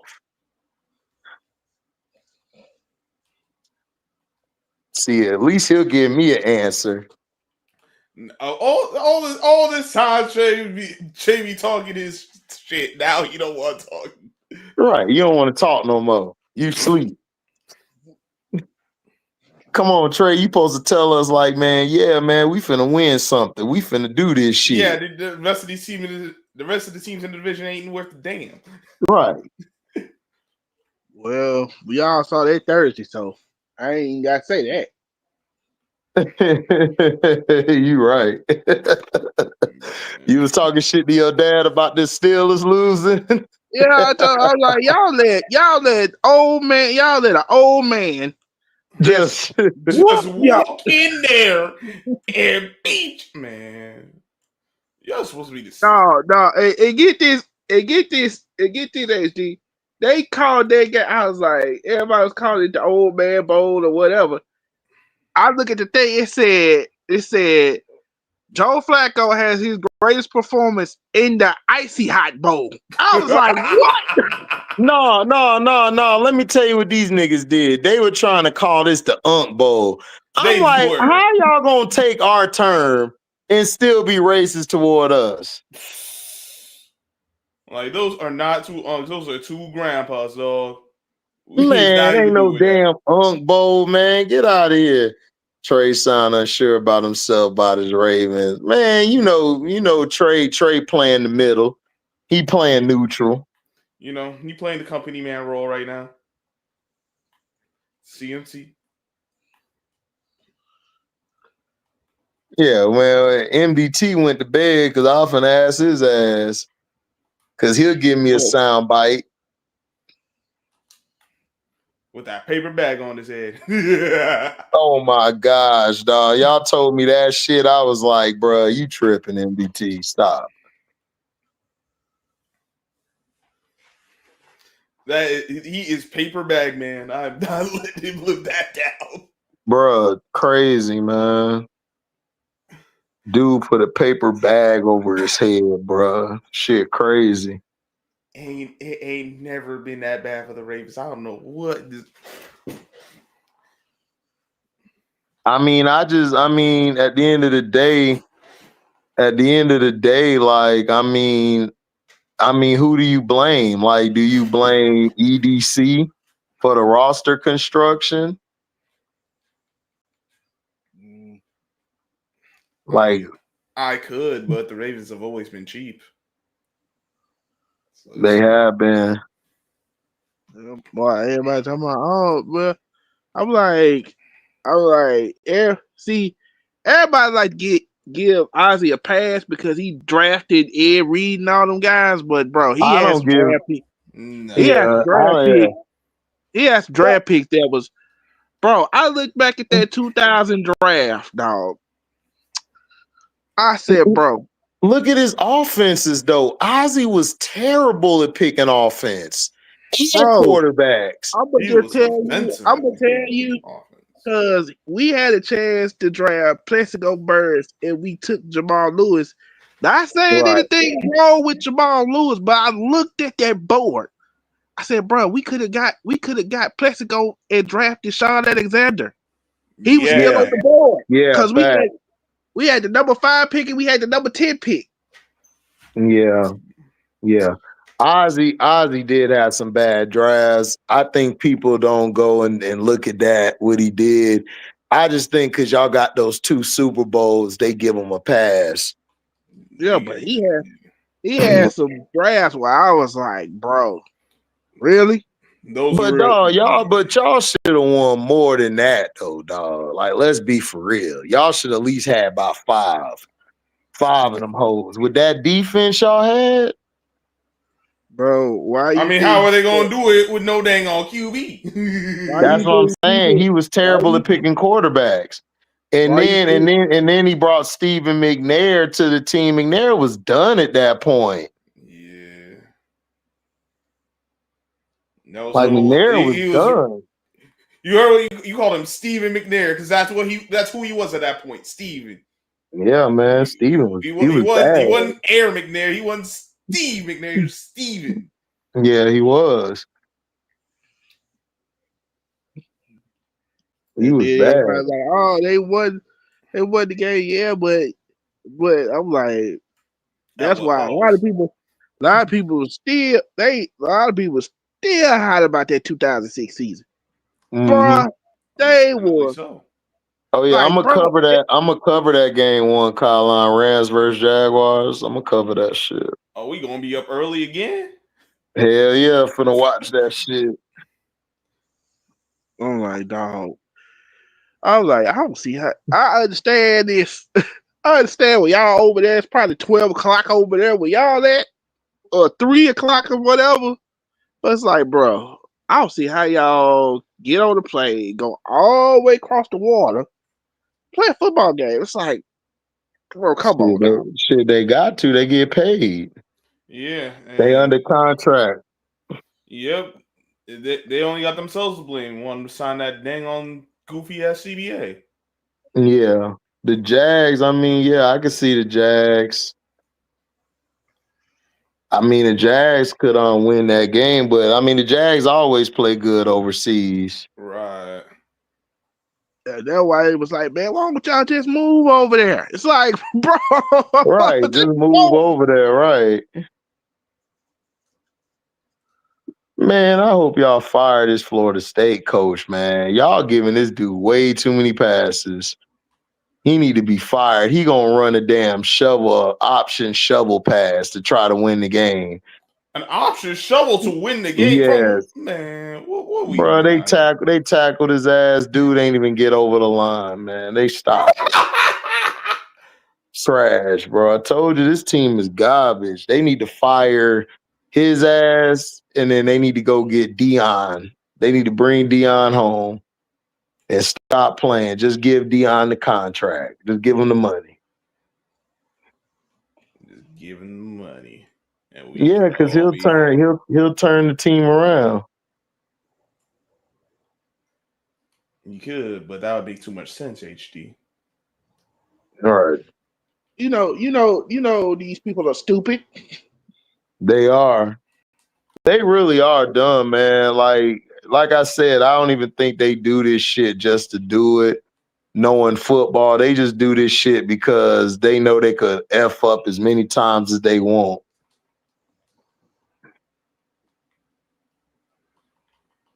Pretty much. It's crazy. These bum ass niggas lost to Stanford. To Stanford. Like, they need to be fired. Like, you need to fire him tonight. If they allow this dude to, after this season to still have his job, they done. I can see if they lost to a top-ranked team, but Stanford? Bruh, Stanford, Trey. Stanford. What are we doing out here, man? I know what they doing out here. They losing. That's the problem. And if I'm Alabama, I would be ashamed of myself. Why? Because they lost. You lost to this team. Hey, I mean, but they were they were still young, bro. They done put it together. They like in the top 5. They're gonna be in the top 5 after this week. They're gonna be in the top 5.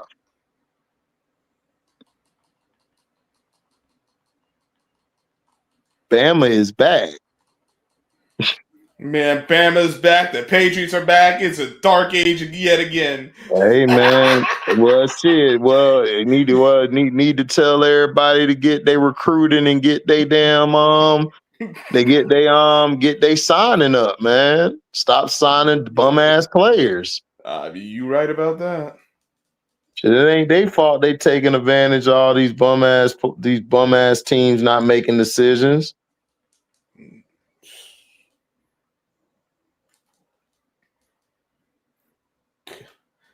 Could have had Alabama buried. They said, "Nah, we're giving them new life."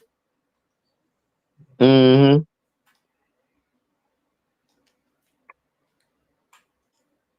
Yeah, that's true. Yeah. SEC getting tougher and tougher. And all I can do is laugh at it because what else? The Giants play tomorrow. Yeah, we got to go to Denver. Oh wow. Yeah. You think y'all gonna get that? That altitude is probably going bro. That all depends. Are they going to defend him like how the Jets defended them, or are they going to lay an egg and just let him get them one reads off? Man, Dabble better go. He better try to win. I know he's gonna try to win. The question is like, okay, defensively for the Broncos, what the hell are y'all gonna do with Scatterboo? They can stop Scatterboo. They got a good front seven. Yeah. They defense is good. Like, I don't have an issue with their defense. The problem with them is gonna be Bo Nix. What is Bo Nix finna do? Well, Mr. CM23, the Panthers gotta win on the road. Y'all win at home. Man, they're about to go to No Life Stadium and play the Jets. They lose to the Jets up, man. Who, the Panthers? Yeah. This is about to be. This should be belt ass. We'll see, man. That's how bad the Jets are playing. It's like, bro. We'll see, man. The Panthers got to show me on the road they can win. Because they're great. They're great at home. Yeah, but I got to see them on the road. Like at home, I think they undefeated. I think all their losses will come on the road. Yeah, they got to learn how to win on the road. But, I mean, you got the right opponent to get right on the road. Yeah, you got the right opponent to do that with. Yeah, but the Jets got a good defense, though. They got a good defense. Do. But their offense is like, man. Oh, the offense is trash. It's putrid. Well, actually, the real question is: did they turn a corner, or was it just easy to defend Bo Nix? Right, the Jets lost a lot of close games too. Exactly, Jay. That's what I'm saying. They've lost a lot of close games. Like they haven't been just blown out in games. So that's why I'm saying, like, the Panthers, I don't think the Panthers just gonna go up there and dominate. Hey, hold on, y'all. I'll be right back. Hold on. All right. Man. Yeah, they have lost a lot of close games, but I still don't trust them. They got to show me. Just having blind faith in the Jets. Oh, no. I did that once. I ain't doing that no more. Biggest thing that concerns me is that they had a good defensive game across the pond, but I don't know if that's them turning a corner or was that only because they were playing Bo Nix? I think I'm going to go with option B. Damn. Then they might as well just pack their bags. Bro, I'm still shocked by that list. Which list? That list of players that got hurt in MetLife Stadium. Dog. I'm like, bro, that's how you know your feelings bad when you have a list of players that played, got hurt in that stadium. Yeah, your field is terrible. Of course, it's terrible. That's why we call it No Life Stadium. It's like, bro, if I slip, I'm afraid if I slip, I'm gonna tear ACL. You just might. Like, it's not exaggeration to say you really just might. That's how crazy it is. Yeah, Mississippi 23, y'all got to do a much better job on the road. It's like I think y'all can just, but it's y'all got to show it because it's good to say, but yeah, they gonna be coming out there high against the Cowboys. Against the Cowboys because that was all Christian fault. Right. What y'all mean? What's Christian fault? The Cowboys losing. The boys losing to the Panthers. Oh yeah, fact. Man, man, the Panthers about to go on a run without Christian. It's gonna be hilarious. And I'm gonna enjoy every minute of it.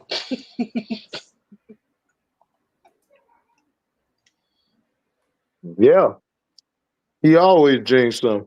The only team that blew them out was the Bills besides the Cowboys game. They only lost by a touchdown or less. That is true. That's true. Like, yeah, they've been in games, but there's still a lot of question marks they got.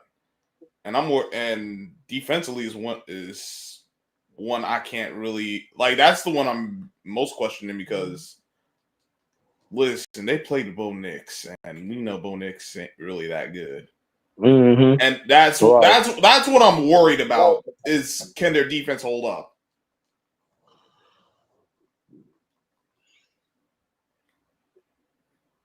Because if it looks more like if it looks like the first 5 weeks, yeah, the Panthers are going to beat them. They're gonna win because they won't be able to get the stops. I still pick the Panthers to win, but they just got to show they can do it on the road because they're a great home team, but they got to go up there and handle business.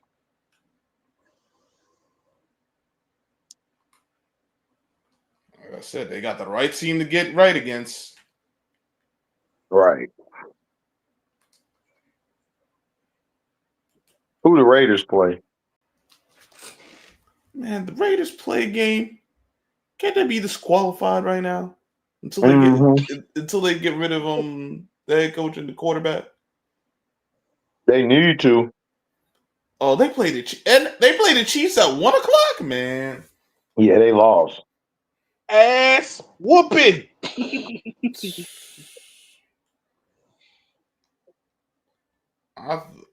Man, I was looking. I'm like, wait, maybe they on the bye. Nope, they got to play a 1:00 game against the Chiefs.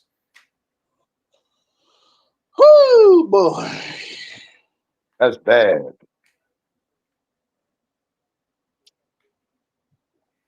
That is bad. It's very bad. That is terrible news. Just let me know when it's over. Well, I'm gonna watch it. I'm gonna have it on League Pass. Man, it's gonna be over before it begins for real. Mm-hmm.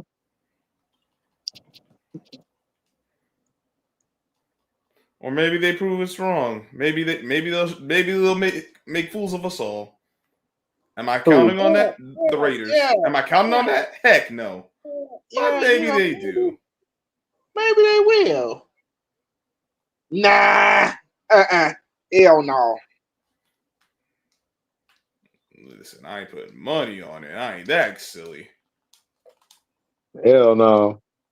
Shit, I got lucky in fantasy, scrub. Like my cousin was beating my ass, and then all of a sudden, T. Higgins went off and I won, and his Yeah, defense was Higgins losing. went off. I'm like, dog. That held you up a bit. Bro was so mad last week. Oh, dog. His crash out was so funny, yo. Yo, Scrub text me bad as hell. And I said, look, I knew I had it in the bag. When I saw Josh Allen, I said, oh, Josh Allen gonna lose this shit. Everybody was like, man, Josh Allen, like, we all said the same thing, like, man, please, Josh Allen going to Atlanta? Oh, it's over. Hey, look, man. Who? What was over? Josh Allen going to Atlanta. I'm like, you know, that's the one thing. Yeah, Josh Allen going to Atlanta on prime time. Oh yeah, they losing. Yeah. Oh yeah, they losing. Dog, Josh Allen do bad on prime time. That's why I saw. That's why I do with that dude. They go off for Scrub. I said, "Oh, Scrub, you in trouble tomorrow."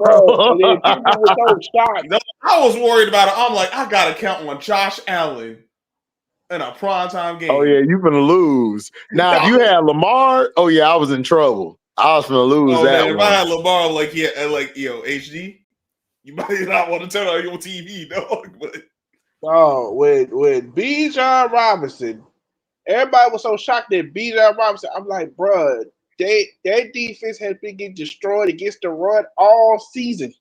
Yeah, y'all destroyed them. Y'all destroyed them against the run. Y'all just gave up. Y'all just gave up on at the end with the defense. That was it. Y'all had that game in the bag. Yeah, I'm like, bro. I was like, then they was because I had saw it, and I was like, okay, he had an excellent performance. This nigga had a career high in yardage, 238 yards. Yep. I was like, damn, y'all didn't touch him at all. Y'all didn't. But you see, this is why Sean McDermott should be gone. Oh man, he should have been fired. They should have fired him a long time ago. We got too many coaches just hanging on, man. Yeah, just hanging on for no reason. Like people was talking about Tomlin. I said, yeah, Tomlin should have been let go a long time ago. But that's just how the Steelers are. They don't fire nobody. Right. That's just how they always been. That's why I be getting that. Like, should they yet? Probably, but like y'all don't get.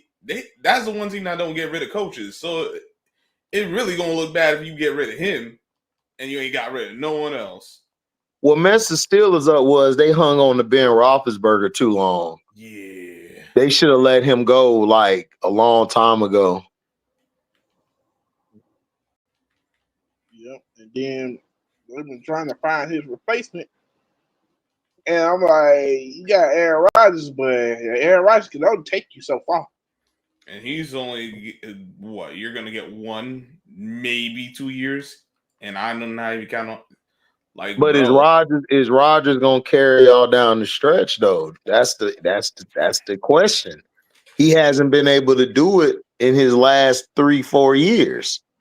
Like you said, if he just has to be game manager, they good.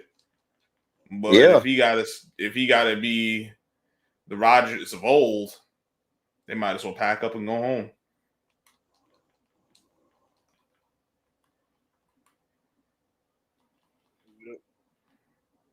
Oh, sucks to be them.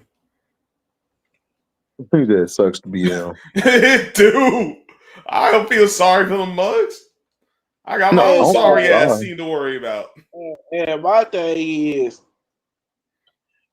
with them is now at the Thursday, all these Steelers fans that was bragging about Jalen Ramsey, yeah, at Thursday, I don't want to hear no more about Jalen Ramsey. That nigga got destroyed.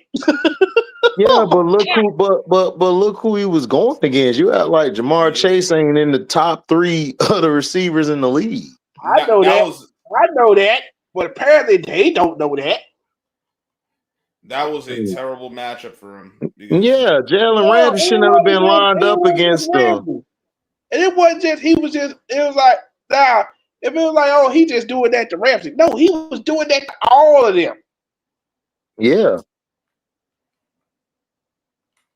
He was like, okay. He was like, okay, I got Ramsey. Like, y'all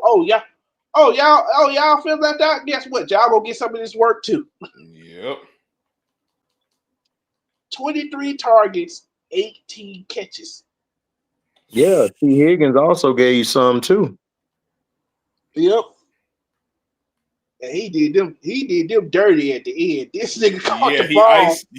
Instead of getting the touchdown, he was like, you know what? I'm gonna just slide. Yeah, because that milked the clock away. That was the right decision. With how that game was going, you really want to give Rodgers a real extra drive? Nah. Hell no, not with that terrible defense. And then everybody was like, "Oh, took the ball from?" Well, I saw what happened. Both of them was fighting for the ball, and both had their hands on it. And the safety came down and knocked DK over, and DJ Turner was able to snatch the ball out of his hand when he fell. I was like, these Thursday night games have been tricky. Man, these Thursday night games been janky. Jank as hell. It's like the team that you expect to win, guess what? They're not gonna win tonight. Yeah, we know that. We know what this is. Niggas getting the call and shit. Like, all right, we need some of these teams to actually look respectable. So, you know, like we can't have the Bengals lose on Thursday night. No. Yes, we can. Ain't no one gonna miss them. Man, y'all know damn well they gonna carry them Bengals till your boy get back. I know Burrow. they is, but ain't no one gonna miss these boys. I know, but that's what I'm saying. I'm saying the NFL is like, no, we can't have the Bengals lose on Thursday night. No, because they got to bring Burrow back. They got to get Burrow in the playoffs so they can get them ratings, man. I'm like, bro, I was like, and I told JP this. I told him this. I said, bro, Joe Flacco always does this. He's been doing this his whole career. Every time he plays a rival or he got to play somebody like Brady or Peyton Manning, this dude is finna ball out. Mm-hmm. Yep. That's what he do. But he ain't gonna last like that either, man. No, Flacco ain't gonna last that long. They just got Flacco there till Joe get back. Man, I don't even know he gonna last to Burrow get back at this. I don't think so either. I don't think so either. But we'll see. When they called this game the icy hot bowl, I said yeah, because that's exactly what they gonna need. All them passes they was throwing, they elbow probably gonna be on fire after this game. It still boggles my mind. I'm like, y'all is running the ball. However, like bowl teams is like, nope, we're not gonna run. We're not gonna run. We're gonna stick with this. And you know the funny thing about that whole sequence? They ran a quarterback option with Joe Flacco.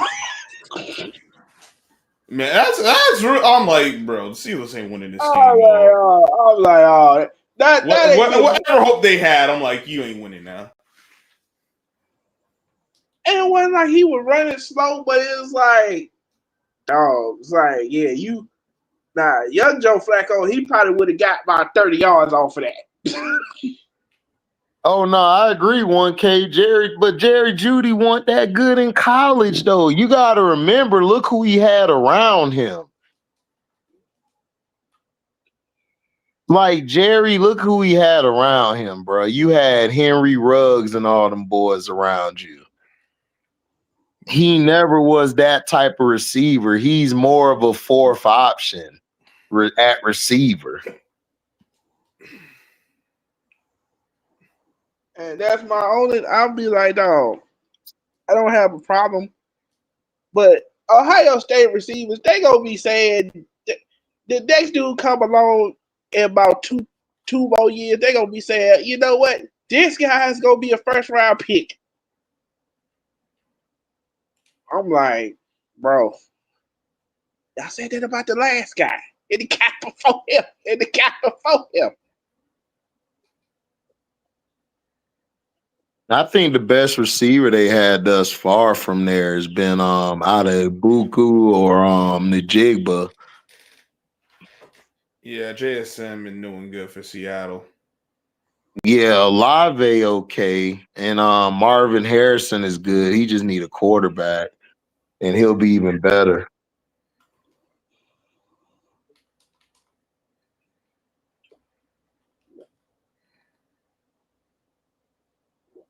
But I mean, if you look at it, those have been like your best receivers. And they like, just like how they talking about Jeremiah Smith Jr. I said, y'all gonna be saying the same thing about Tate when he come out. Yeah, that's true. I mean, Tate got the ability to be better than all of them because of his size, speed, and his catching radius.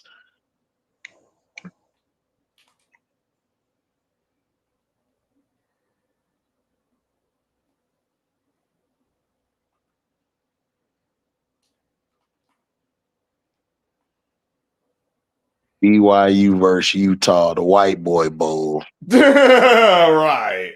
Who got the whitest fans?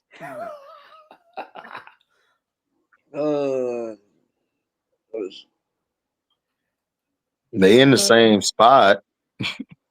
Utah.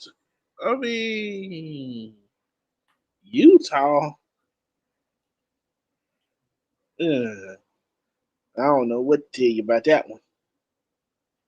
Who's the whitest of them all? That's what I could tell you about that one. I'm like, Utah? Oh, no.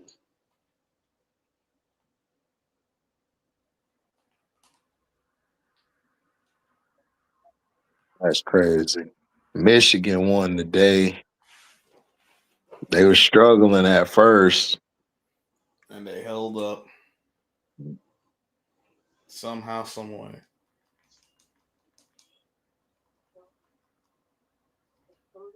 Oklahoma defense look okay. Okay. Last week they looked like shit. Yeah, against Texas, yeah.